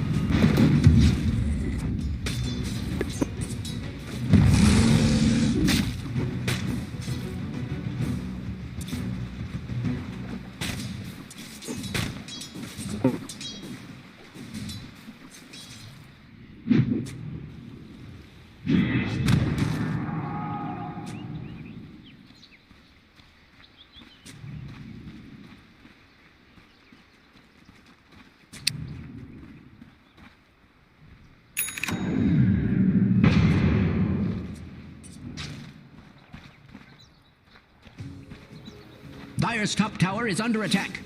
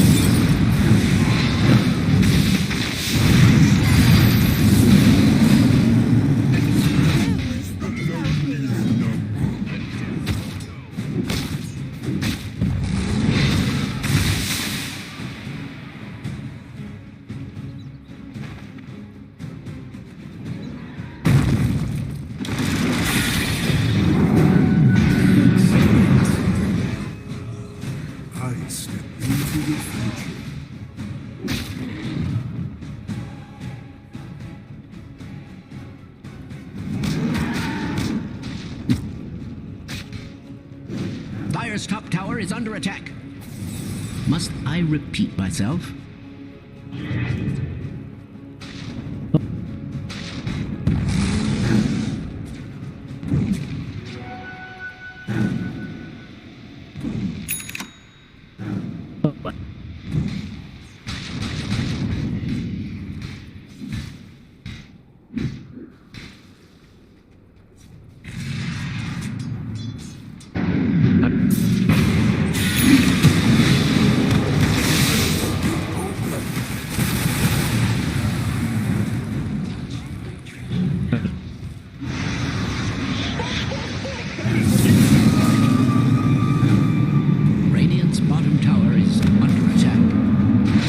Killing spree.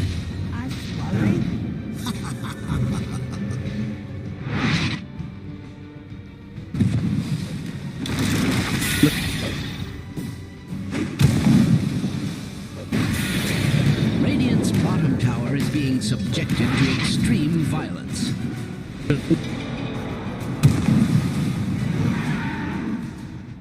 Radiant's bottom tower is under attack. Has that ever been cause for celebration?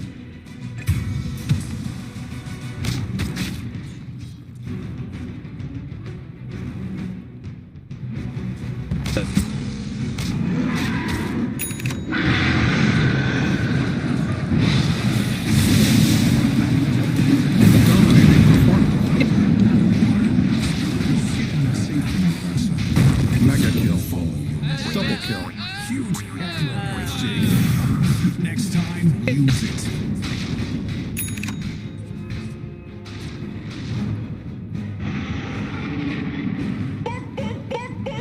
That is what you sound like.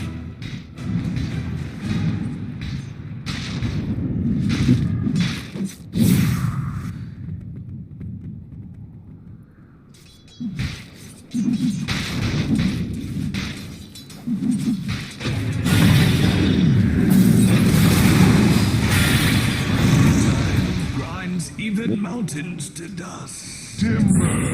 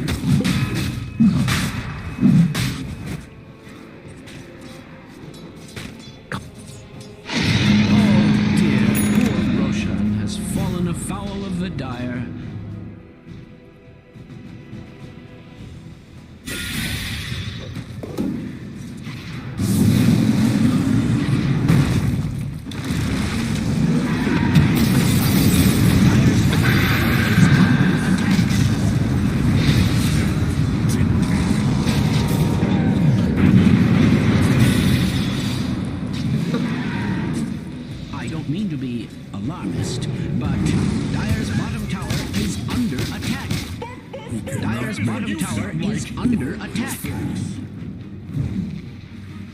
Radiant's top tower is under attack. Radiant's structures are beautifully fortified. I don't mean to be alarmist, but Radiant's top tower is under attack. And not in a good way. Well, it seems that Radiant's top tower has fallen.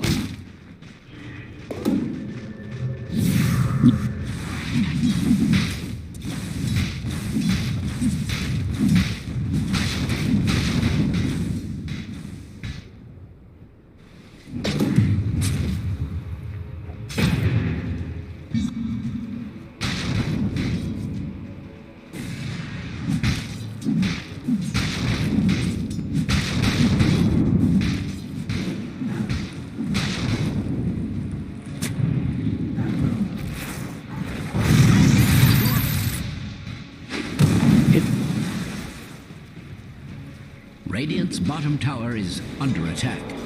I've never seen Radiant's structures looking so fortified.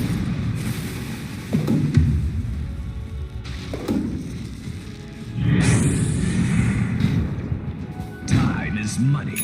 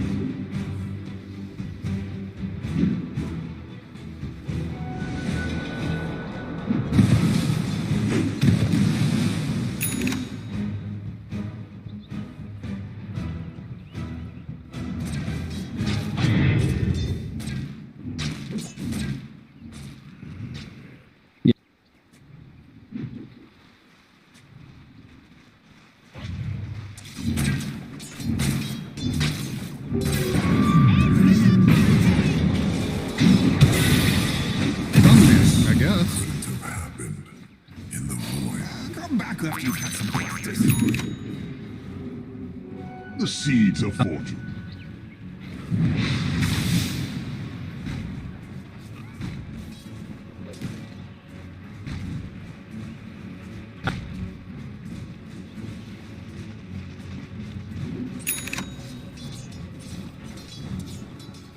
Dire's middle tower is under attack. I feel like a broken record. Dire's middle tower is under an extraordinary amount of stress.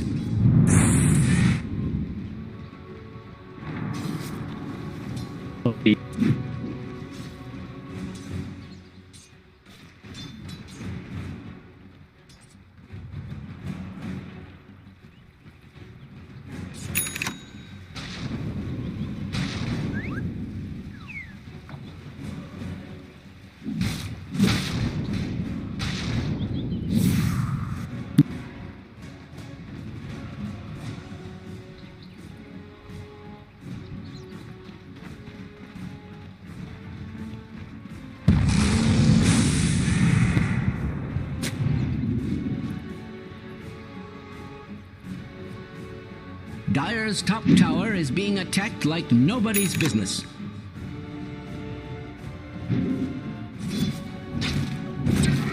Dire's top tower is under attack. Must I repeat myself? Dire's top tower is being attacked like like nobody's business. Dire's structures are fortified.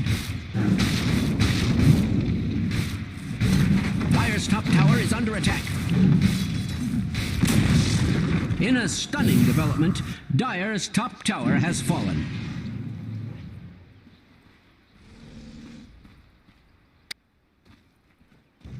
Radiant's bottom tower is being subjected to extreme violence. Radiant's bottom tower has fallen. Seems Dire's top tower is being attacked like nobody's business. Dire's middle tower is under an extraordinary amount of stress.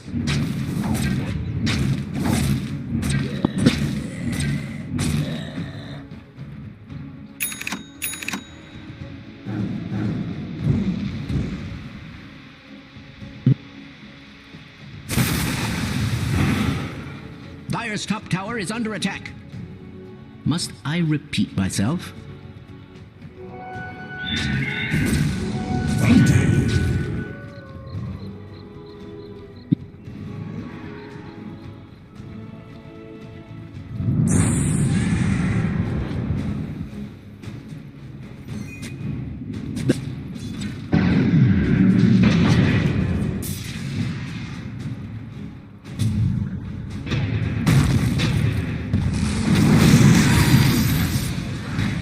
Your talents could have been left. That is what you sound like.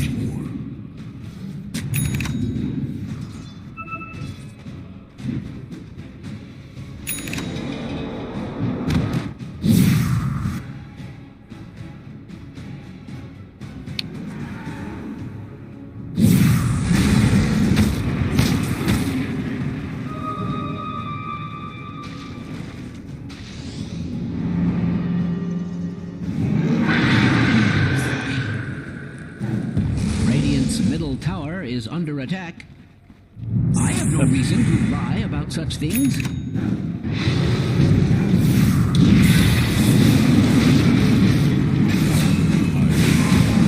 Your criminality is one to go. That is what you sound like.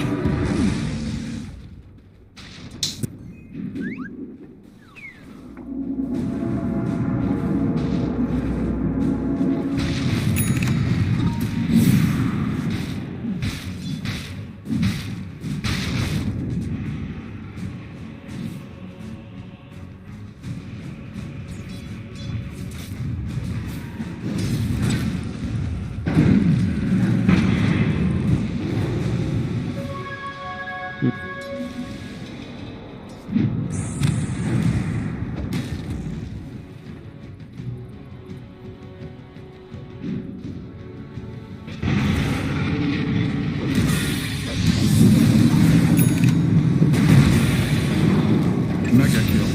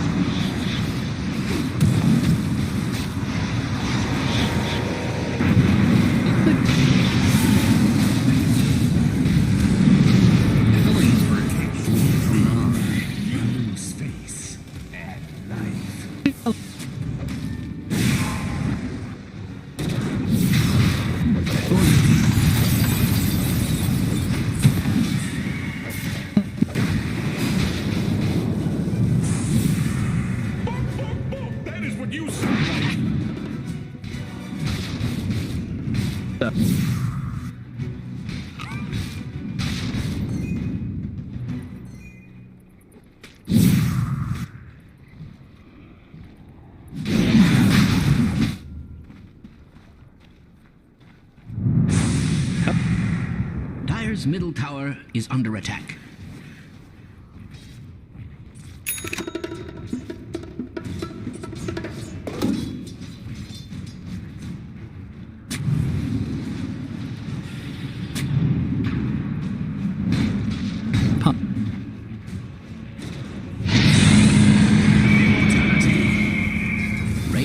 bottom tower is under attack.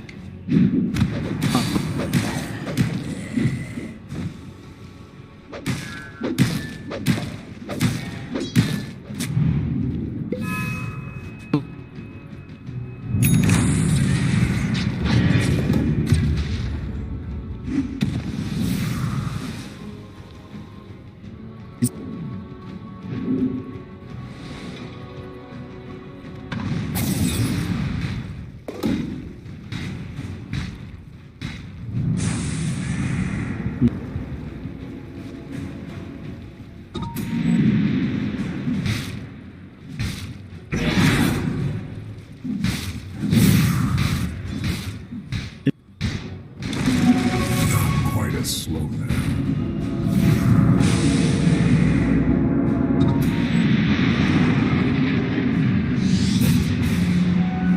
Dire's middle tower is under attack. I feel like a broken record.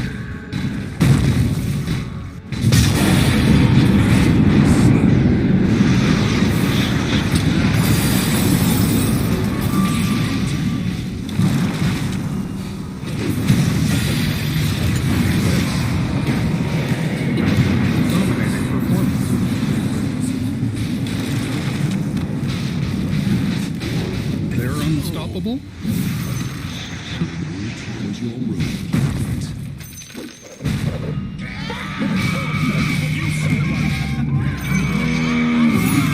were a millennial, some say wicked sick. Sorry, I just noticed that Dire's bottom tower is under attack. Dire's structures are fortified. They are looking quite robust. Dire's bottom tower is under attack.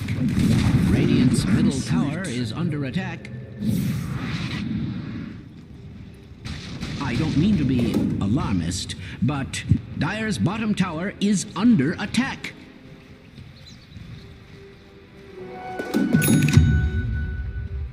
Sorry, I just noticed that Dire's bottom tower is under attack. Dire's structures are fortified. Dire's middle tower is under attack.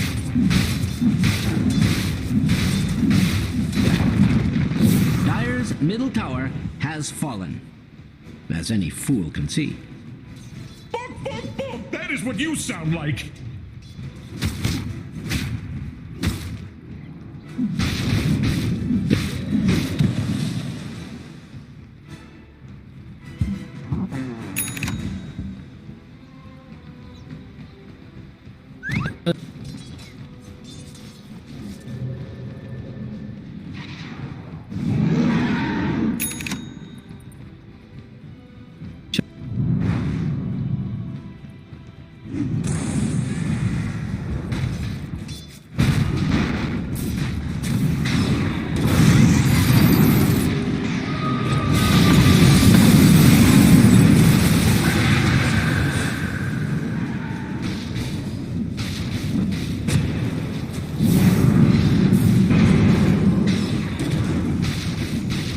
Mega kill.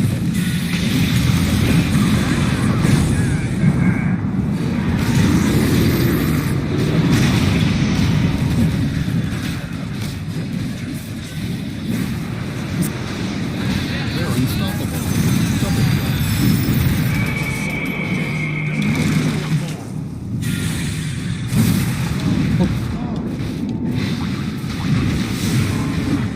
Monster kill. That was unreal. More than 2 kills. The lesser 4 kills is the monster kill.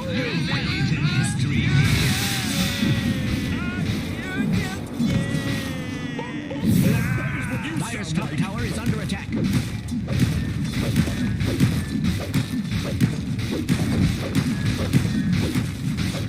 Dire's top tower is being attacked like nobody's business.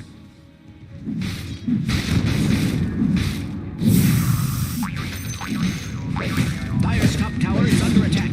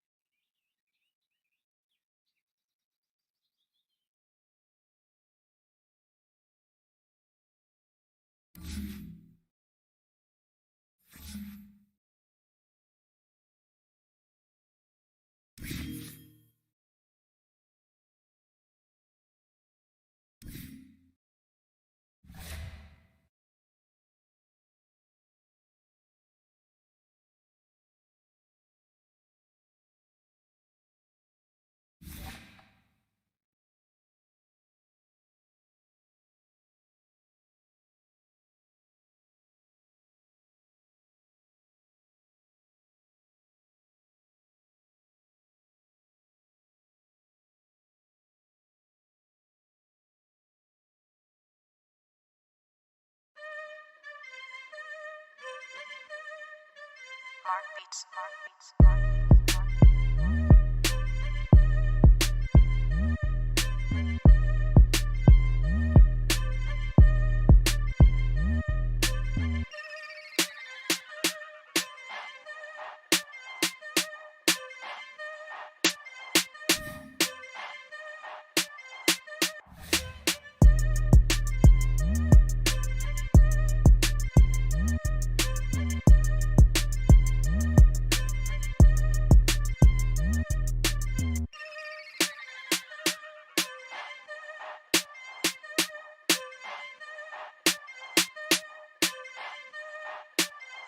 Bring it back.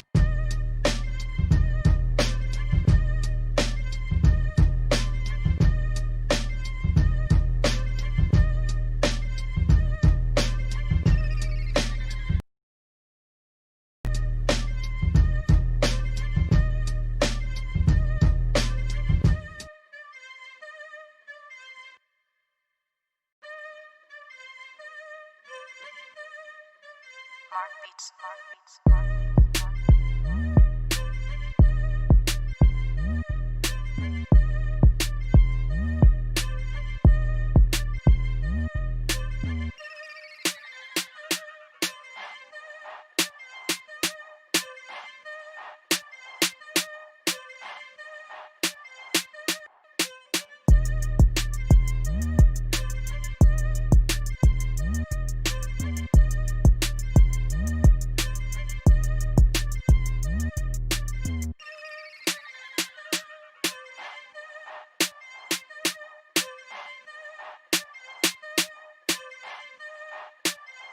Bring it back.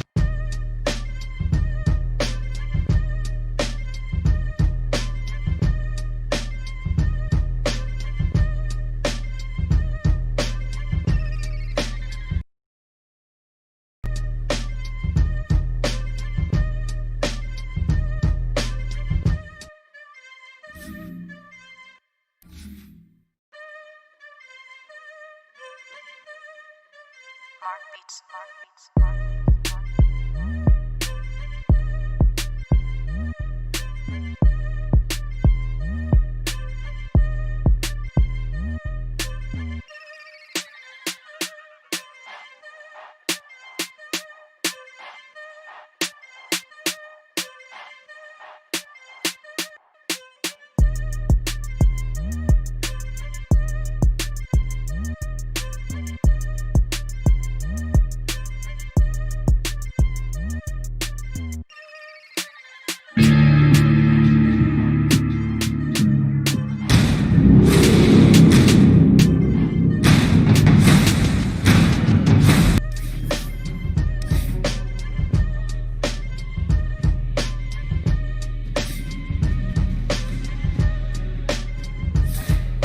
Call me Juggernaut.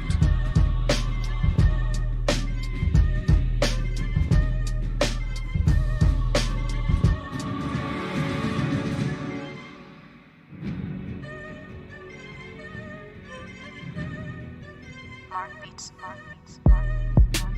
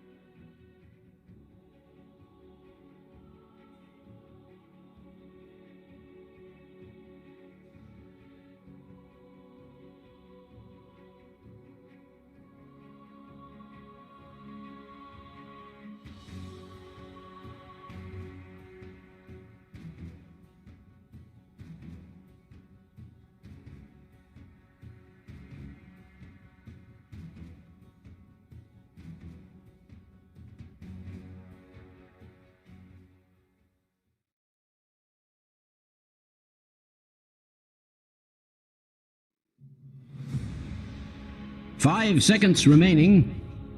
Radiant team ban.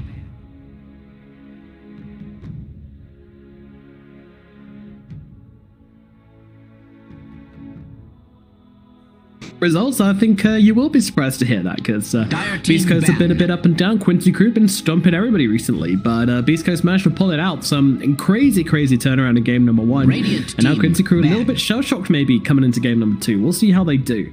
Starting things off with, of course, the Clinks and the Batrider bans.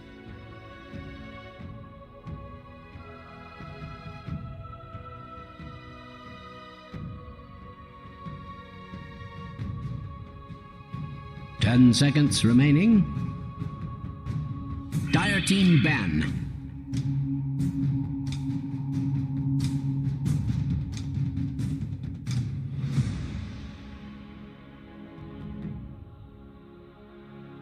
Radiant team pick.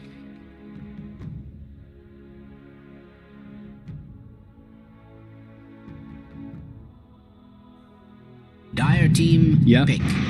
Winter Wyvern.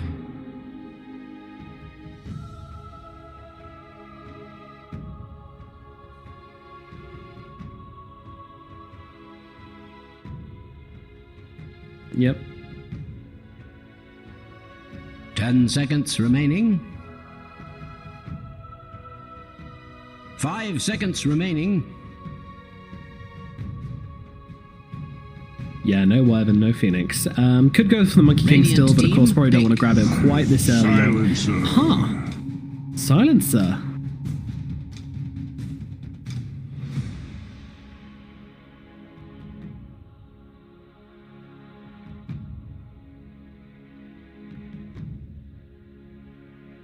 Ten seconds remaining. 5 seconds remaining. Damn.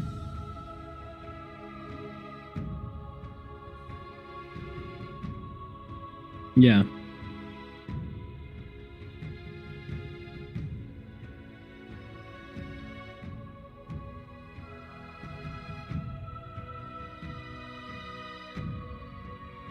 Yeah, and that means you can't really set up for your remnants as easily, because if you do use that, then as you said, you're going to be left defenseless when that when that ultimate gets dropped on you. So very hard to play Void Spirit into these guys, and Quincy Crew, as we know, love their Void.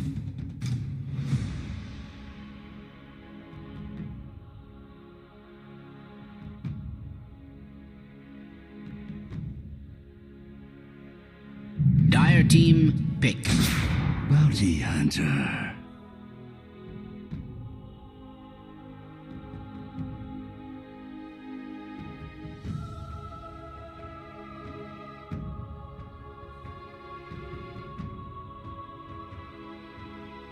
10 seconds remaining. 5 Not that bad, seconds no, he remaining. can, you know, Bounty Hunter loves playing against teams that stuns as well, where he can just weave in and out and steal loads of gold and be super Radiant annoying, so team certainly feels okay in that respect. And I'm just going to go straight in for the Spectre on Beast Coast. Okay, second pick to Spec. I don't hate it. Very interesting.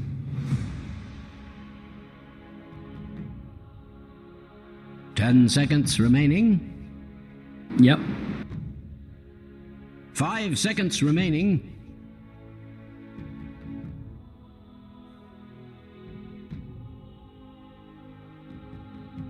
Dire team ban.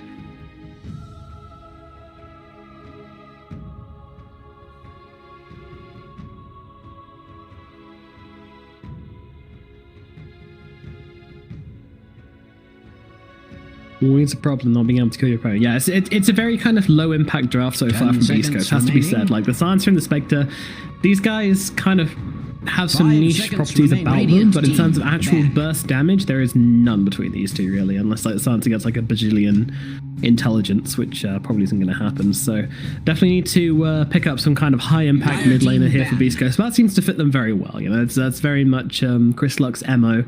Maybe not the TA, but something more kind of punchy would definitely feel very good for Beast Coast this game. So we're into this big boulevard of bans now in the middle of this draft, as you get 3 bans in between. 10 seconds and we remaining. started off with a Storm and Radiant a team Quap banned out by Quincy Crew. So yeah, I mean, those are those big punchy mid laners, right? Like those two guys, high mobility, high burst potential, which you just want to take out of the equation. And also Storm and Quap love playing in a team with a Silencer as well, because, you know, with that science around it gives them much more safety. They can kind of go deeper, go harder, and not get caught out as easy. 5 seconds remaining. Get your mind out the gutter, Steven. Come on, focus up, buddy.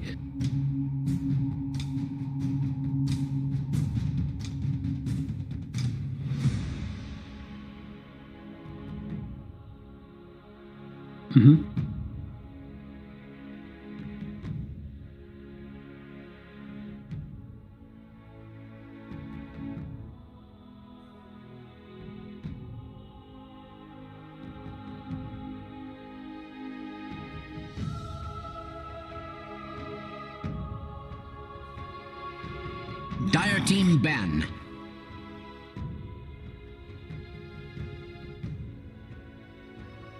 Yeah.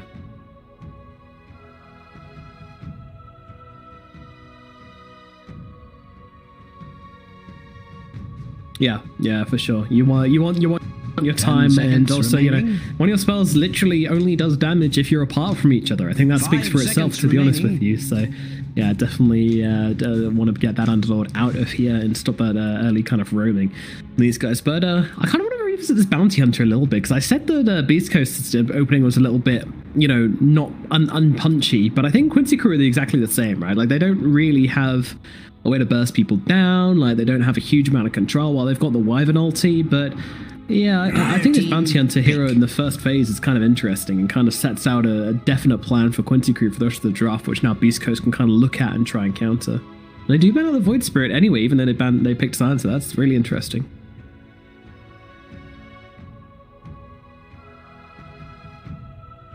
Ten seconds remaining. 5 seconds remaining. Radiant team, pick. Clockwork.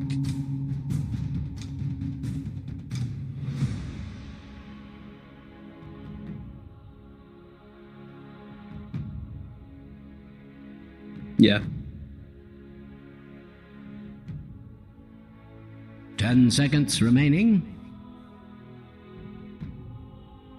5 seconds remaining.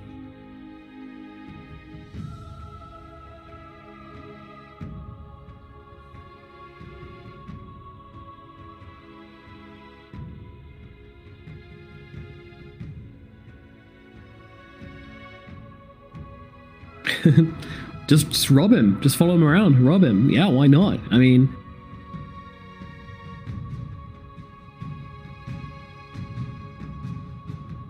well, I guess that's why they picked the Clockwork, right? Like, if they do try to do that, then you've got a hero which can punish it really well. It wins long range as well, so.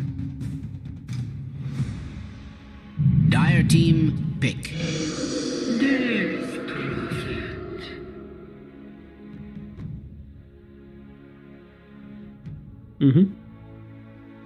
Yeah, agreed.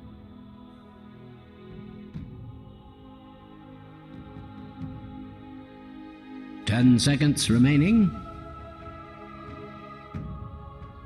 5 seconds remaining.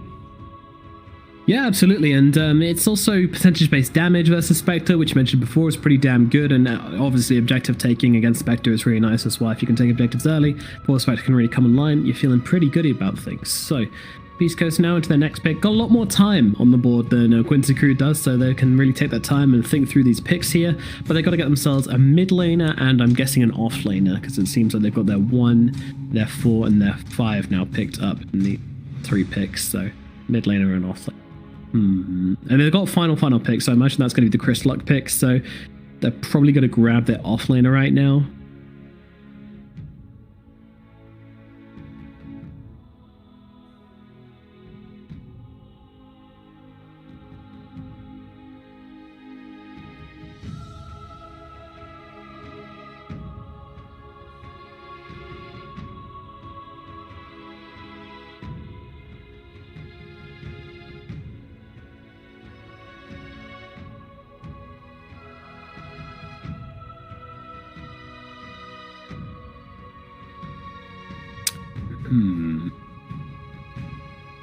Yeah, you need a brick wall, I feel. You need a brick wall in either your mid or your off lane. What about Mars? It feels...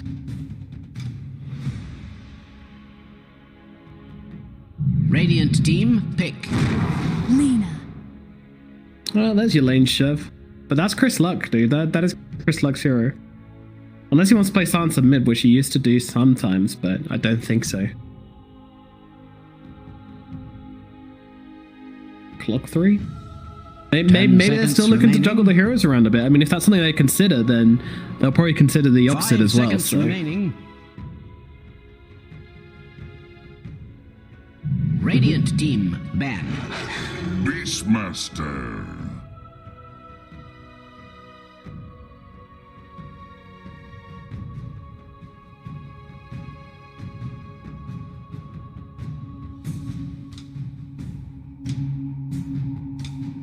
Ten seconds remaining. 5 seconds remaining. Yeah, exactly. I mean, I really do think this is, again, Quincy Crew, they just want to snowball, dude. They just want to take down these kills. You know, Bounty Hunter, Death Prophet, Beastmaster. These are 3 heroes which are really looking to just find their momentum and just kind of run a Beast Coast with it. And they ban out the... Yeah, I like that LC ban quite a lot. Just stopping the wake up. That's an offlaner which could do that for them. Maybe Beast Coast can run a Baden and their offlaner. 10 seconds remaining. 5 seconds remaining. Doesn't do enough.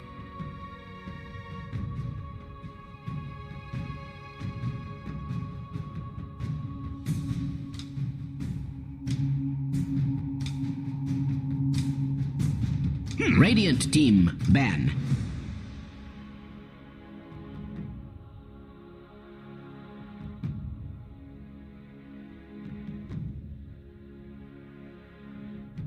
I was literally just thinking that's like Silencer is kind of like annoying until you get Manta because you suddenly ability getting locked down. But yeah, I mean these are just 2 heroes you can just absolutely implode in the leader and the Silencer. 5 seconds remaining.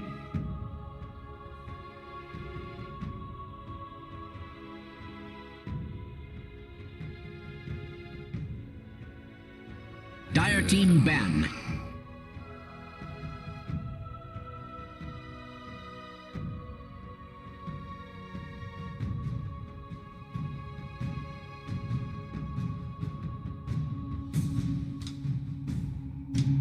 Yeah, that's what...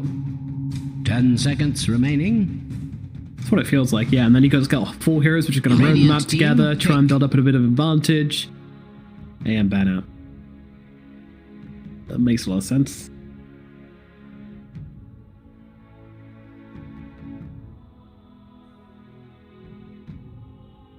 Hmm. 10 seconds remaining. Is Lycan 2 all in? Dire team, I think Lycan's 2 all in. Oh, Troll, okay. Yeah.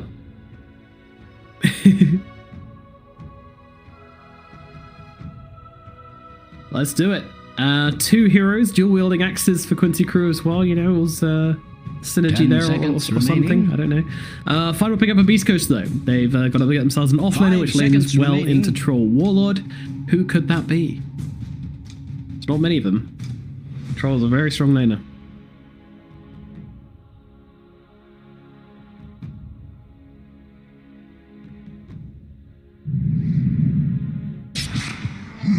Choose your hero, my good friend. So it is friend. clock offlane after all, I guess.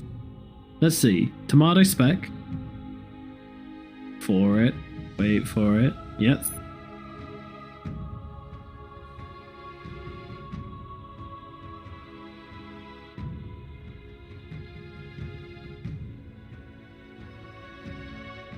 I don't like either of those.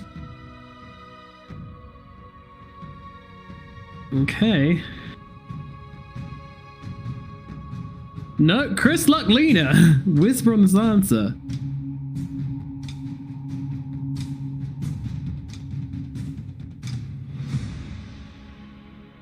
Ten seconds remaining. Okay.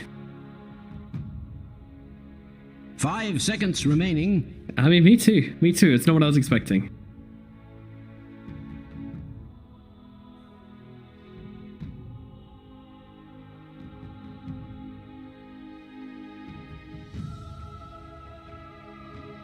Yep. Do you want to see the Spectre Radiance this game, or do you think, well, you would rather see like a kind of, I don't know, I can almost see like a Heaven's Halberd, you know, go Sajin Yasha, move into Halberd Manta game, maybe start with Diffusal or something like that. Yeah, I can see that working really well versus the Troll.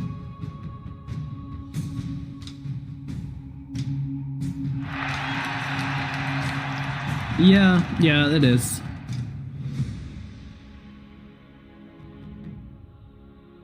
Yeah.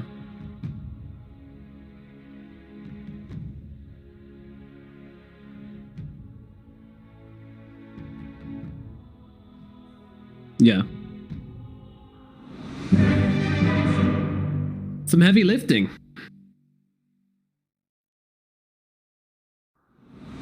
You almost had that.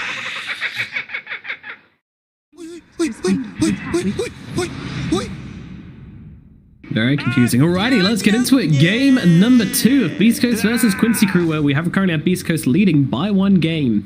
Can Quincy Crew pull it back? Give me a percentage. Where is this one going for you, Thieving? It's the hot.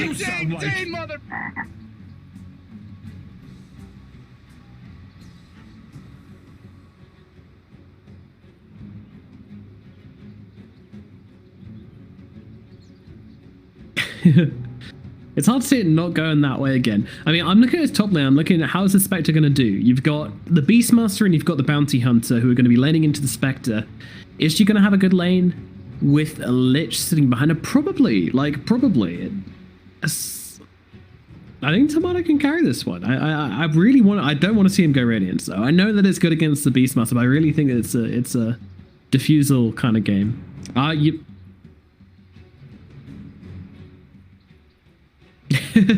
Yeah, true. He's gonna feed.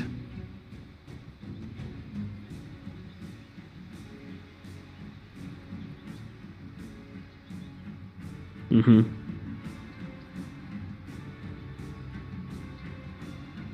What the just happened?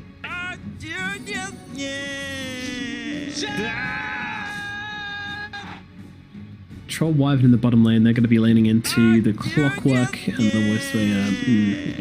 What about a mid matchup? We got Chris Luck versus Quinn. It's a Death Prophet versus Lena. They're not the same hero, right? Like they both have the same Q.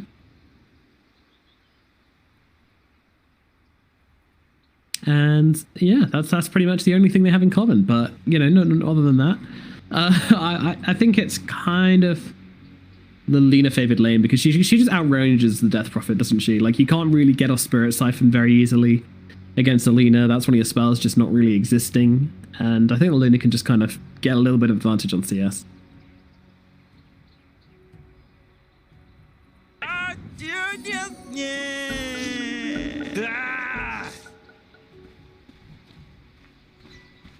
Mm-hmm.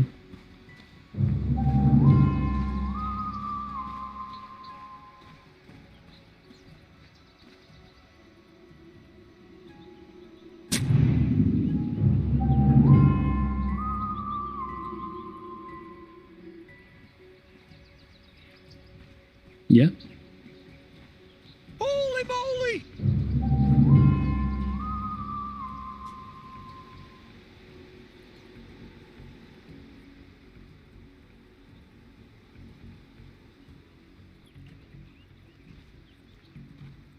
Yeah, this bounty could be really annoying this game, but as we mentioned before, you know, the Clockwork's going to kind of try and be the one to control up the bounty's impact and just stop him from just hunting down the Spectre and stealing his gold constantly. So they've dealt with that quite well.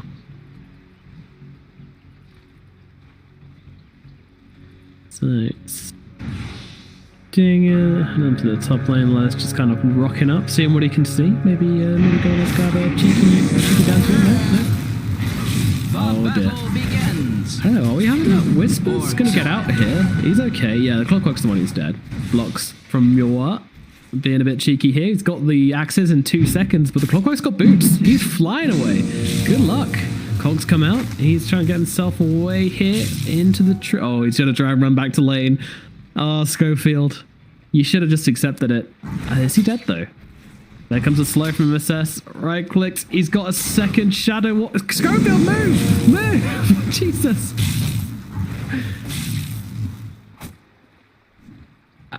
Sure.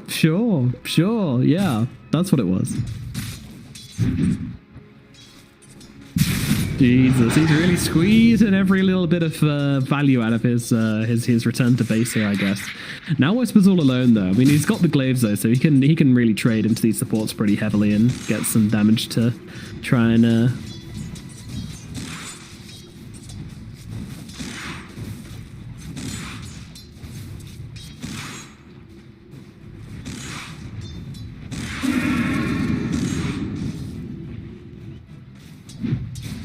yeah, and the clock's back as well.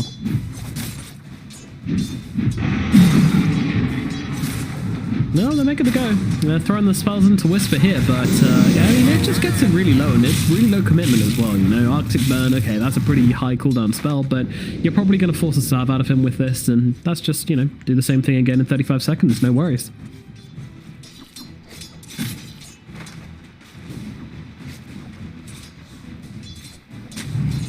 So bottom lane looks pretty good. Meanwhile up at top, Lelis going to be laning into Tomato and Stinger on the Spectre and the Lich. Meanwhile MSS just kind of going to chill, steal some gold. Though we did start with Shadow Walk rather than the Janada as we usually see. But, you know, you can just get off the right clicks with the Orb of Venom.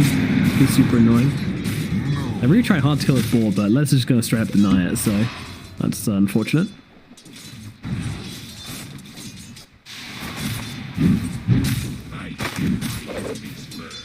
My allies next.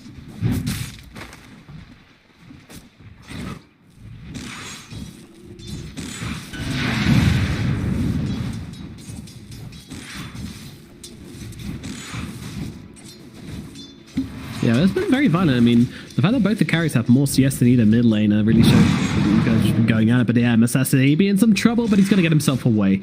Not killed off just yet. This Lich Spectre lane, pretty fun. Yeah, Clockwork kind of being run down here, but again, has those cogs just to back them away. He's going to keep himself alive, but he doesn't have a salve, unless that's one of the courier. Nope, and it's in fact the Silence's courier, so he's actually going for the long walk home. These brown boots have become very handy at just, you know, running. 2 journeys back to base he's made so far. Thank you, brown boots. Top lane. Tomato good here. Taking a lot of damage. He's super slowed as well. The ball plus the Orb of Venom, it's causing issues for the Spectre right now.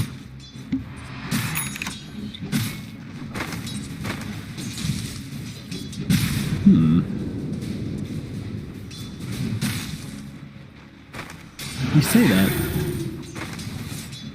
He's got the magic wand first, but yeah, I mean, just starting like with a really early Band of Elven skin, I guess that's just like a little bit of damage to try and CS against the balls with, right? Jesus, this time. No, he's oh, the Fairy Fire keeps him alive. The stick as well. Those burst heals coming out every single time. Meanwhile, Schofield, he's okay as well. He manages to get himself over towards the tree line, coming in behind SPG, but that's a lot of damage. They're both just going to lose their lives. Oh no.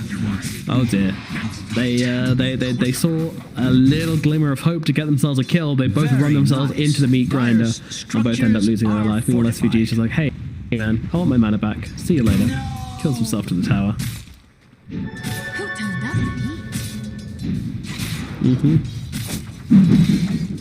I take no pleasure in informing you that Dire's courier has been slain. Oh my god. There is Yeah, he dove into the trees for that as well. Like, my guy knew where that courier was going. He was like, hey, you know what? They're going to try and dodge it, but I'm just going to bury myself in the tree and get it anyway. Meanwhile, Tomato will at least claim them boar money. That's something, I guess. Nice amount of XP as well on those boars.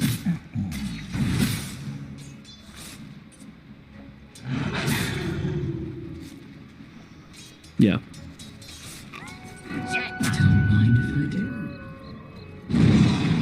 No treads for the spec either, so yeah, it doesn't feel great. I've got to wait for that for the courier. It's going to be another minute. Just a huge delays. What's our mid situation? Quinn's actually retreated to the jungle right now, so he's 28 and 3, but a couple of these are jungle creeps. Meanwhile, Chris Luck has just been kind of hoarding the mid lane creeps for himself. He's 33 and 7 currently, so he's going to have himself a decent amount of farmeroony as he calls out that courier for just some boots.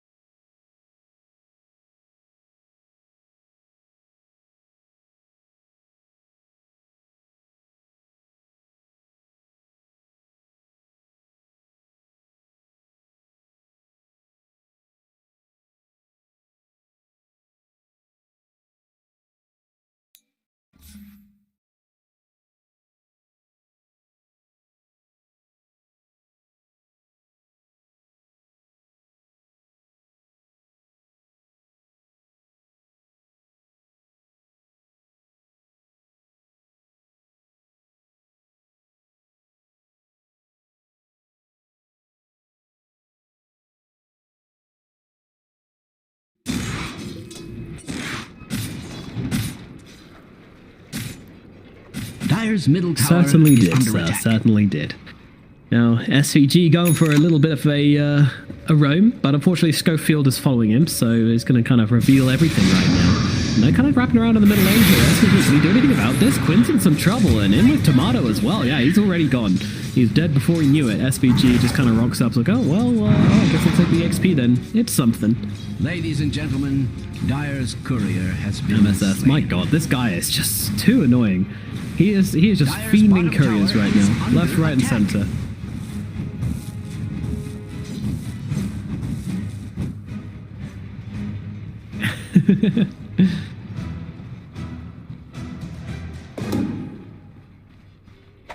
Oh yeah, for sure, for sure. I get my Dire's top couriers. tower I is being mean, attacked it's like I kill my nobody's couriers so business. much. I'm not even gonna pretend I don't. Like I just forget about them. I'm laning, and you know when you're in the safe lane and your courier just decides, hey, you know what? I'm gonna go on a bit of a tour. I want to take the scenic route and see the enemy tower and stuff, and they just end up dying all the time. It happens. Dire's top Man, tower is shield under attack. for spec is really good. Yeah, he Dire's top tower is under attack. yeah, this the net's kind of closing around Tomato right now, pretty heavily actually. He's running out of space to farm already in his own jungle, so he might want to move top and try and put some pressure, but fighting into troll isn't exactly the dream. Spectre, he's got that Radiance queued up straight away. Doesn't even want to go for another item first, just straight into the Radiance. I think if you are going Radiant this game, then this is absolutely the way to do it. Like, don't go Drums, don't go Meteor Hammer, don't go Blade now, just go straight in for the Radiance and try and get it online as quickly as possible so you can be that brick wall hero and find yourself another big item as soon as possible afterwards. But that does require you to have a good laning phase and a pretty peaceful game where QC aren't going to be pushing into them that hard, and I'm not sure if that's going to be the case. We'll see if he's allowed to get away with this or not. I'm not sure.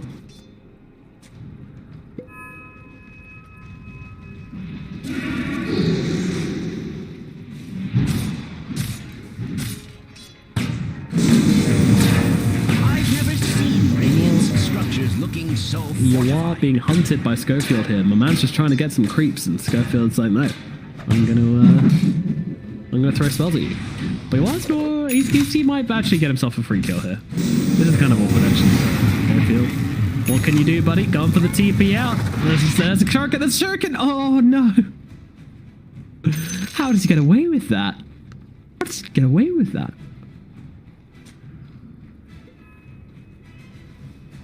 Dire's middle tower is under an extraordinary amount of stress. Dire's structures are cunningly fortified. I think he didn't have enough mana, and I think SVG... Oh, he had the manga. Okay, I thought SVG managed. Well, at least he'll get Stinger anyways. I mean, that's a cute kill. Dire's middle tower has fallen. Hookshot. They're jumping onto the Queen of Pain, onto the Death Prophet, sorry, right now, and they will make short work of her. Schofield is getting so much work done. Quinn, he's dead. They did get the tower already, but still, I mean, that's a high-value kill. This is more space. This is slowing down the game for Tomato to find that Radiance, which is what it's all about right now.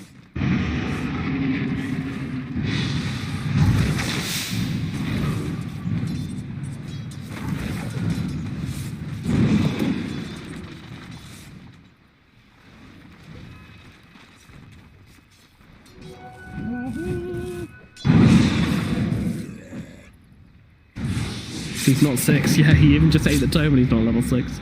It's not the game he was looking for, that's for sure. Not yet, anyway. Maybe there's still potential in the future, but right now it's pretty sad for the bounty.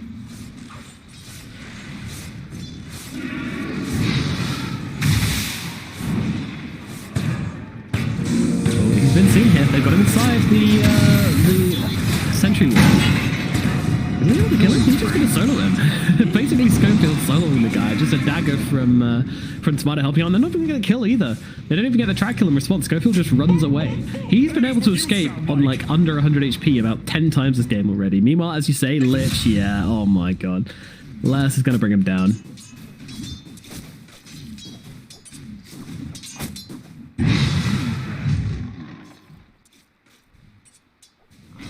Yeah.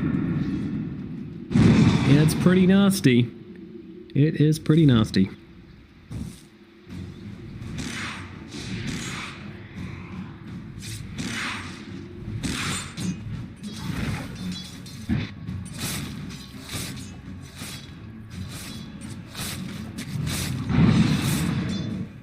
Well, let's see. He's had a pretty lovely game. A chuffing old time. Is currently 5.3k net worth, the most farmed hero in the game. Quite a wealthy gentleman, Slelis. And there's the level 2 Necro book coming out for him, so the rich get richer.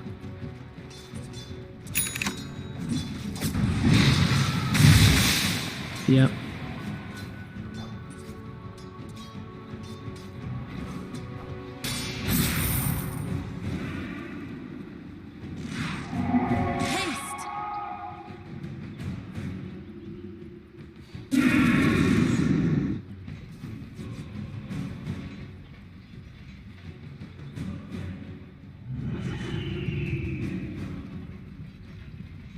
They might have Lelison? Rules from Chris Luck going to set up for the LSA. Now Schofield getting himself in. Cops come out as well. He tries to get out the raw. Does do so. The look out is coming out onto Lena here. So Schofield has to come in with the hook shot. Meanwhile, Global Science being used for the bottom lane as they try to go onto Stinger here. Quincy Crew trying to look for the kill onto the Lich. Can they finish the job? Yes, they can. They will bring the Lich down. Meanwhile, Whisper now being targeted, but he's got a ton of damage. He's dumping it into SVG. SVG has to pop the ultimate to get himself away. If he's getting himself back, it's also pretty healthy here. And actually, Tomato's coming in the backlines here, trying to bring down Quinn. And actually, I like that, haunting away to make sure that he cancels out the Spirit Siphon to make sure they get the kill on to Quinn. And that is 2 kills going the way of Whisper. 14 permanent intelligence stolen so far. Not in a good way. They are.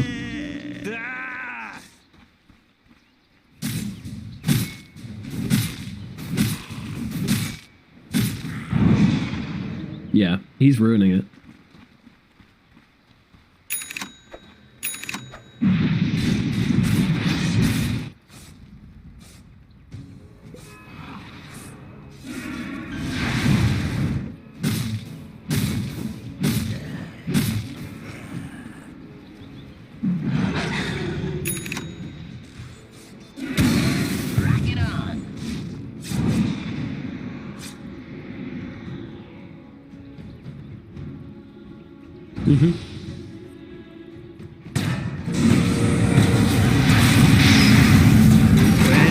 Oh god, this was not where you went to go though. They actually make themselves up. Hook shot across over towards SVG instead. The Raw comes down to the backline onto the Lena. Luna's going to be taken out of the fight immediately. Meanwhile, they actually can't get the kill into Quinn. Singer's going to drop, and now Whisper's going to go the same way as well. Quincy Crew kind of realizing that, wait a minute, when we're as 5, we are much, much stronger, and they'll take down a bunch of heroes. Yeah.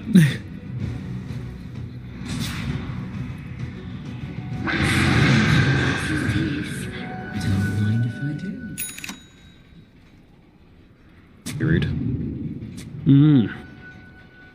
Got some kills, got some money, got some good stuff going on, but unfortunately, on the flip side, on the other side of the coin, we got a Spectre, and she's got herself that Sacred Relic. She is about 850 gold away from her Radiance. Things getting scarier by the minute. Troll finished off his Battle Fury, so he's got his farming item, but yeah.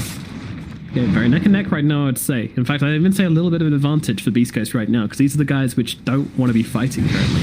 And that's pretty much what's happening. There was last fight was the first like 5-man rotation from Quincy Crew we've seen so far, which is very beneficial for Beast Coast. Their Spectre is not feeling pressured at all. Strange to say, Radiant's middle tower is under attack. Also, I just want to point out that if you inspect the Spectre's items, Tomato has a genuine Soul Diffuser with a gem wards purchased, and she has 1 ward purchased. The entire time of playing Spectre, Tomato has purchased 1 ward. What a carry player.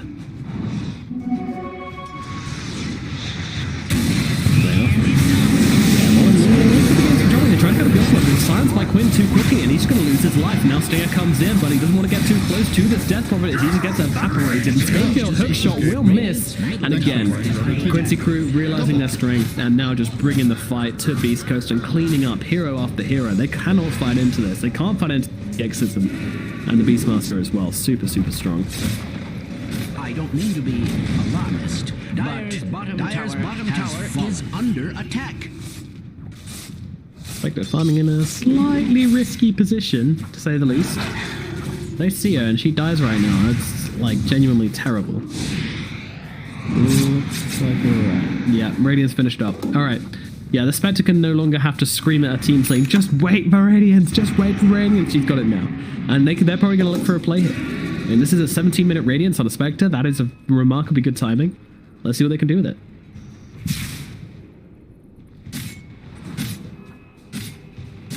Yeah, they want to fight.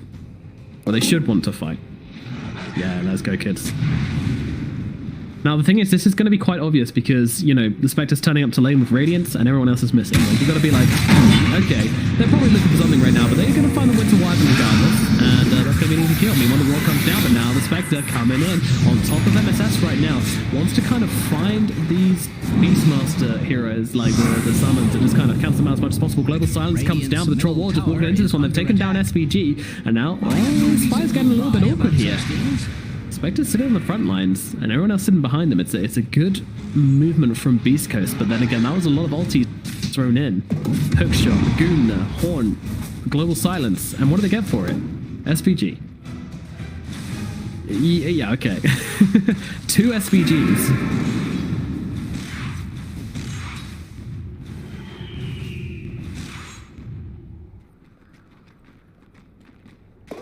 Yeah.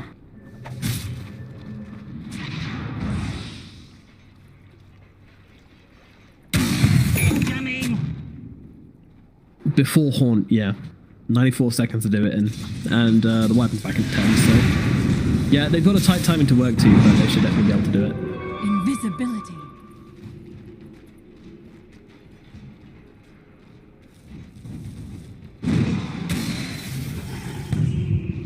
Yeah, and they're getting straight in there. Rocket Flare's going to see them heading over in this direction. I don't think they can contest this, though. Not without Horn. It's just not possible. I mean, they don't have Horn, they don't have Global Silence. 2 huge fights of the team fight gone. And into the pit we go. And it looks like they're going to get in. I mean, they're pinging it, but I don't know why. Like, there's nothing you can do, guys. Under attack. The Radiant have slain Roshan. Radiant's just bottom tower is sniper being subjected to extreme Rocket Flare. violence. That's a play. Radiant's bottom tower is under attack. Radiant's structures are fortified. In fact, They appear radiant with health. Radiant's bottom tower is under attack. Has that ever been cause for celebration? Radiant's bottom tower has fallen. Yeah, they've got their Yasha, and they've got Dire's top tower is under attack. and they've got Global Silence. Radiant's middle tower is under attack. But they're into an Aegis, so yeah, not really ideal. Thank you, my beauties. They're going for it though. Beast Coast smoked up. If they find Lelis, if they manage to catch out Lelis, then that's a pretty big deal.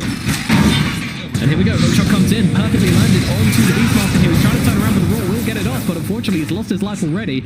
And Tomato just going to help clean up those illusions along with the Chain Frost. Beautiful play from Beast Coast. This does so much for them.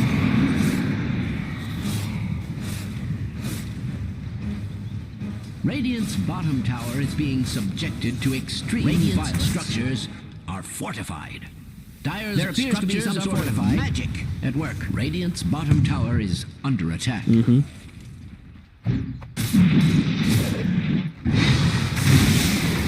I would like to point out that Radiant's middle tower has fallen.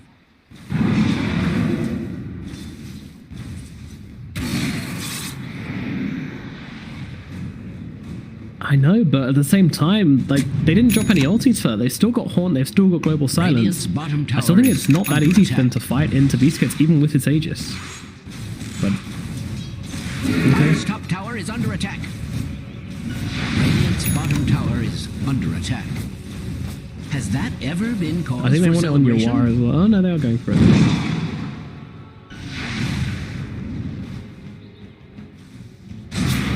Radiant's bottom tower is being subjected to extreme violence.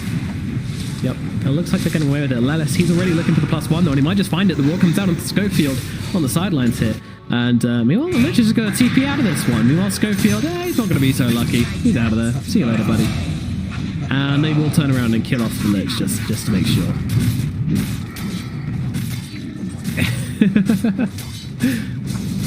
Not the ideal situation, but it's still pretty good for the side of Quincy crew. 2 clean kills. I mean, no cause cotton, but it's okay.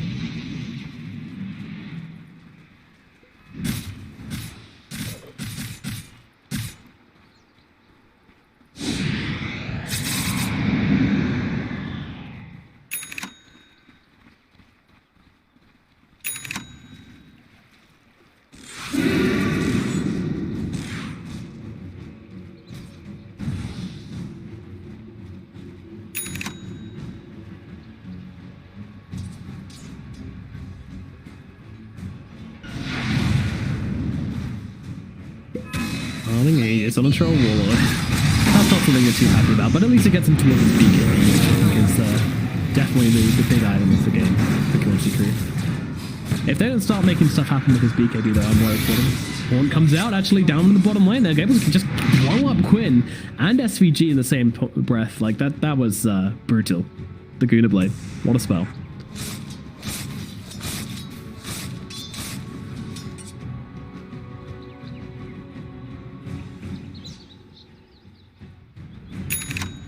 A wee bit. And also I think the Desolate being a pretty big deal here as well. You see how much damage he took from Desolate actually? 360 over 2 seconds.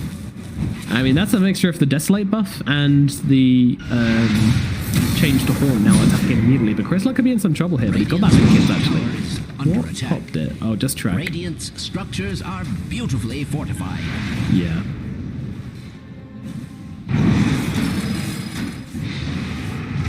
Quick shot does fly and miss, unfortunately. He's coming over Tomato.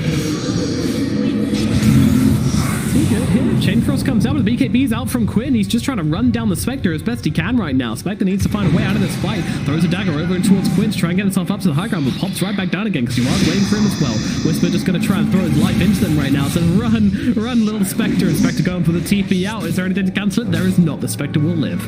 Great sacrifice from Whisper.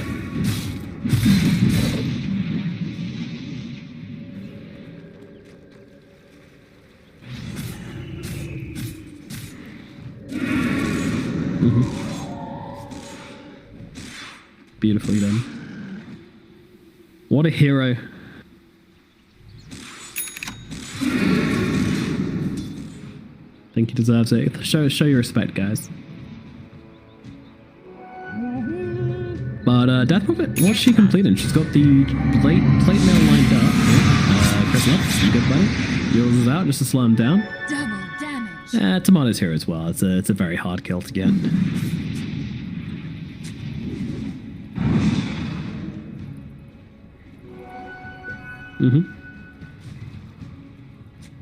There's great stats in the enemy team.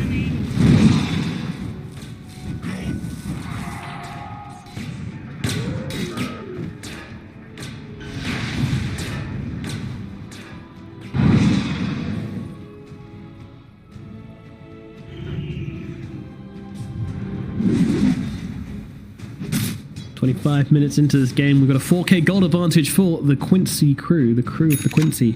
Do you have any idea what that means, by the way, Quincy crew? Mystery. I'm curious now. But yeah, I mean, I think East Coast are pretty happy with how this game's gone for them so far. I think they're in a pretty commanding position. They're going for the Basher next on the Spectre. Interesting. Bissell is key, yeah.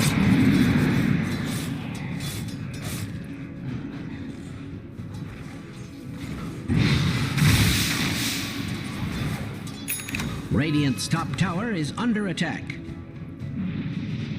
Yeah. It would appear Radiant's top tower is under attack. Radiant's top tower has fallen. Yeah, I'm glad he's got this Philosopher's Stone so he can at least earn some money whilst he's dead. But does feel like it's going to be happening a lot this game. Radiant's top tower is under attack. In a stroke of cunning, or perhaps of desperation, Radiant structures are not fortified. It would appear Radiant's top tower is under attack.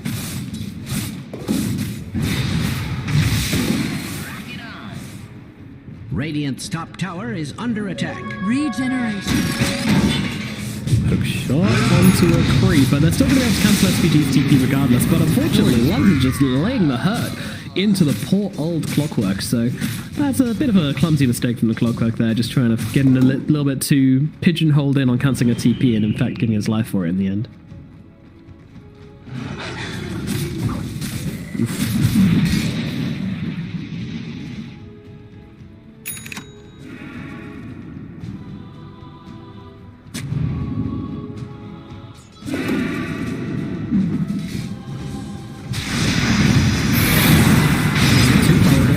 Right now, the horse being used, they've already taken down Quinn. Quinn immediately gets incinerated. Now look towards SMSS as well, but they don't have the dust for him, so instead they'll find that, oh, nice bash onto the wire and just to stop him getting out that cold embrace, and that's going to be an extra kill. And guess what? Roshan is up if they want it, and some spider legs if they want to. That better not be the enemy spider legs. Okay, it's not, it's their own. Good. But yeah. Can't outrun a wildfire.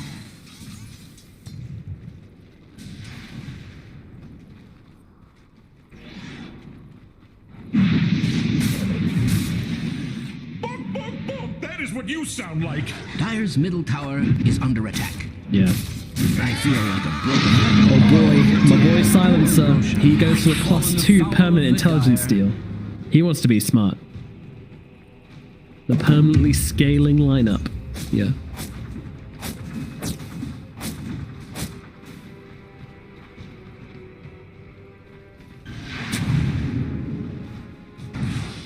Sorry, I just noticed that Dire's It slaps. It certainly do. Especially against a troll. It feels good enough to use it versus a troll.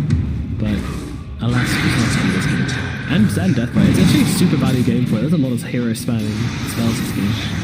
Yeah, Lich is in a great way, isn't he? He's going to get beaten down here. They're going to turn this into more, actually, Scorpion on the front lines, but now in comes Tomato.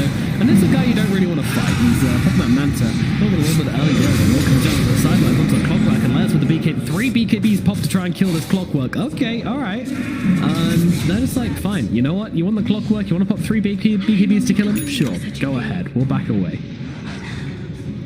Yeah.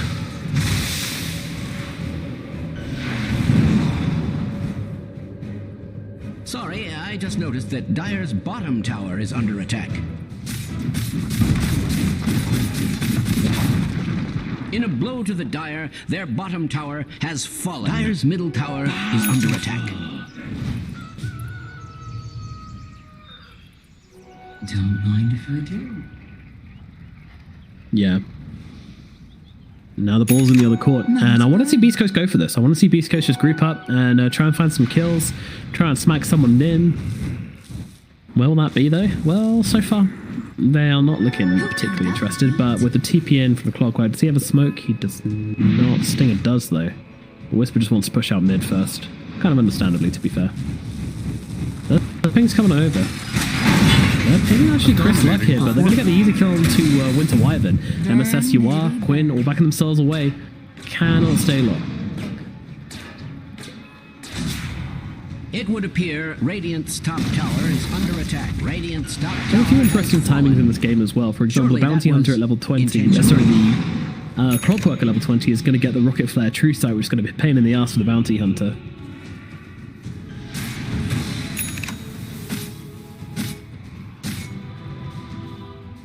Yeah. Radiant's bottom tower is under attack. Has that ever been Radiant's for celebration? Has fallen. Seems to be the day for it. Radiant's middle tower is under attack. I have no reason to lie about such things. Oopsie. Thank you for the context. Yeah, a little bit lackadaisical on the side of Beast Coast, I'd say. They're not really trying too hard to force anything, even though they were in a much stronger position, and now this Exorcism is going to be back up for Quinn, and this is going to be in trouble for Beast Coast. You know, the next fight is going to be kind of questionable. Luckily, Roche isn't going to be out for a very long time, so... Oh, BKB immediately popped from Quinn here as they jump forward onto the Clockwork. That seems extreme, but they will be able to get the clock. Raw comes down as well. That's not alone. Tim is going to that. Neon Stinger, buddy. They're going for this. They're going to drop the Global Silence and the Horn onto 2 right now. They're going to look for Lelis, and Lelis is being eaten apart right now. Toronto jumping everywhere in the fight. They want to try and find Yawar. He's going to pop the ultimate. Oh my god, Whisper just disappears. Spectre not doing much better against him either. Trying to fight up into Yawar, but that's not really happening. Quinn rocks up. He's got the Exorcism going. This might be a very definite in comes Chris Luck trying to back him up. Yawar's taking the damage and he's going to die. Now they look towards Quinn. Can they bring him down there? They've got to break the siphons first, and now they can look towards this kill, but they can't keep up with him. They can't find a kill. Dagger comes out, but he's already gone. Meanwhile, MSS is going to get killed off by Wisp, or is he? Never mind. The Essence Ring Force Staff keeps him alive. They're more interested in trying to find this Death Prophet, but Death Prophet is in the base. Long gone. Nice and safe. No kill for you.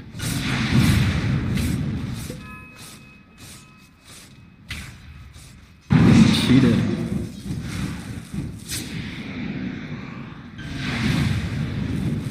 Strange to say, Radiant's middle tower is under attack. Radiant's structures are fortified.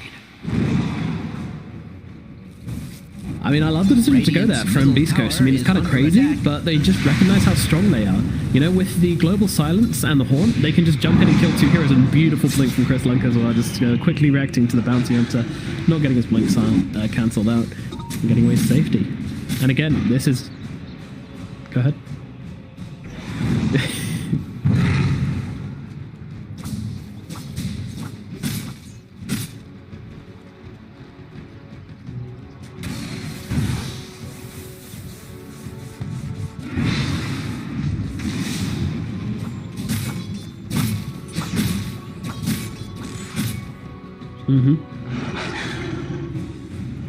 Now, one thing I would like to see on the Spectre is actually an Aghanim Scepter. It's an item I've been building a lot on the hero, and I feel like when you're playing against heroes which like are just extremely mobile, it just gives you the ability to get on top of them. Once you have this Abyssal, the Aghanims is a great follow-up item. Like it's obviously not going to give you the same amount of stats as Skadi, but it's really strong at just kind of finding a target and quickly blowing them up, and you don't have to commit Haunt to it, and you've got literally global presence on enemy heroes, so it can be very, very strong, but it seems like he's going for the Skadi instead.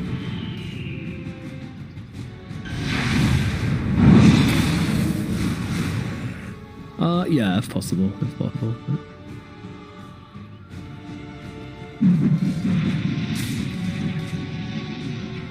It's no free Scotties.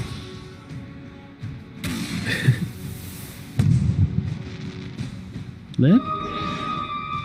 They're being wrapped around upon right now, but yeah, they kind of want a Haunt, to be honest. Dire's middle tower is under an Not if Chris Luck gets blown up first. Goes in for the bounty. What's going on with Quincy Crew though? They're backing out. They are scared.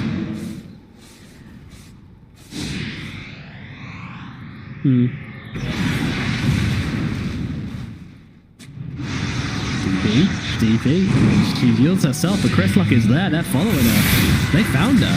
Point comes out as well just to make sure they get the kill on Quinn here, and they will do exactly that much. Meanwhile, Tomato jumping across the map, trying to find another target here. These goddamn slow Haunt illusions making it very, very tricky, but Schofield comes in, uses the cogs to blast back your walk here. And it's going to follow as well. We are trying to gank his way back up onto the high ground and will be successful now. MSS and SVG coming to help him out as well. But Chris Luck comes in. Might have the damage for SVG here. Can he finish the job? Can't quite do it. Shooting them less though. Oh, Sans has a refresher ult, by the way. Yep. Yeah, he was. He watched the previous series, watched them, and was like, hey, you know what, that item's cool. Jumping onto Chris Luck, put a blink away, tried to get him with a roar. They popped the link-ins with the track and then try and grab him with a roar, but it wasn't quite enough.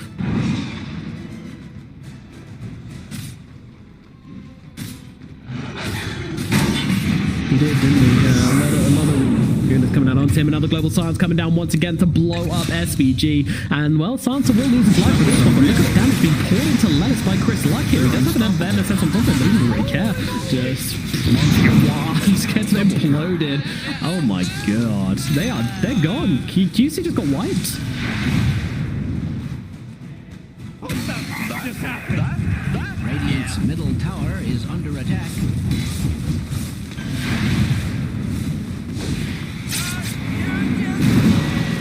It's really bad, but yeah. Under attack.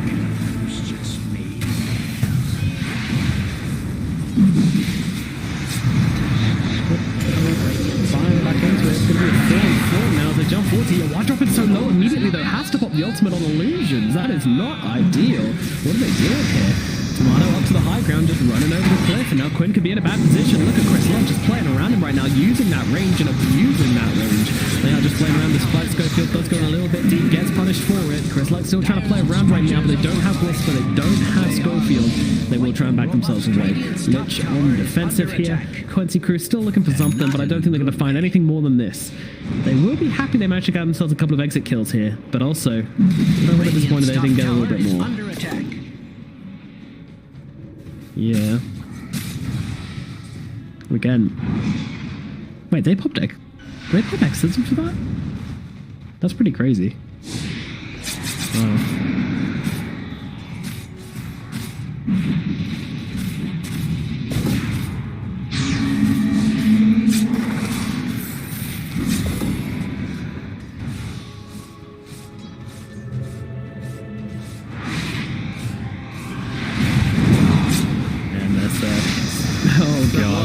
He got left behind. The crew left without him. Okay, Quincy Crew are not ride or die homies. They are ride goodbye.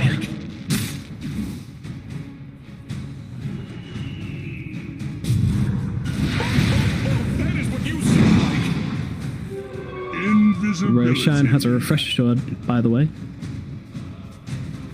Double Laguna onto... I'm just calling this now. This game's going to end with double Laguna onto Death Prophet.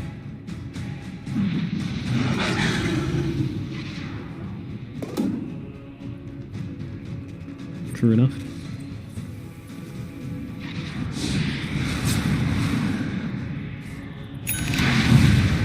Hell yeah. Yeah. I mean, watching him in these fights is hilarious. Like, they keep trying to run at him, and he just blinks away all over the place. Like, they can't actually close the gap on him. Utilizing the... I think, yeah, he's going to keep the Enchanted Quiver as well, because he's finding so much value from this item. Just, you know, with the Light Strike Array, Dragon Slave, and then Enchanted Quiver hit from match range, like, it's really good. They're taking this Roche. I think they need to do something, but Quincy Crew, they got to get in here quick. This Roche is going down very quickly. This one has a ton of damage. They will get it down. Down goes the Aegis, Cheese, everything going the way of the die right now. Now they jump into this one. The Doomblade comes down. Lennox is taken out of the fight. Equipment on the same way as well. They are dead without buyback, and Yawar's going to get beaten in. Make it a 3rd kill, 4th kill. GG's are cool. Doesn't matter how many kills there are. The game's goddamn over. That's what's happened. Game number 2 goes away as Beast Coast as they get the clean 2-0 sweep in this best of 3 series against the tournament favorite Quincy crew. I didn't see this one coming, but it was a hell of a performance. Jesus. Very, very good stuff. With it standing, no less. I mean, these guys are repping. Beast Coast are goddamn scary.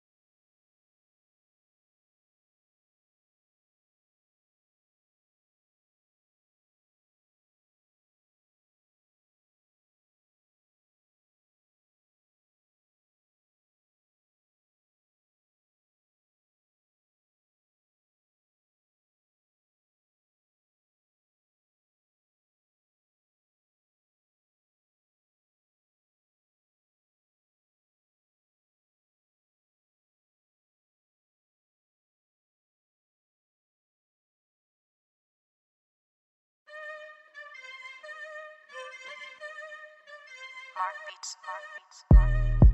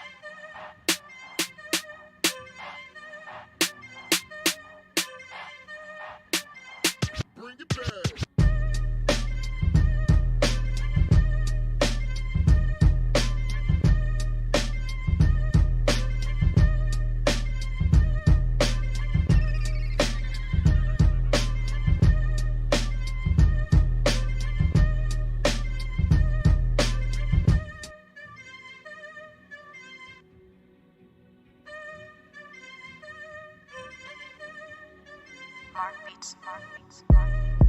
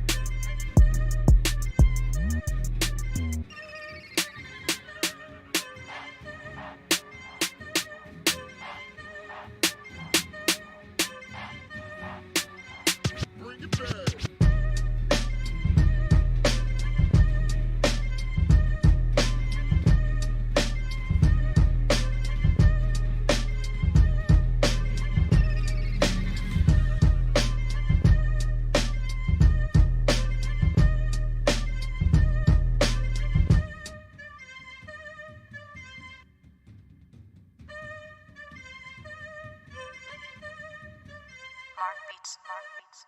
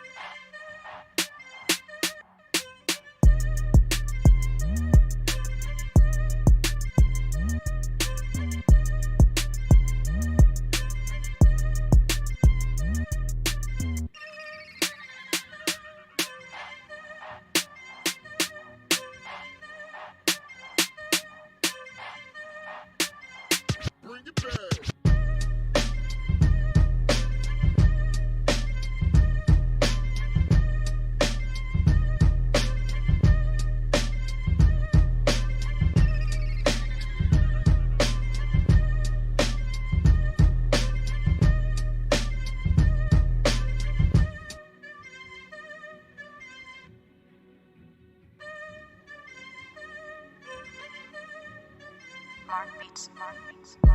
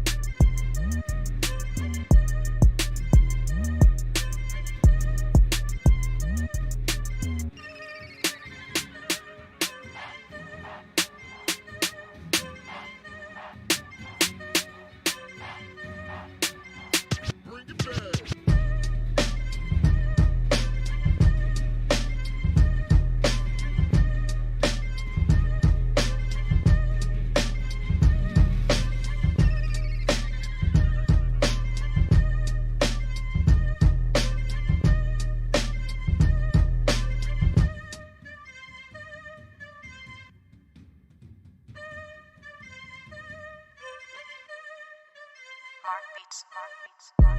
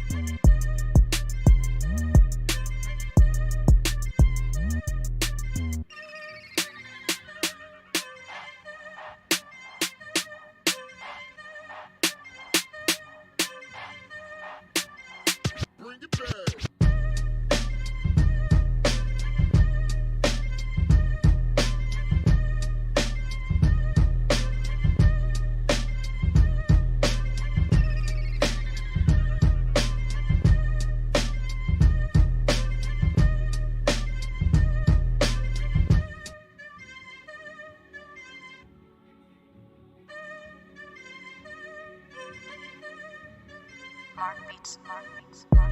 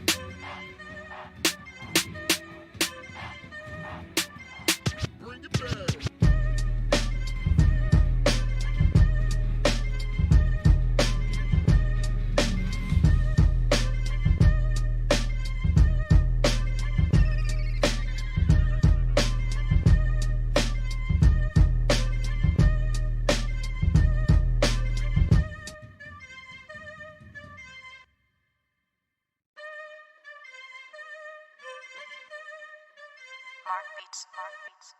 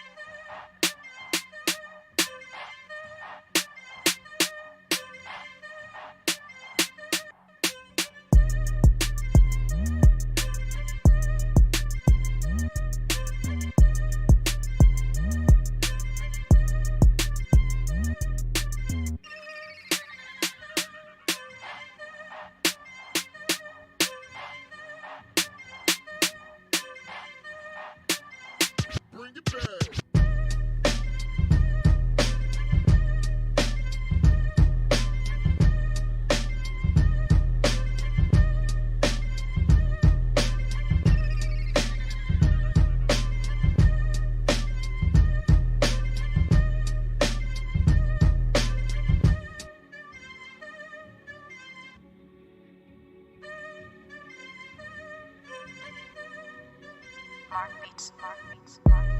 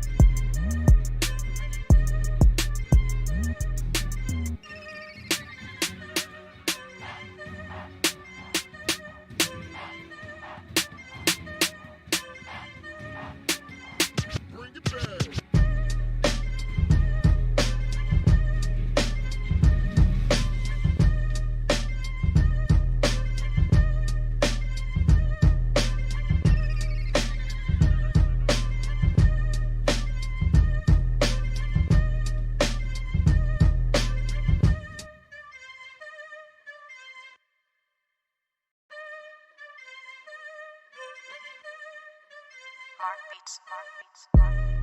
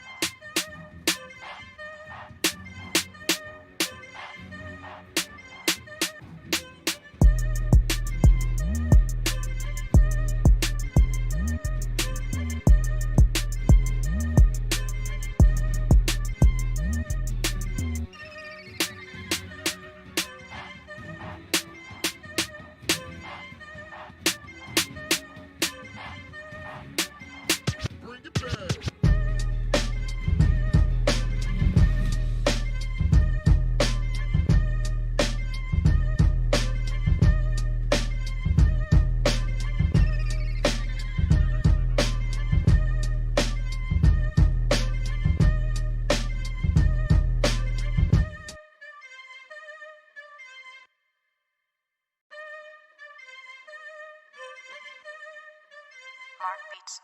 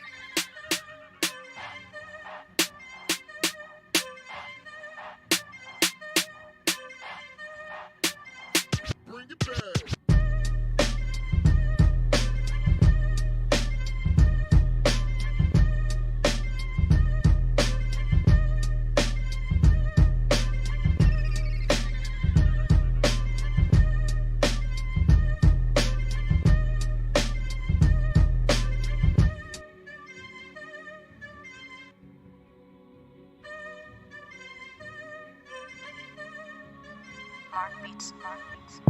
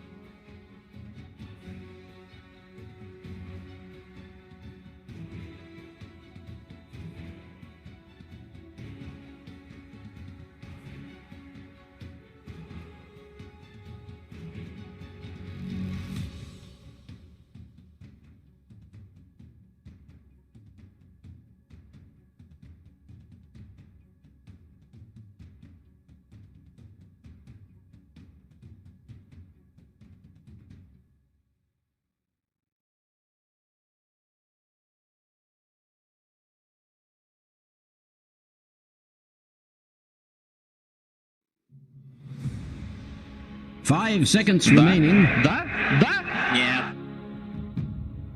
Friends, let Dire us team ban. skirmish.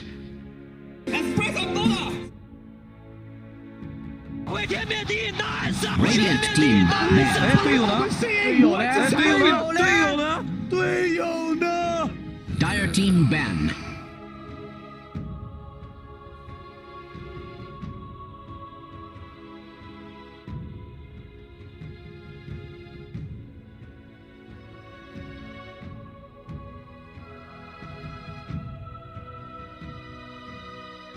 Ten seconds remaining. 5 seconds remaining. If they've managed to squeeze a couple of cheeky wins out here and there, but overall, mostly, you know, I think they've be wanting more than they've been getting so far. Radiant team ban. Ban up the clinks, ban up the clinks. Don't let it through.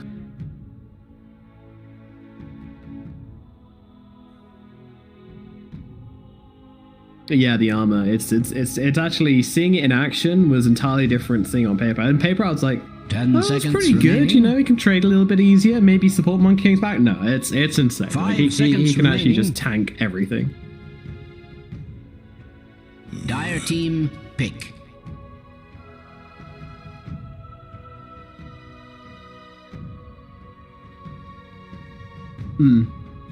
Radiant team pick. Winter Wyvern. Sure.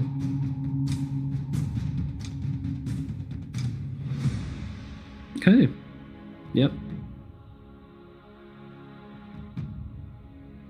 10 seconds remaining. Dire team pick. You don't get Searing Arrow. Incarnate. Yeah. Yeah, and even if you get him next to someone, right, he's not going to get strafe, he's not going to get Searing Arrows, so he's not even doing that much damage to his teammates.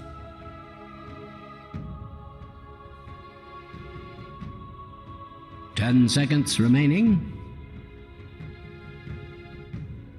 5 seconds remaining. They'll learn.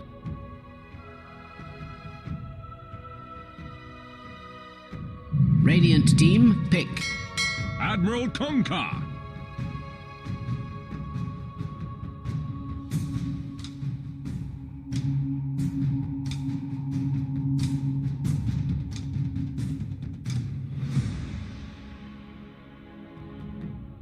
Ten seconds remaining. 5 seconds remaining. Yeah. It's scary stuff, but entertaining as well. You know, some sick torrent predictions and stuff like that. Bound to be seen this. And it's nice with the Wyvern as well. So it's a cute little combo where you can just kind of bring the ship down on someone just as the Wyvern ulti ends, you know, keeping them stun locked. But the Spectre is going to be the answer from Thunder Predator. And, you know, makes some of the sense. It's a good hero to play and to conquer. You know, Spectre is good against heroes which like to kind of frontline and just be tanky. And, you know, Spectre just likes to sweep around the back, you know, kill himself a Wyvern, kill himself anything else he can find. Support Murderer. And this is what this draft says so far. The Void Spirit Spectre, hide your supports, hide your kids, hide your wife. They're coming.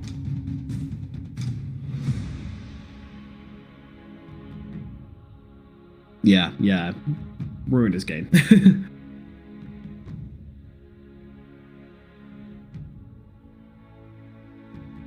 10 seconds remaining. Dire team ban.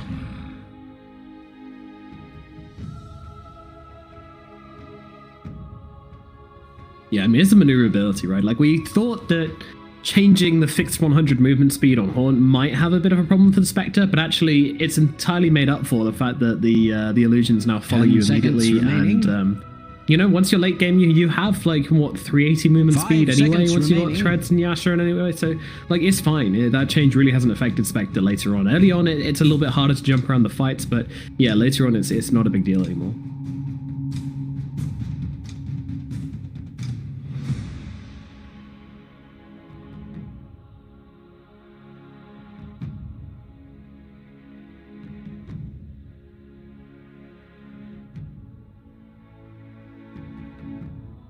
Radiant team ban.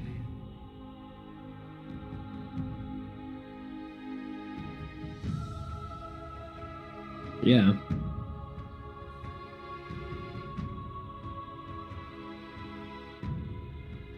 Dire team ban.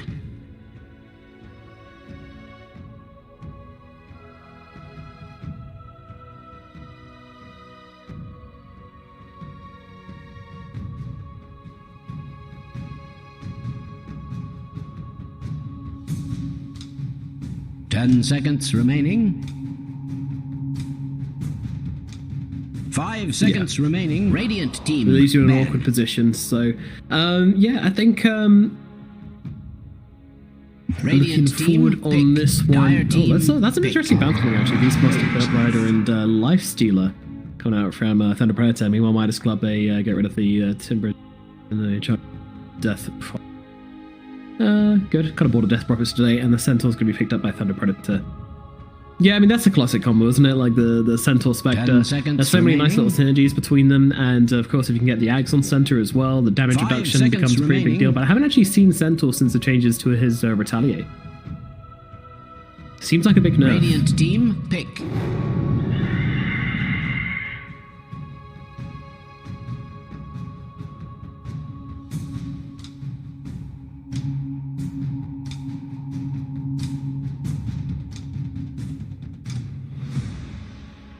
Dire team pick. Yeah. Well, it's return, isn't it? It's turned back into return.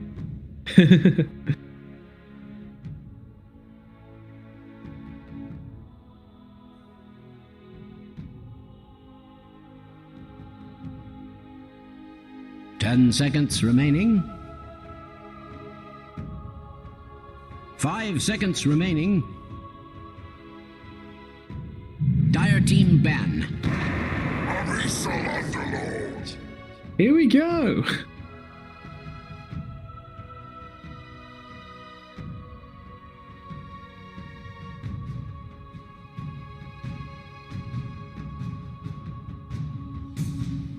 Ten seconds remaining.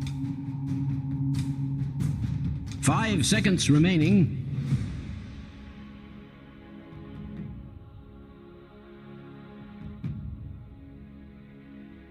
Oh yeah. The I think it's 110. Yeah, it's a lot. It slaps for sure. Radiant team ban. Dire team ban.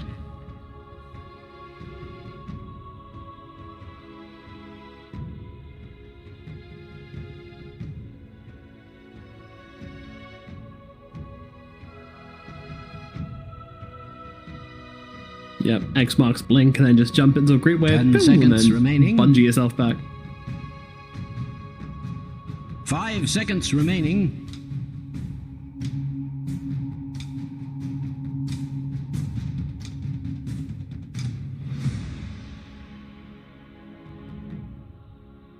Yeah.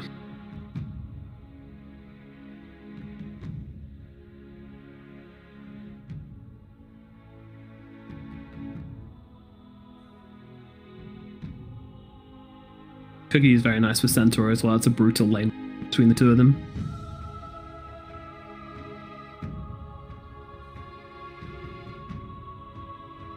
How you doing? It's pretty late with you right now, isn't it, Thebes? What's time? 6 a.m.? Oh, so very early.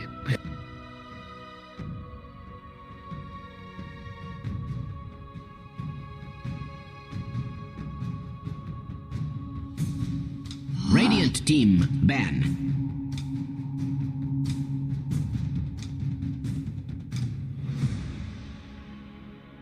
Yep, yeah. It is, yeah. It's a long time on the mic, but you know, it's good keeping those energy levels nice and high. You know, for me, we're only just 10 approaching seconds midnight right now, remaining. so I'm okay for the time being. But yeah, no. So I mean, 5 also I was seconds trying to stay up later than I usually. I'm a Dire good boy. team I'm a bed by 11 kind of boy. That's a dirty lie. Yeah, true. Gotta get that Dota in. Alright. 10 seconds remaining. Mm-hmm. 5 seconds remaining.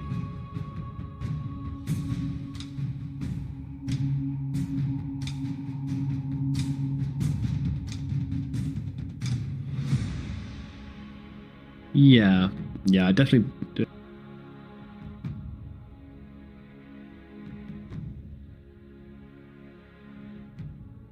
Yeah, I'm expecting them to take advantage of like the kind of Radiant low team, catch, the low silences, you know. Oh, Ursa, okay.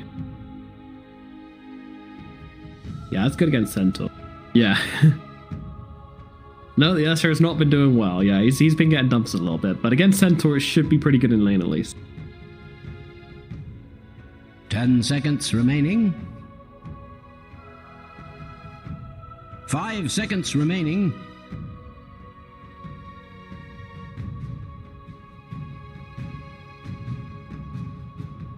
Yeah.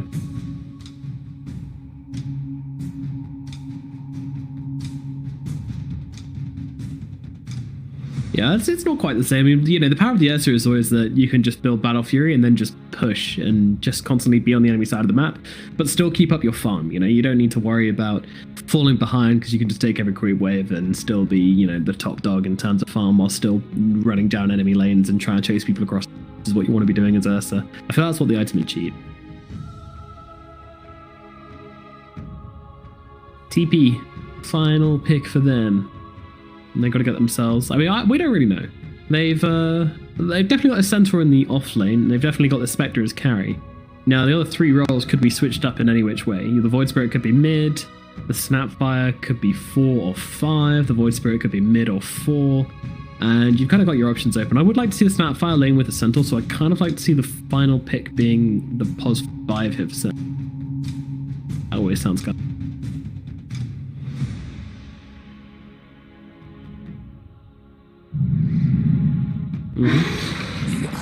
Choose your hero, my they good do friend. That's the final pick Undying. So it's going to be Matthew on the Snapfire, MNZ on the Spectre, Frank on the Centaur, and Leostar on the Void Spirit, and then leaves MJZ on the Undying.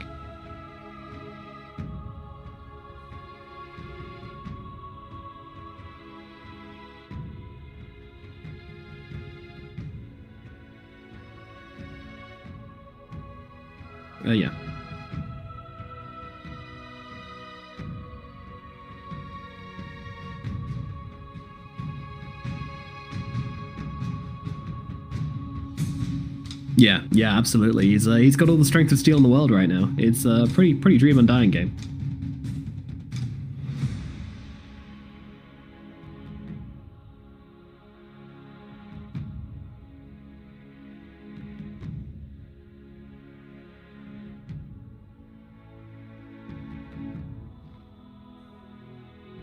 I'm out of water. I got snacks, but I didn't get water for this game. I'm gonna have a quick one, boys. But no, looking at these 2 drafts, who do you think has the advantage?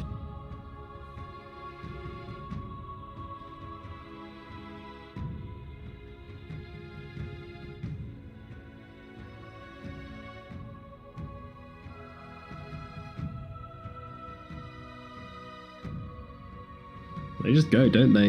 Yeah. Also, I'm always scared of a Duster Wyvern. You know, that's like a classic. You know, this kid's been around for a good few years now, and his Wyvern's always been the highlight. Always got to respect the Duster Wyvern, so we'll see how he does in Midas versus Thunder Predator. And yeah, I agree as well that the Underlord is going to be a huge focus for this game. And if they can shut him down, how was Undying do against Underlord?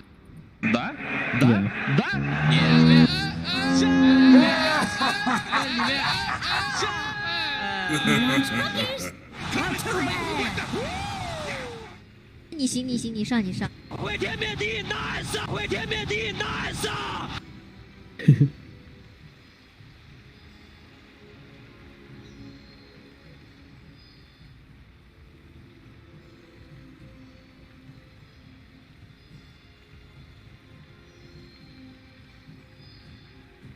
Yeah, it's pretty rough.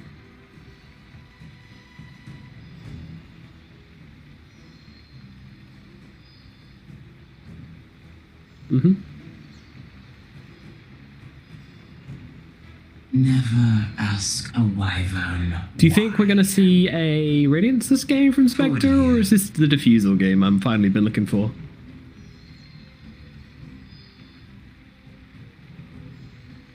Yeah.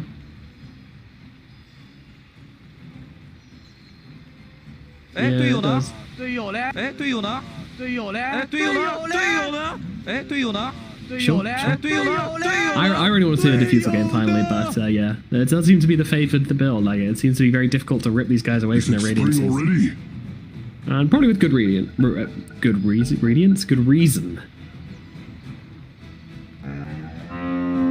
It wouldn't be an SA game without a pause at the start. We should have been ready for this. We should have like a quiz or something prepared for the start of SA games, because they do always seem to need a little bit of time to get started. Oh, every time, man. It's a long-standing tradition over these parts. But let's look at this mid lane. So we're gonna have the Void Spirit versus the Kunkka in the middle lane. How's that one gonna go? Holy moly!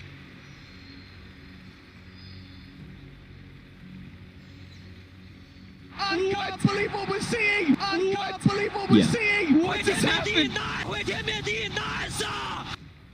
哎，队友呢？队友嘞？哎，队友呢？队友呢？哎，队友呢？队友嘞？哎，队友呢？队友呢？队友呢？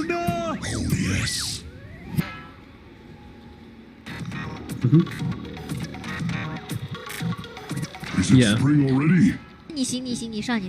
I think it's a really good lane for the Void Spirit actually, because what he can do is with the Resonant Pulse, so it kind of stops him taking too much harass from Tidebringer. So yeah, I think I'm expecting Void Spirit to do better in this lane.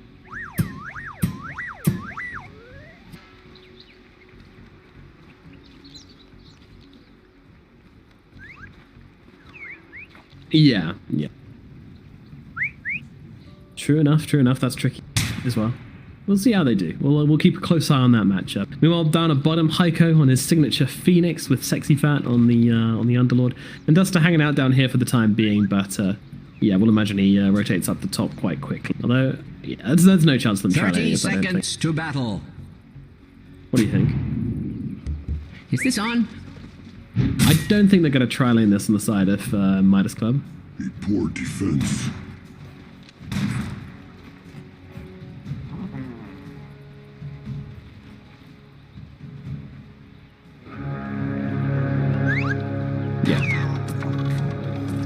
It's very nasty two heroes as well. The battle begins.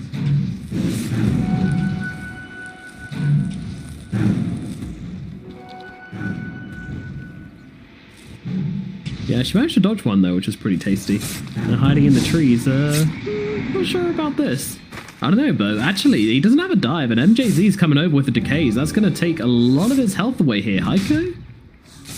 He's not using decay though. There we go. Yeah.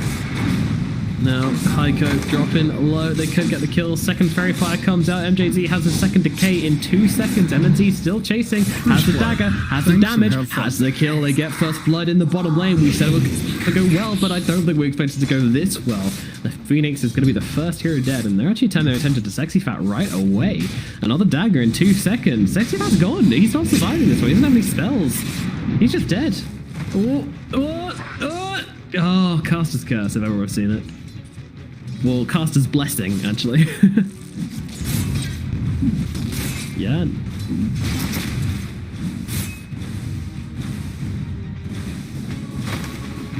No dive, many problems. Look at these two at mid. Oh no, they found the Honda! He actually got level 2 with that creep and tried to drag him in with the Aether Remnant, but he can't quite finish the job. Now the Torrent's going to slowly style down and stop him staying on top of Mr. Murdoch there, so... Topsy-turvy, meanwhile, the bottom lane, Sexy Fat going down again. MJZ trying to survive here. Heiko right-clicking. Both of them are going to live through this. Meanwhile, at mid again, Leo style dropping pretty low, as is Murdoch. Everyone's just playing on no health right now. Jesus, good luck, observers. Yep, this is the SA. Yep, gonna grab him. Down he goes. Finally, they'll get that kill onto the Underlord. I mean, this is just bullying. Hey? Is that coming out of the courier? Oh, it is. Well, Spectre needs mana. Vati gives mana. There you go. He is problem solved. Moving on.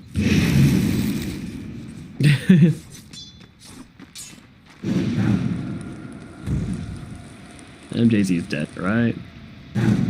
He's going for an adventure, but with these decay stacks running off, if he just lands one of these fire spirits, I'm fairly poor MJZ just dies, but he's struggling. He's struggling. He's going to live through this. I'm not sure he wants to, though. Yeah, right? Feed to a neutral camp, or what's the deal here, MJZ? Alright, we're just going for a lonely walk. Fair enough. He even watered this. He saw it. Oh no. That is not value. That is not value. Nothing to Yeah, I expect to do it. I mean, it's a really tough lane with Snapfire. This cookie stomp combo is just super annoying, and Matthew's doing a really good job of just blocking the pool camp whilst he's at it. Frank getting jumped on a little bit here, but just going to turn it around and punch the Ursa in the face. That's going to throw in the Earth Shock as well. Shotgun actually misses as well. Nice dodge from Ardio.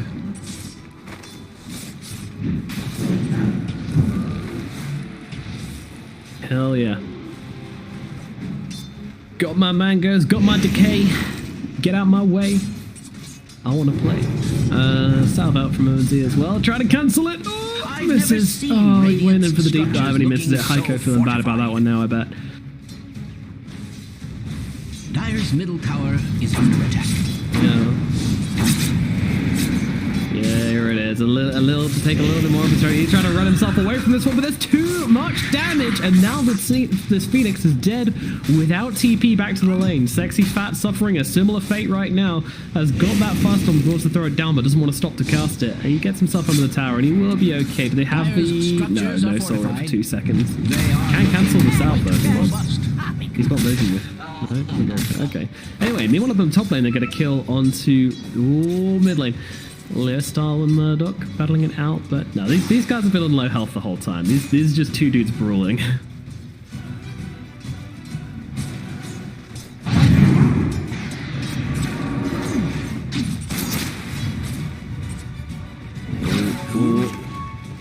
Jesus, Murdoch once again just playing on the line, dropping to about 50 HP there. But yeah, no, I exactly agree with you. Heiko is just really feeling like he can't do anything. I mean, this is just such a good Undying lane. 2 strength heroes. He's loving life right now. And this bird is not having a good time. And Max went able to get that one and grab the other. Meanwhile, Undying is actually the one in trouble this time. He's caught inside with the Firestorm, and they will grab the kill. Finally, a bit of retribution for the heroes of Midas. That unexpected point in Pit of Malice helping out a lot. And of course, a percentage-based damage of Firestorm doing a decent job. But MNZ's coming in for Heiko here, but can't really commit to that one. There'll be another Firestorm available. It's just not really worth it to dive for tower on sort of Phoenix, which you're never going to kill. Mid lane, there's a rotation coming in. The Snapfire's here. They're trying to bring down the Conquer. Can they do it? Yes, they can. MJZ coming in for the rep points as well whilst he's at it.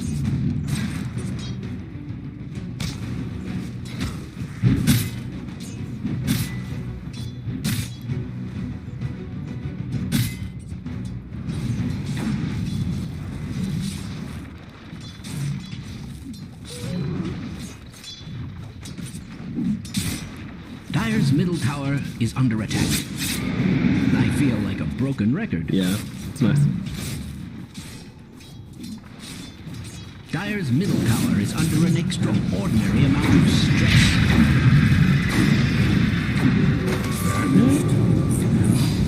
Dire's middle tower is under attack.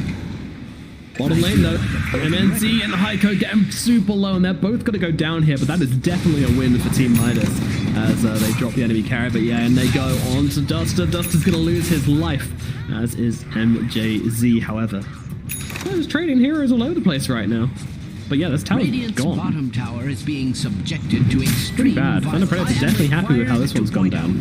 They'd even trade their carry for that, I'm fairly sure. Like, the Spectre dying bottom is, like, bad, but the fact that, like, the Undying just goes mid and takes the kill on tower, I mean, that's going to make so much space for them. They're going to go up to the top lane now, haunting in onto RTO, and they'll grab the kill with a double edge. Beautifully done. And that's a Spectre back to the lane without using a TP as well, so she can go bottom if there's more farm there, or basically just do whatever. It's really nice to do that outside of base.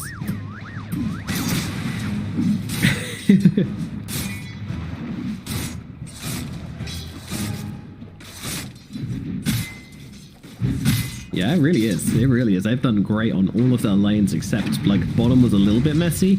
after all, but then with the amount of kills MNZ got, he's still perfectly happy. In fact, he's top of net worth. Like he's been involved in so much. He's absolutely laughing. So yeah, every single lane won by Thunder Predator, I think it's safe to say.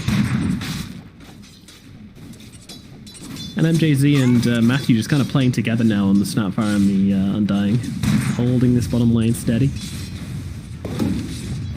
Do you think Spectre's going to go bottom, or is she going to stay farming top? Dire's top tower is under attack. Nope.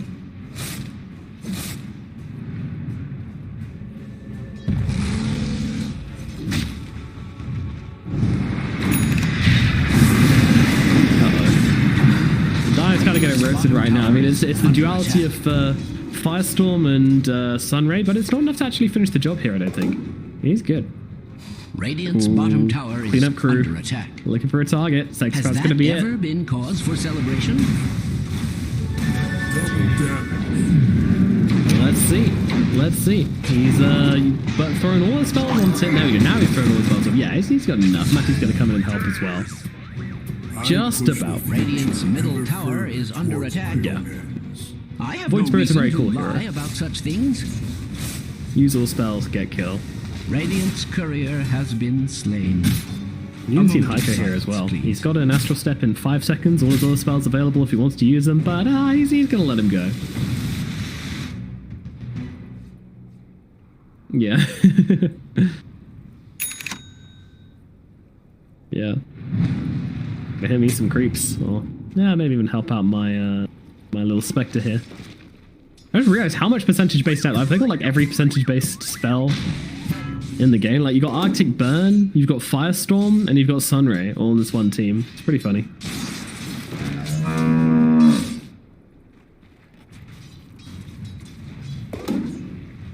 So it's a lot of health draining, isn't it? A lot of storms.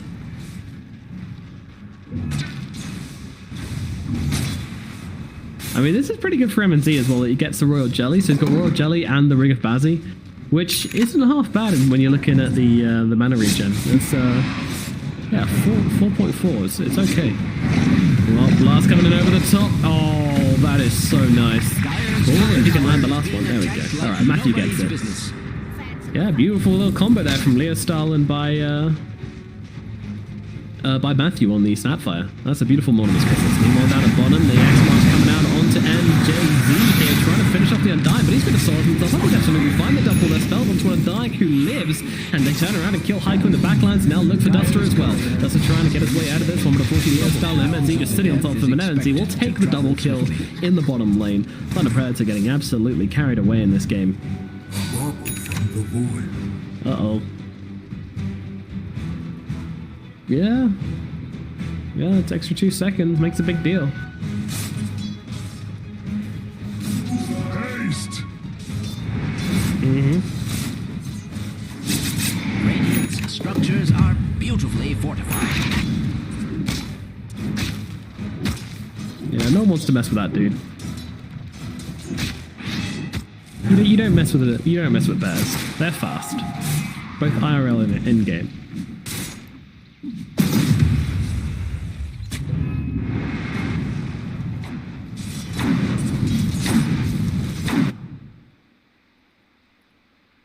Yeah, they are. They are.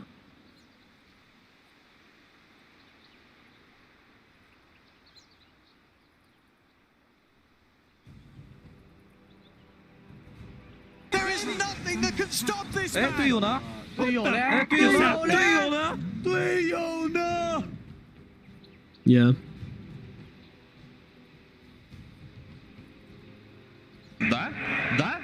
They're really big. Yeah. I mean, that's a result of just kind of, you know, taking the middle tower early on, specifically.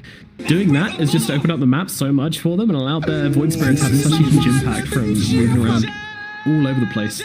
And I think that's a kind of key point to their victory, you know? It wasn't like a full commitment at mid, it was like a poke, and then they were like, okay, they're actually going to let us have this. They just move all their heroes in, like all their supports in, to pressure this middle tier 1 tower, and they take it. And yeah, I mean, it's just freed up their lanes so much and freed up their heroes to just farm their pants off. And, you know, the fact that all their lanes went pretty well as well. Centaur Snapfire was pretty mean. This is such a good Snapfire game, honestly. This is one of the best Snapfire games I've seen in a while. I'm glad they picked it. нечестно! Ай-яй-яй-яй-яй, что сейчас произошло? Hell yeah. 哎，队友呢？ This guy, 哎，队友呢？ 队友嘞？ 哎，队友呢？队友 No, it's just ridiculous when you can get an early one of those kisses. It does so much damage, and then you combo that up with the fact that you've also got the little shredder to deal with the supernova. It's a lot of good stuff. Dire's top tower is under attack.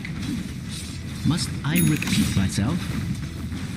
Radiant's bottom tower is being subjected to extreme violence. Radiant's bottom tower has RDO heading in towards that Battle Fury. No big surprise to the ESA going for that.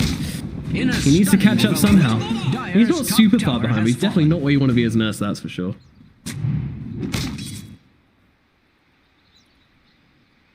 Yeah, not at all where you want to be, but...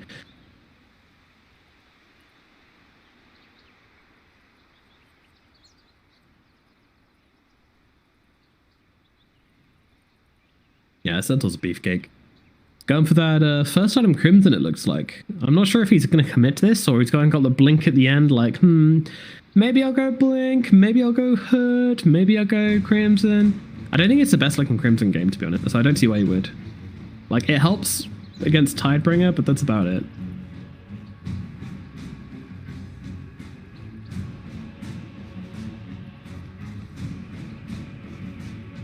Yeah.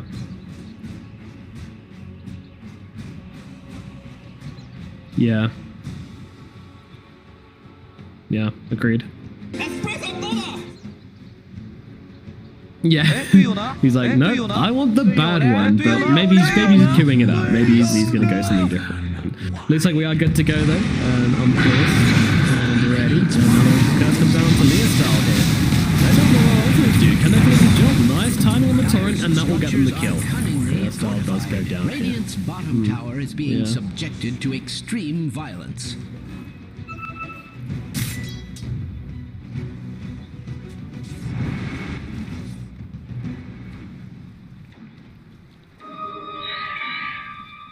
Yeah, absolutely. Frees you, liberates you. Dire's top tower is under attack. Must I repeat myself?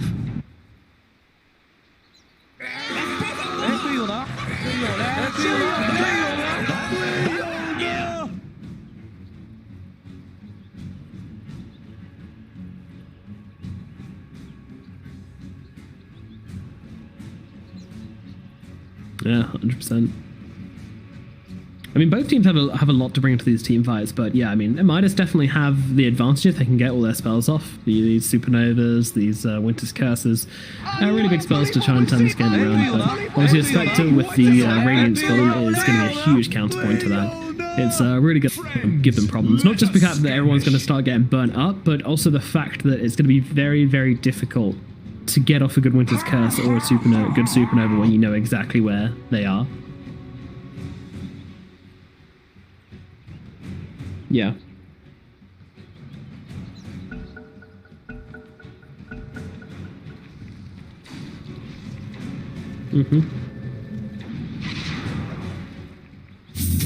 Yeah, I'm a little bit disappointed we didn't see the Spectre drums into the Phoenix though. That was really neat earlier on, but I guess I didn't really watching that series.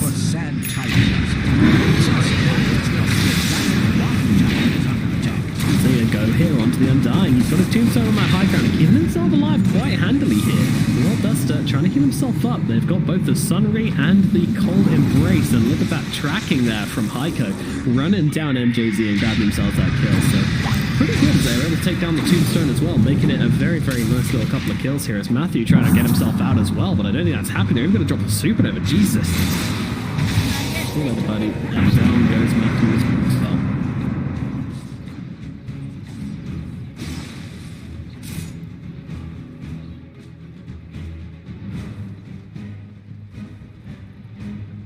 No. Dire's bottom tower is under attack.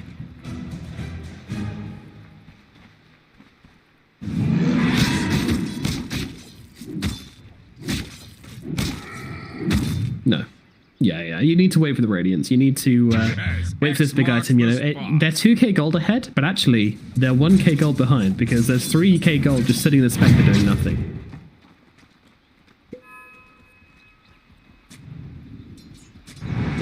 going for the eggs. They are. So they're actually 3k gold behind. What a twist. And now there's only 1k gold behind, which means they're 4k gold behind.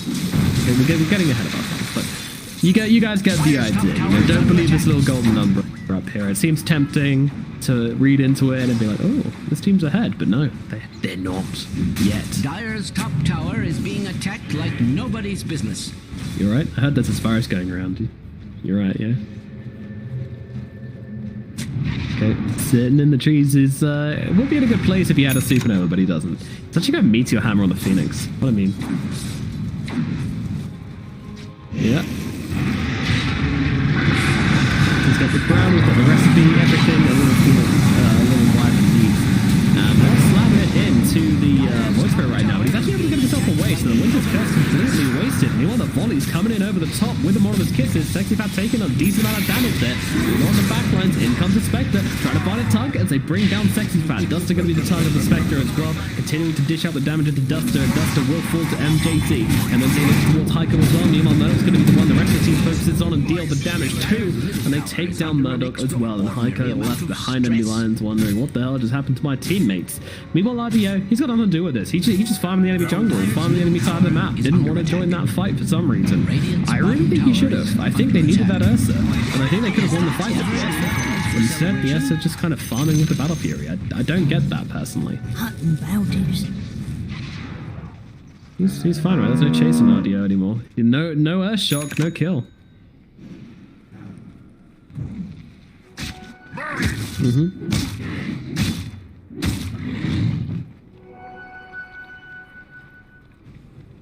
Little bit.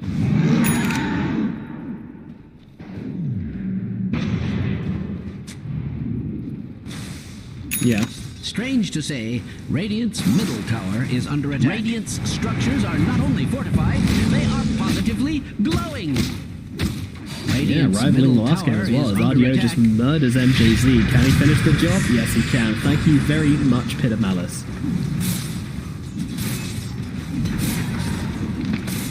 Radiant's middle tower is under attack. Yeah. It's like, oh, they do like a little flip and I didn't quite get up there. Pleased with themselves. The thing is, a lot of the time the trees block it, which is interesting. Oh, they're going for Roche. The Radiance is coming to the Spectre right now. If they get into Roche quickly enough, they will be able to interrupt this one. Let's see what happens here. Dire's courier. Leo Star's around the back. He's got a haste rune as well. He's very close to his Aghanim Scepter, but doesn't have it quite yet. A lot of things coming down. MNZ's coming in from behind, but he's immediately getting stunned. He's throwing spells at MNZ. He's even trying to come and actually fight this one. Central ulti coming in as Frank comes in around the back, but they're focusing all that damage onto the Spectre right now. MNZ, can he keep himself alive? He's running up to the high ground. He's burned up by the egg, but MNZ is going to live. Meanwhile, inside the Roche pit, he's absolutely fine. No one's trying to do Roche right now. They are focusing on each other as Matthew and Frank try to come around the backline, do some damage to Sexy Pet, but it's Duster who will fall eventually as MNZ poking in with the daggers right now. Not full committal. Trying to TP away on the side of Midas. I don't think that's happening, guys. They're going to lose their Kunkka. Oh my goodness. Meanwhile, jeez.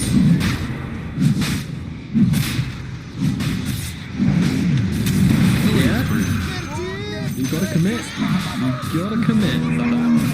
I think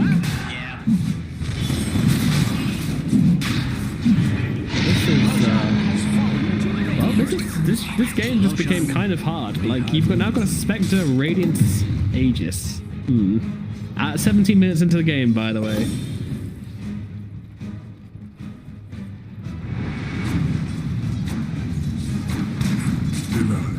Yeah, literally like maybe 3 more hits and he's gone, but instead he just wants to fight everyone, which is completely opposite to what he did last time. You know, last fight he was like, no, I don't want to fight anyone, I gotta go hit creeps. So Ursa's priority is creeps number 1, heroes number 2, Roshan number 3. We figured it out at least. We've got a formula.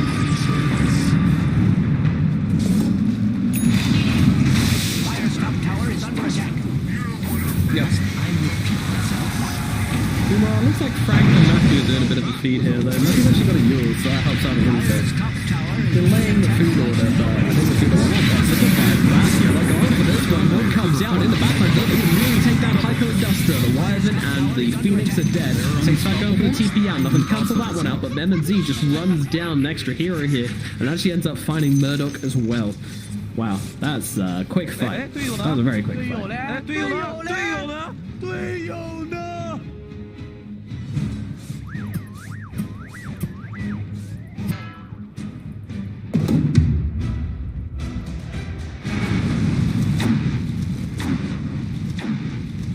Yeah, he's got them creeps, you know. He knows what he wants. He's a man who's got priorities, so you always got to respect that. Oh, look at this, the Undying caged in. Usually it's a bear caged in these situations, but this time it's a zombie. Tower is being attacked like nobody's business. Oh, what about a bear zombie though? Dire's top tower is under attack. Must I I'm fairly sure it's like some D-tier Hollywood studio which would love that idea. Zombie bears.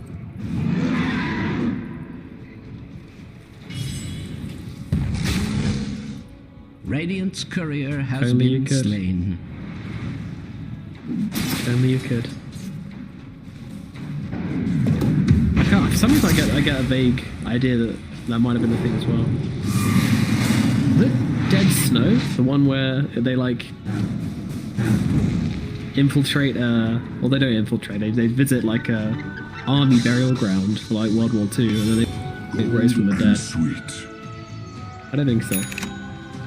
Anyways, back to the game in question. And Hydro, he's in his way towards the meteor hammer. He wants to make it rain, and he's actually finished it up. Just straight up. I want to play with this meteor hammer because I don't really see any way to keep heroes still. Oh, okay. Yeah. Well, the meteor hammer into supernova, the biggest place, is that stun duration. Radiant's top tower is under attack. Yeah, you need it when you're playing against Snapfire. You actually can't pop egg unless like Snapfire's like in another game. At work. That's be really far away.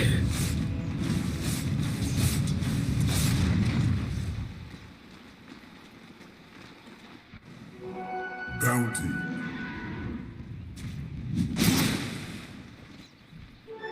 Gotta be fast. Yeah, he's very much dead. He's a dead boy. Void Spirit's got a DD, so you know, that's just some free kills basically.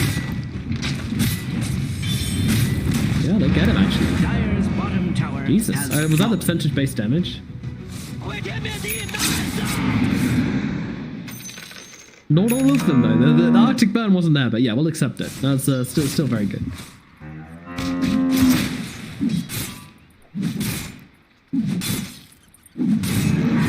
It is. Burn them up. Drop the fire. Drop the sun. Kill the spec. Evan's very far forward here, considering he's just lost his Aegis, but he's got a team behind him now, ready to come in and save the day. And they're actually going to drop the spells onto MJZ. They know the target they need to bring down. He's going to throw down the tombstone, try and find himself a target. Sunray's coming through, but in comes the Christian helping out. He's obviously trying to run himself out. He's got to be careful. In comes a Horn in the backline. They've taken down Sexy Fat, and now they'll run in to try and help out the rest of the team as RDO just gets eaten up. He doesn't. I did pop his ulti. It just didn't do anything, I guess. Now they're going to try and retreat here by dropping that Winter's Curse, but unfortunately they caught out Murdoch. Murdoch's going to get run down. That's going to be a triple kill for MMZ. Everybody's dead on the side of Midas, and they are just getting continually wrecked again and again and again. I think she might be. I might try playing it. Let's see what it's like. Dire's top tower has fallen. Dire's top tower is being attacked like nobody's business. In a stroke of cunning, or perhaps of desperation, Dire's structures have been fortified. Dire's middle tower is under attack.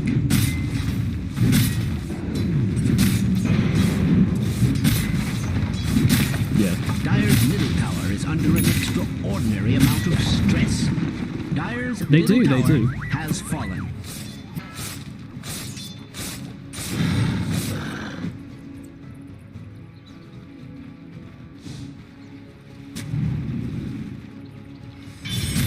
Yeah, I don't like it.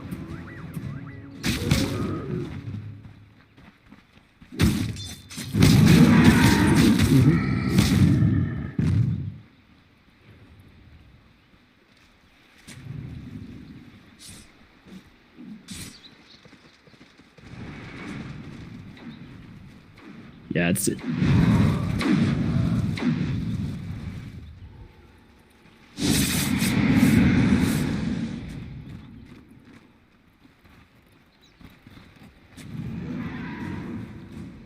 Yeah, it's not impossible, but it's certainly unlikely. In they go. Nobody is here. They're at the right place at the right time, and they're going to be able to take down the taxi.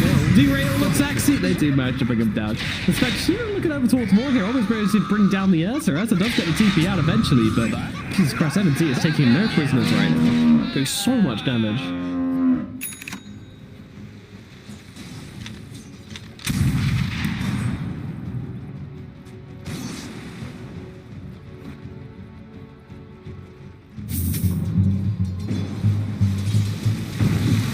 Silver Edge seems to be queued up, or is that?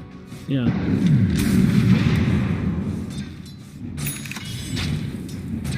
Indeed.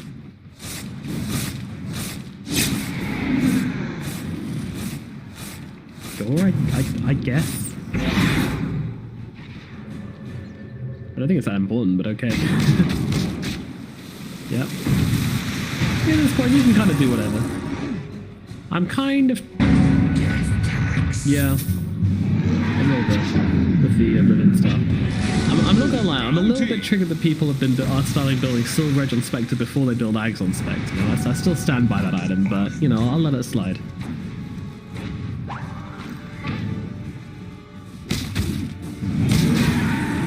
Yeah, till Miracle does it.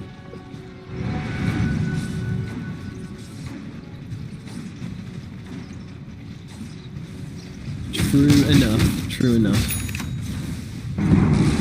I'm not sure that's a high ground to a walk up, my dude. He is going to do it all the same and immediately take some damage science stuff. Though Murdoch is actually backed up by G right now. And this team so it's not going to last a very long time here, I don't think. But it's going to some time to bring it down. I mean, on the back line, Frag finds a great jump onto 2. And then he's going to cut through them both.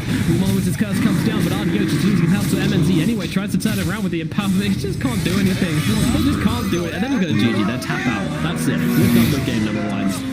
That was a clean, 26-minute Spectre victory. I mean, she was just completely over the top. She brought BKB in the end, by the way, which is like, yeah, cool, we're done with this.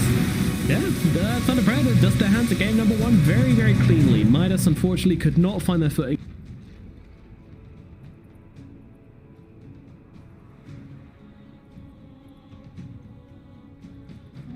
It fills me with nothingness.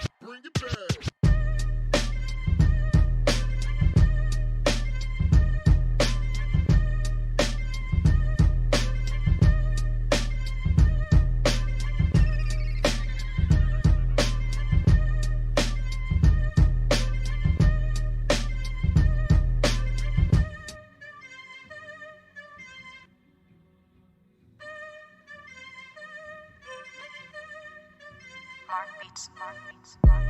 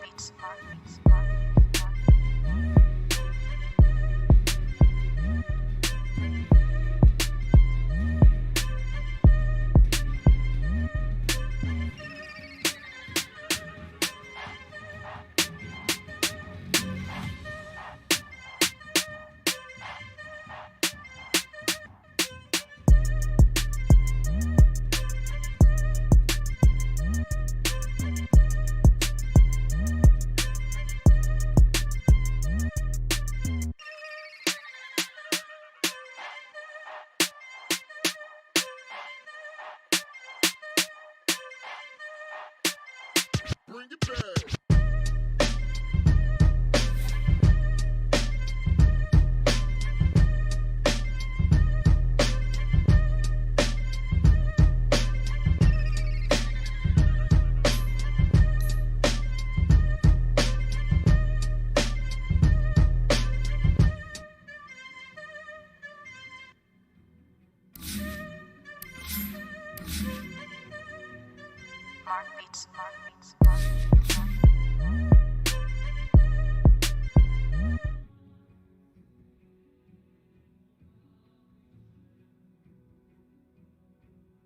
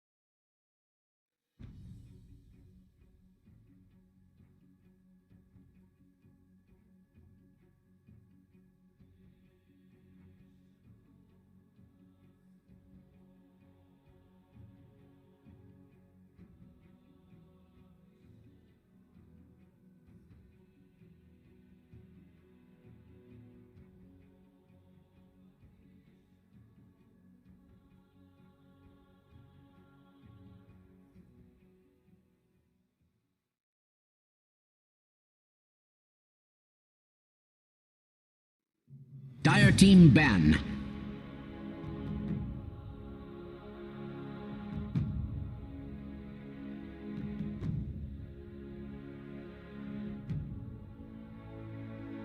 But 2. Even Spectre seems like a pretty good hero. Ursa does not. What's going on here? 10 seconds remaining. 5 seconds remaining. Radiant team ban. Mm-hmm.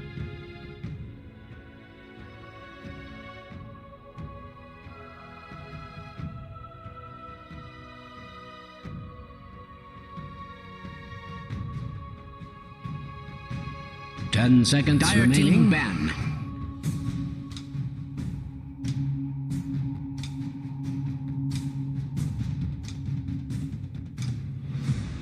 Mm-hmm. Radiant team ban.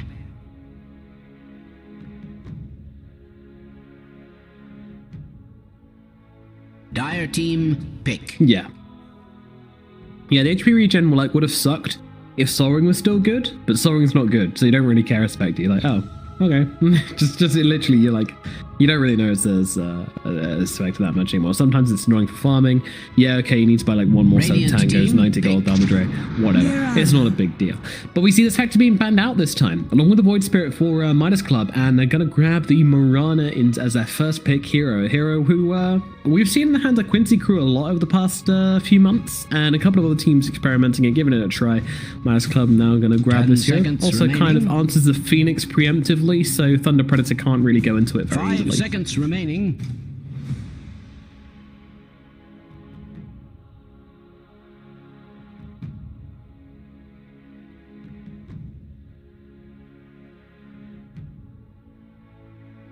Dire team pick.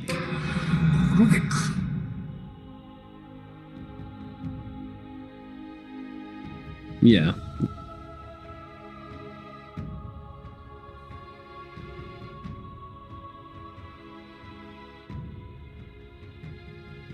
Ten seconds remaining. 5 seconds remaining.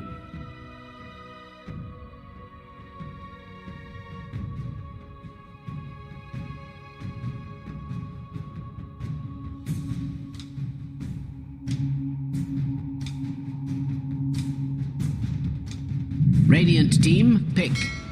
Admiral Tonka.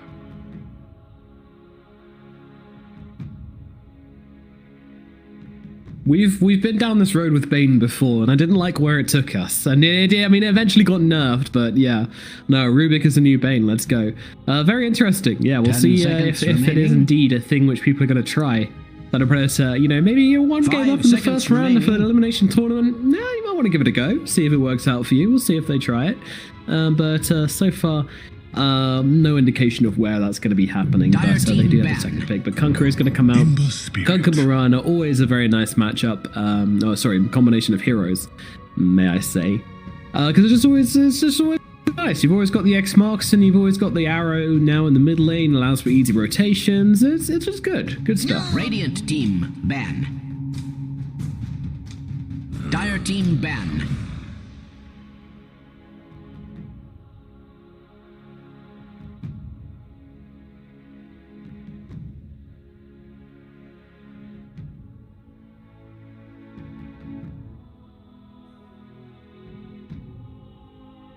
Ten seconds remaining.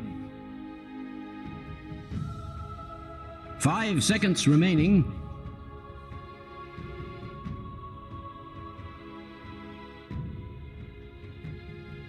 Radiant team ban.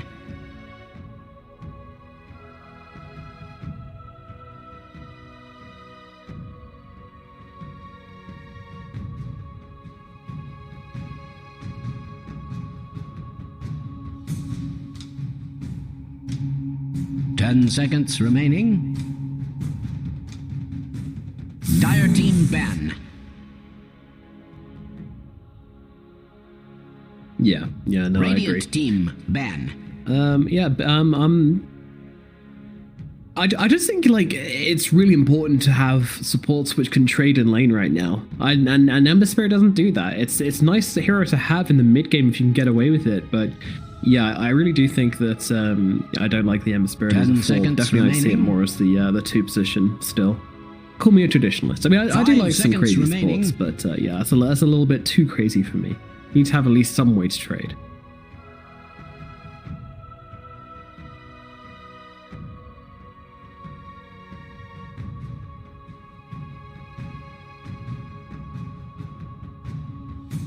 Yeah. Radiant team, pick. Yeah, just...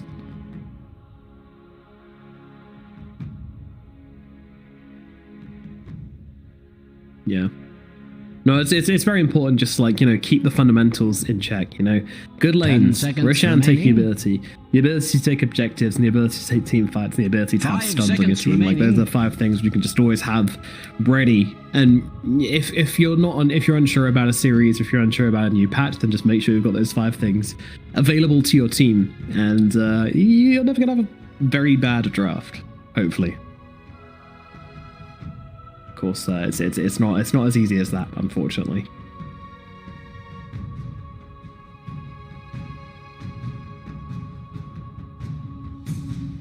Dire team, pick. Grimstroke.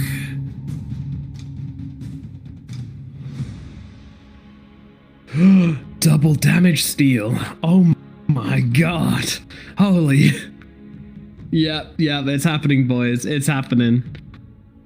10 seconds History remaining. is being made. I hope so, dude. What?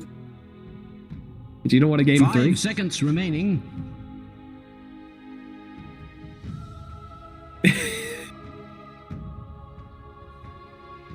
Probably lose if they go position 1 Rubik with Grimstone. Yes, that was the implication.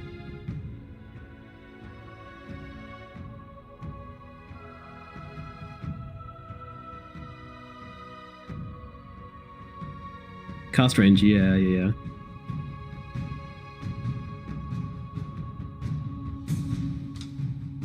It is.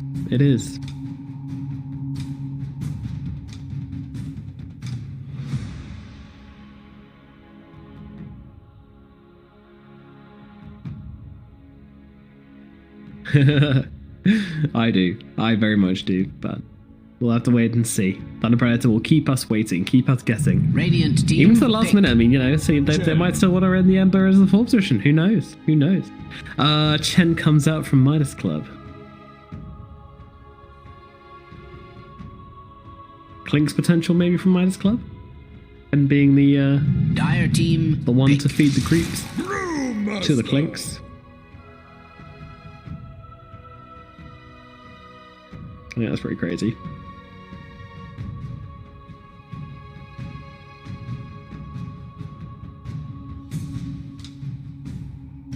Ten seconds remaining. 5 seconds remaining.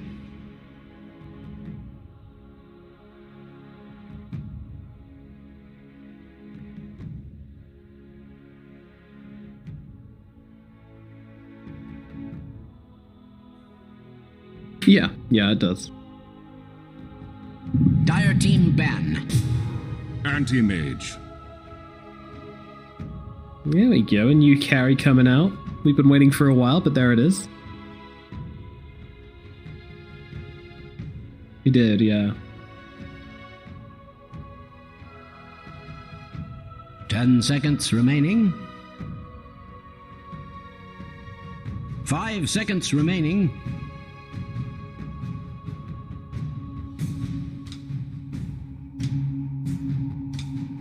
Radiant team ban.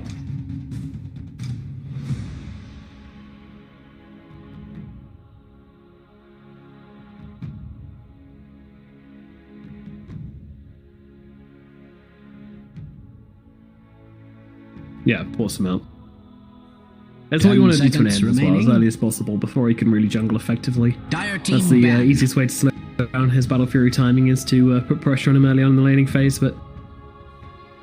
I wonder what the final pickup on Thunder Predator is going to be, because I feel like it's going to determine a lot. It could be something which is going to pressure a lot, like TA, something like that. It could be quite good. Remaining. Or they might go for something which just kind of gives them the win 5 condition seconds as well, remaining. like to match the anti-mage, you know, more for TV or something. Could it be a Naga game? Radiant team ban.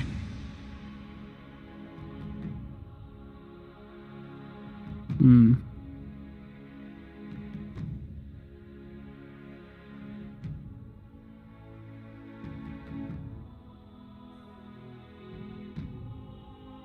Ten seconds remaining. 5 seconds remaining.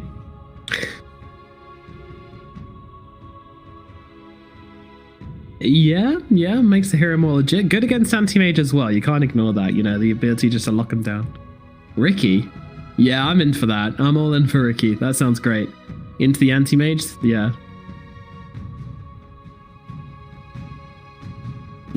Certainly can.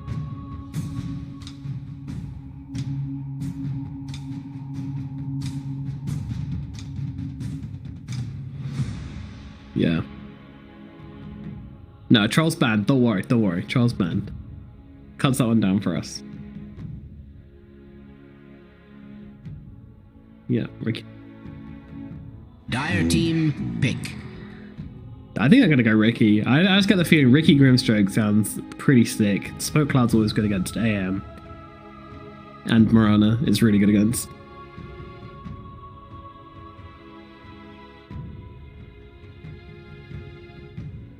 10 seconds remaining.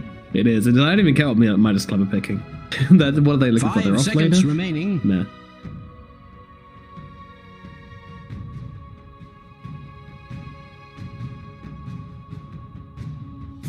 Oh, hope not.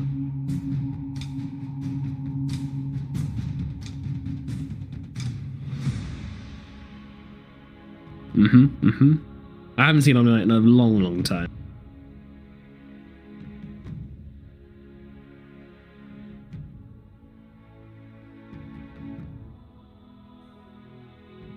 Yeah.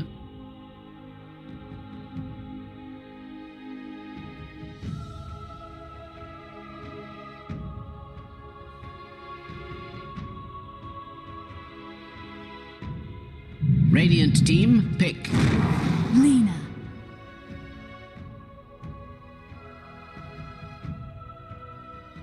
Conquer offlane, Lena mid, yeah. Yeah, Conquer Morana offlane, I guess. And Slark's gonna be the pickup. Select your heroes. Okay. So you still have that leash mechanic to work into the AM. It's just something to lock him down and do some damage to him. I'm not sure how I feel about it though. I mean, it's typically not the most amazing hero versus Conquer. It's not amazing versus Lena.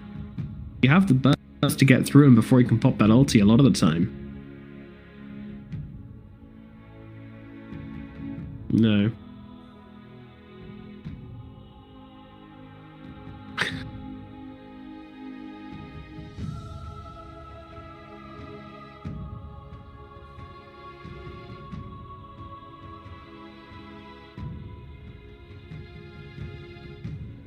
Yep.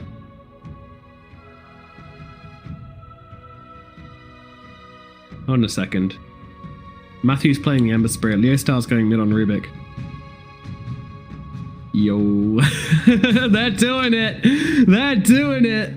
The first competitive game of Rubik mid in this patch. Oh my goodness. The boys are back.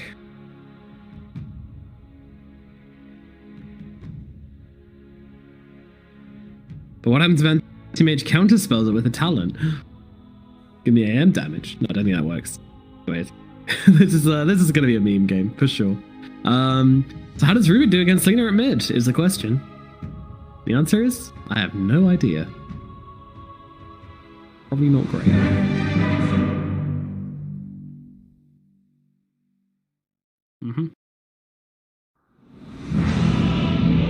Yeah.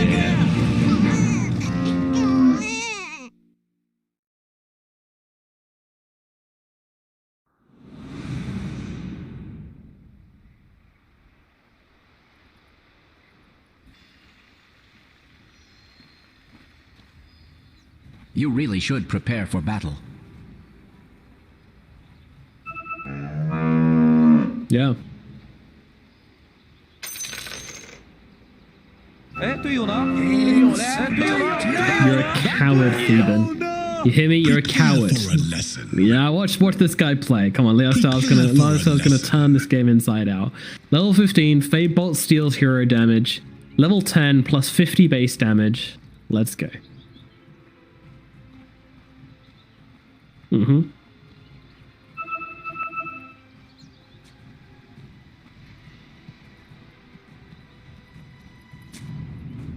Yeah.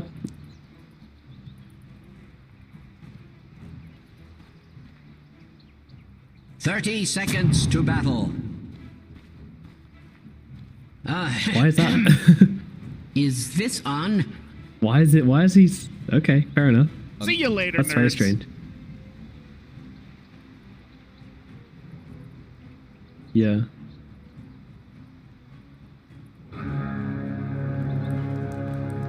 Yeah. No, that makes sense. That makes sense. The battle begins. That's hilarious. I'm so excited to see this. Or Let's go. so I Let's am go. told.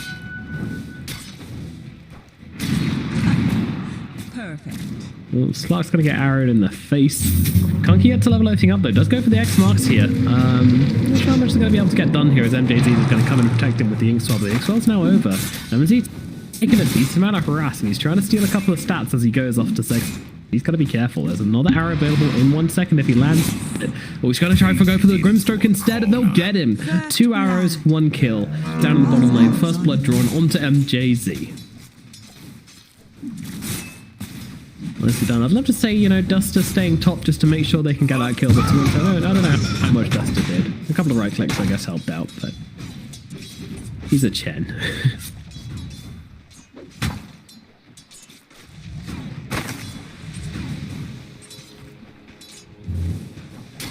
Oh my goodness, he got very low in this bottom lane, but didn't quite fall. But Heiko might have been so lucky here. Can they finish the job? Have they got anything else to throw his way? They certainly don't, but they're going to cancel the South. Sexy Fat again, a little bit cocky. And trying to come in forwards here and help out the Mirana. Arrow going to fly into a creep. And that's Mirana's mana gone.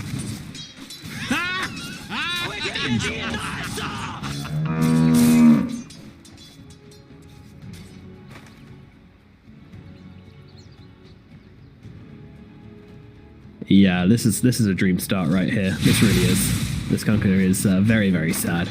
Well, up at top, Matthew and Duster trading with each other here. And to be fair, this is a hero which the Ember Spirit can trade into pretty efficiently. The Chen does not do much to the Ember Spirit. But still, this range creep chasing him around, right-clicking him, super annoying.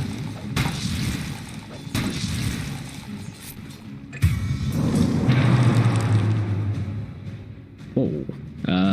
Heiko goes to kill himself. Meanwhile, MJZ tries desperately to get the credit for the kill with Inkswell, but isn't able to do so after that long chase. Chains out onto the Chen somehow there. There's a lot of creeps, but he rolls it well. They won't finish the job here, but RBO has to run himself away as well. There's too much damage coming out from these two. This is a pretty bad lane, I feel. Yeah.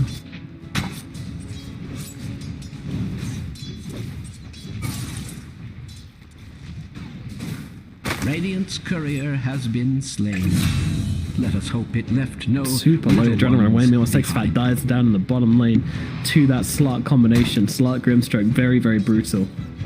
Matthew will survive and pop the salve.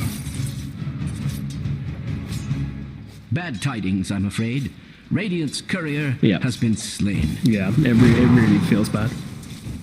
Oh, Slark, getting pretty low to Heiko, but we'll be okay in the end. I'm going to get stuffed up by his buddy as well. Well, AM takes some harass up at lane, and they're probably going to force the blink out of him. At least that's what they want to do. He doesn't want to step far enough away to not be an XP range, but yeah, he's just getting eaten up right now by Matthew and Frank. Pretty weird when you're playing Dota and you got, like, you know, Leo style. Oh, Sexy Fat dead again down the bottom. Radiant's courier has been slain. This is no sort of place for a peaceable beast. Yeah, it's super brutal.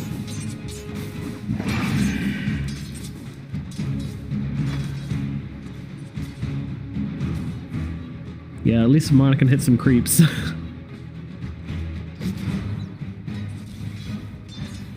But you still just chain die though, I'm fairly sure though, right? Like, because you've got leash to stop her pouncing, and then you've got the Inkswell, exactly.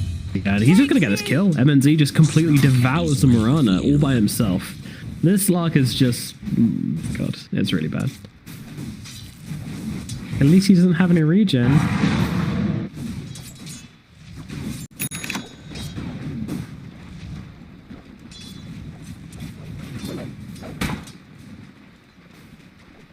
Yep. It's the dream right there.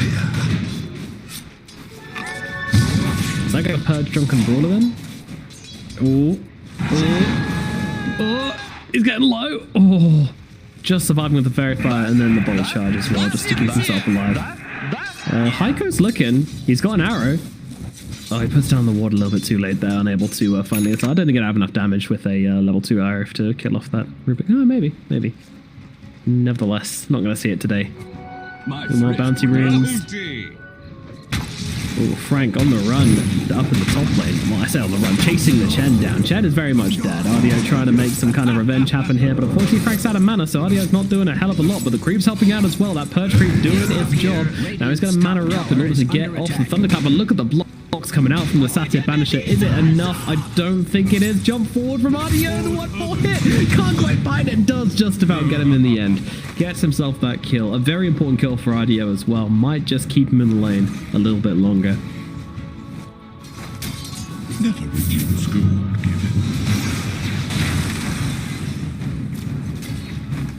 Here we go, Rubik. He's hit level 6. Got the Dragon Slave and Fate Bolt combination. Goodbye, creep waves. Radiant's structures are fortified. Meadow takes so much damage from that as well. But Meadow also has the Laguna Blade. There's kill potential as well. Good Dragon Slaves being traded. Meanwhile, down the bottom, MJZ is going to lose his life to Heiko and the Kunkka. This X marks arrow combination come in quite handy. Dire's middle tower is under attack. Really feeling at this point as well. He's got the Fate Bolt and the Dragon Slayer now. Even Matthew coming in to fill up his bottle as well. Give him a cheeky extra charge as well.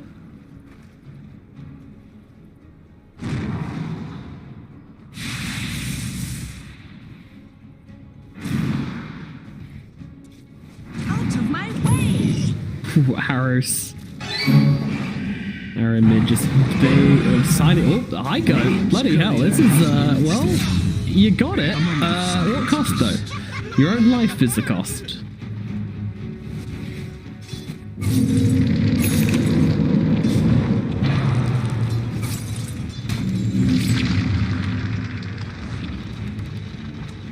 Trying to.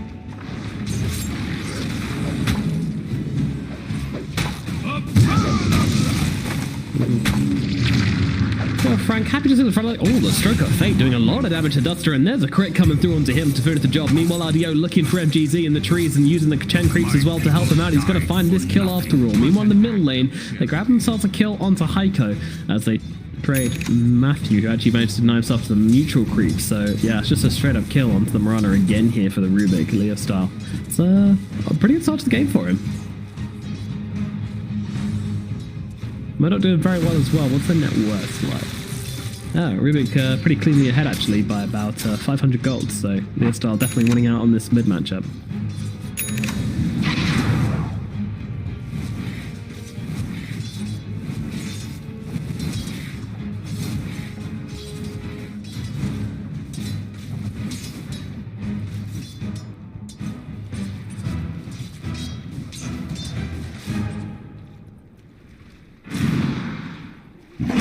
Coming through, dodged out by Leostar. Mariah's going to try and come through, grab the haste rune, but unfortunately Matthew grabs it out from under him, and Heiko, I don't think you're getting away from this, buddy. They are coming after you. And that leap Rubik up onto the high ground finds himself the kill. Another one goes the way of Leostar's. He's now got himself 3 kills in a row.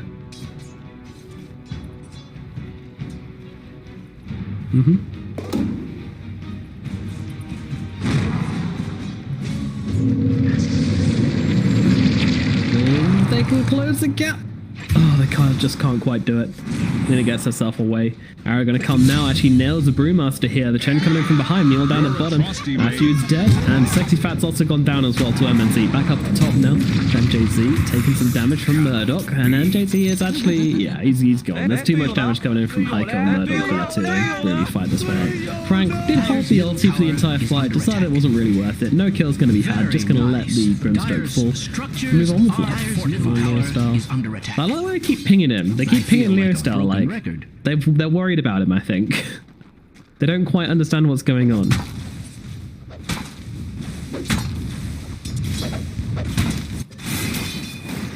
Bottoms.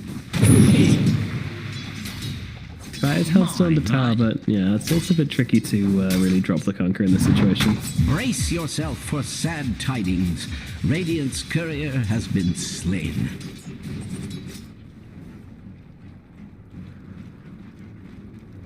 Yeah, he's really turned this lane around with you know, a little bit of help from Chen, but mostly him, to be honest. Oh, and a Hormone Shield found by Alina as well. I love that one. Dire's middle tower is under an extraordinary amount of stress. Yeah, but it's number 2 on the list, I'm fairly sure. Dire's middle tower is under attack. I feel like a broken record. Yeah, they're gonna drop Duster, throw AM up into the air, ignore him. He's just here for attention anyway. No anti-mage. We all know anti-mage players weren't loved enough by their parents.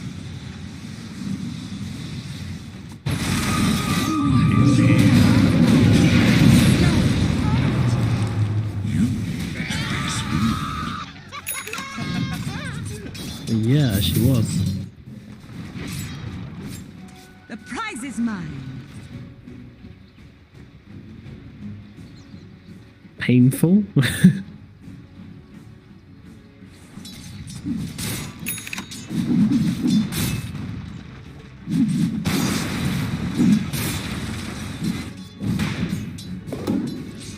Yeah. Excellent idea. Lena's also going bottom. There seems to be a prediction from them. They're expecting them to junk the Kunkka. Meanwhile, the Rubik actually heads back to mid. He's still got those travels available if he wants to, but he really wants to try and finish off this middle tier 1 tower.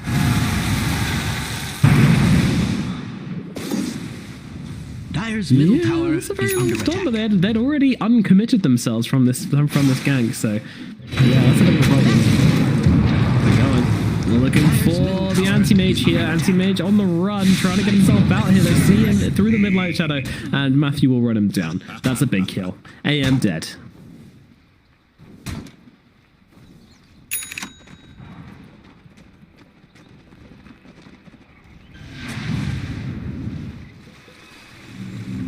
For the Claymore on the Voidstone, yeah, about that.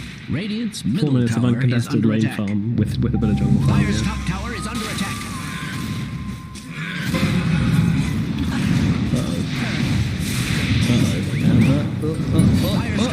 Jump! Run! He's got another remnant! Oh my god, he's actually done out the Dragon Slave with him as well! Easy. Dire's top tower is under attack. Yeah. Dire's top tower has fallen. They got them at the exact same time as well, which is kind of cute. Literally, like, they both popped up at the same time. Yeah, still looking forward to this Rubik's Game Impact. I think, you know, I'm kind of waiting for the level 15, you know? We'll wait until then. I like that he maxes out the Arcane Supremacy and Fade Bolt, and then we'll probably get the plus 50 base damage count at 10. Tower is I mean, who needs health, right? To extreme violence.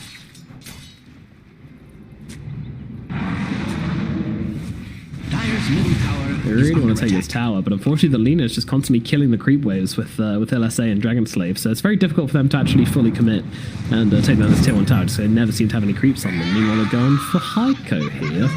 Interesting use of steering chains. We'll get over it.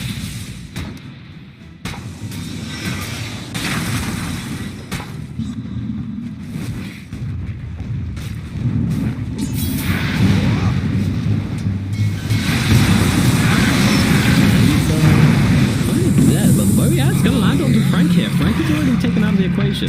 The science coming through. Real Star's well, he's got the Laguna Blade, can get the double off, and does do so, cleaving through both the Luna and the Conquer, but unable to really get any huge amount of damage off here. Meanwhile, the oh my god, Duo just comes in and delete MJZ. Matthew on the run as well, but they're chasing on the side of Midas. They want to find themselves some kills. Moonlight Shadow coming out as well to help them chase with the extra bit of movement speed here. Can they finish off Matthew is a question. Doesn't look like they can is the answer. So we'll just get back to pushing this middle lane in a little bit and trying to control up this middle of the map.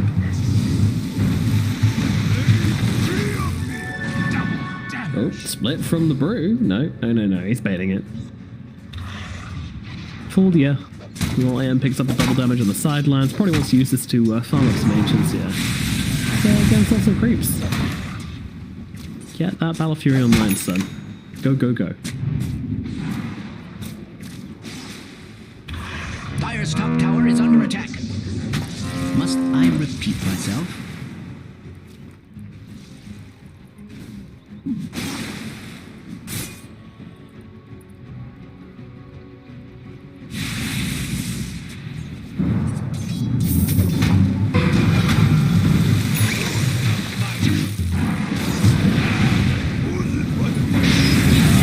Mid trying to get the split off, but he won't be able to do so again. Poor Frank, the man who just cannot split. Can't do it, man. Just can't do it. That should help. Yeah, he gets Murdoch. Oh my god, he actually brings him down. MJZ gets a kill, but a kill's a kill. And look over towards Duster as well. Maybe get himself a second. There we go. Able to get a couple of kills, but the arrow and the bow both connected into the slot here. Causing a bit of trouble. Heiko, trying to get himself back under the tier 2 tower. I feel like a broken record. Dire's middle tower has fallen. Radiant's bottom tower is That's the combo. That is the combo. Thanks Fat being jumped on by MNZ, but no, it doesn't connect with the pounce, unfortunately. Dominating, I guess. Yeah, Heiko at the very least, no.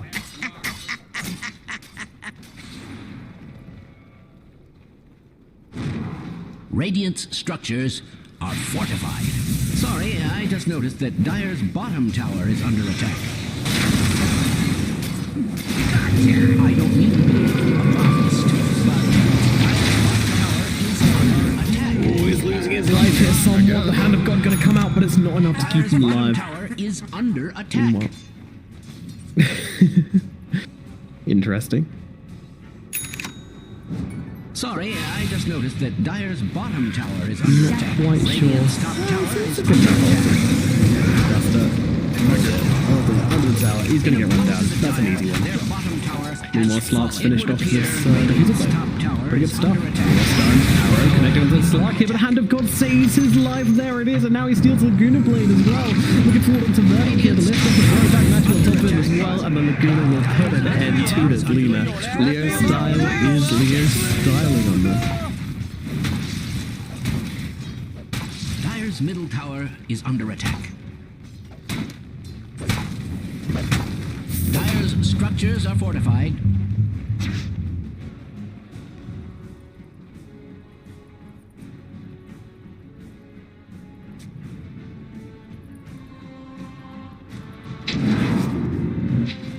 Dire's middle tower is under attack. Blink away. Energy chasing. Doesn't quite connect with the pound. So in 2 seconds might be on the jump button. No, can't do it.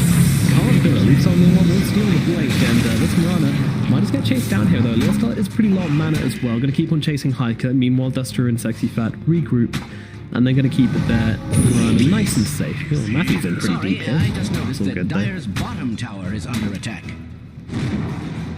Yeah, he wants to keep this momentum rolling on over here, and he's seeing this Lena. You gotta turn around and fight. I don't think you can run away from 1 and 0. See you later, buddy. He doesn't cast any spells, just straight up that. I don't mean to be alarmist, but Dire's bottom tower is under attack. Boat comes down, landing onto the Ember Spirit here. Well, I'm standing around. Conquer, he's stunned up. Chains come down onto Conquer. He's trying to navigate his way out of this one, but Frank actually comes back into the blue line before he just stumped him into the ground. Meanwhile, Embassy looking at the ground in the background, throwing into trouble. She's dead. Neostar takes yet another kill. He's stolen both this time. My goodness, how many ults is this guy going to steal?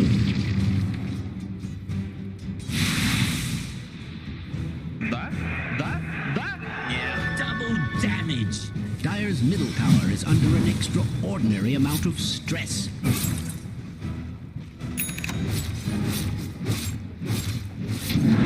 Yeah, he really does. Dire's middle tower is under attack. I feel like a broken record.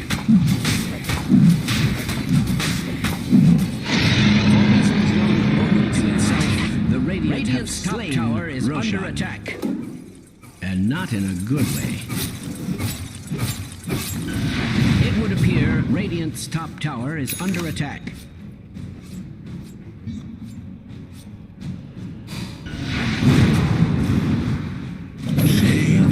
Just moving into everybody, popping this slide up this and getting yourself back out. Starts chunking away the Conga. And the Pip's going to come out trying to keep it alive. Oh my god, the damage coming out from Neostar. Neostar does get popped by the anti-mage in turn. 3 kills for 1. Let's see if he can get out though. That is the important thing. The leash. Oh my god, how did that not land? That looked perfect, but well.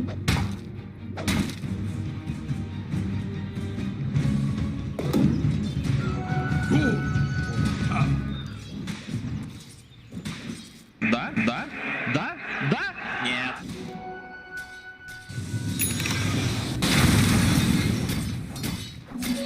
Comforting rune of regeneration. Dire's middle tower is under attack.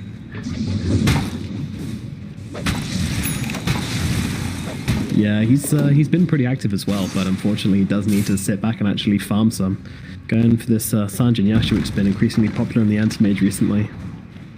We're going to turn the... I think, is it a halberd game? A pretty good versus slug. Yeah, doesn't get purged.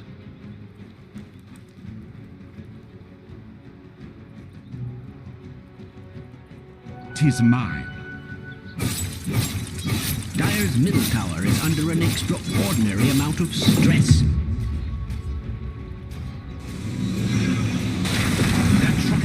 Dire's middle tower has fallen. Radiant's structures are fortified. Radiant's bottom tower is no, audio, he can't, there's no auto. He can't afford for this to happen, but they've got so much knockdown, so much chain to throw down onto this anti-mage that he's just not escaping that one, unfortunately. Dire's top tower is being attacked like nobody's business. Dire's top tower is under attack. Dream is completely dead, wow.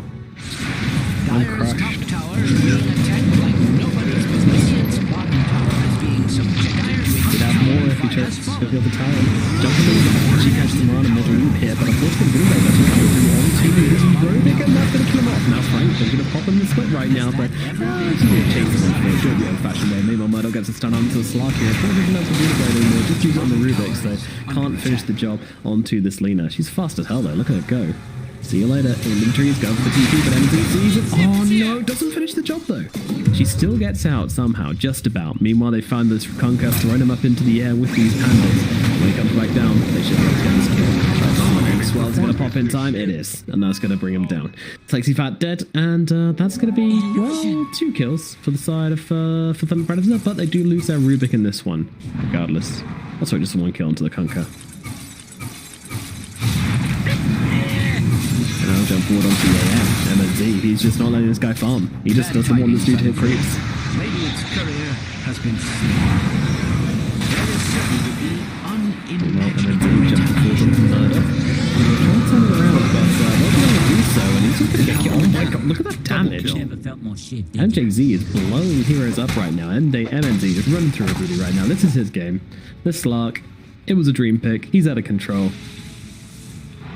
Time's running out for Midas, I feel.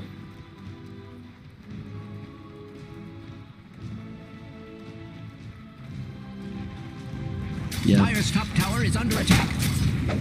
Must I repeat myself? Dire's structures are cunningly fortified. Radiant's structures are beautifully fortified. Dire's top tower is under attack.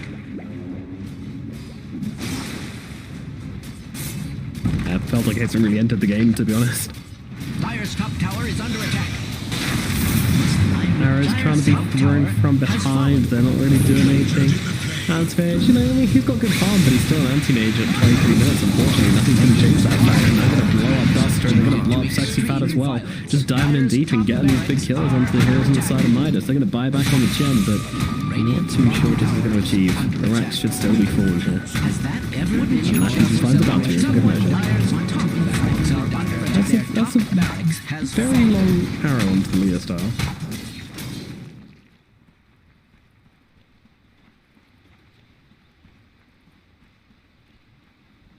Dire's top barracks are under attack. To put it bluntly. Yeah, they do have their hands tied.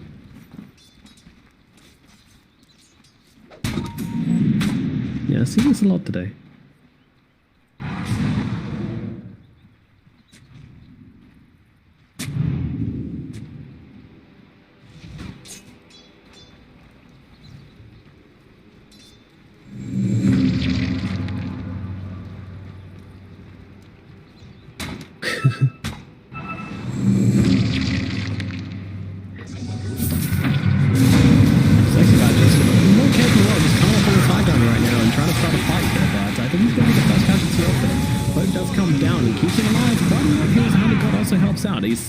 Tricky target to bring down, but unfortunately the team is getting zoned out by Frank in the backlines. They're going to be able to kill us both Sexy Fat and Duster here. I'm not looking for more. I think there is going to be more.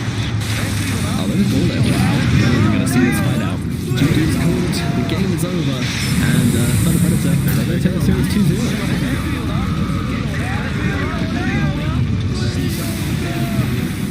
Well, that's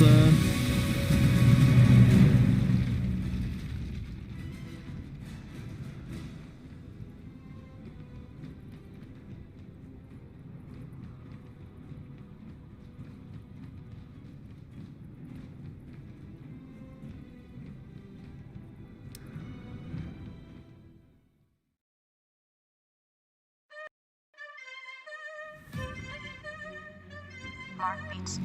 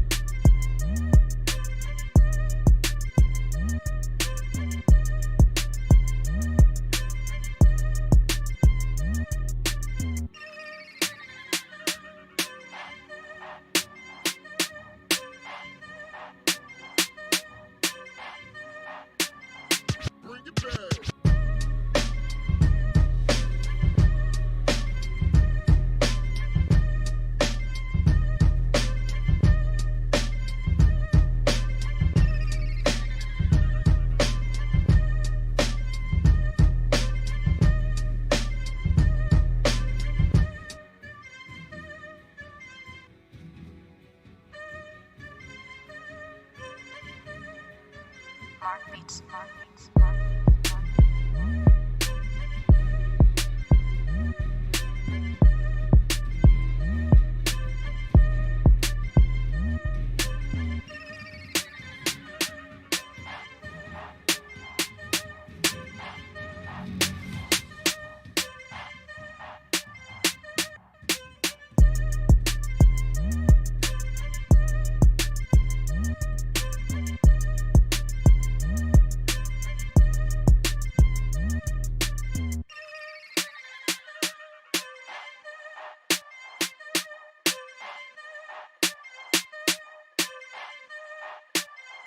Bring it back.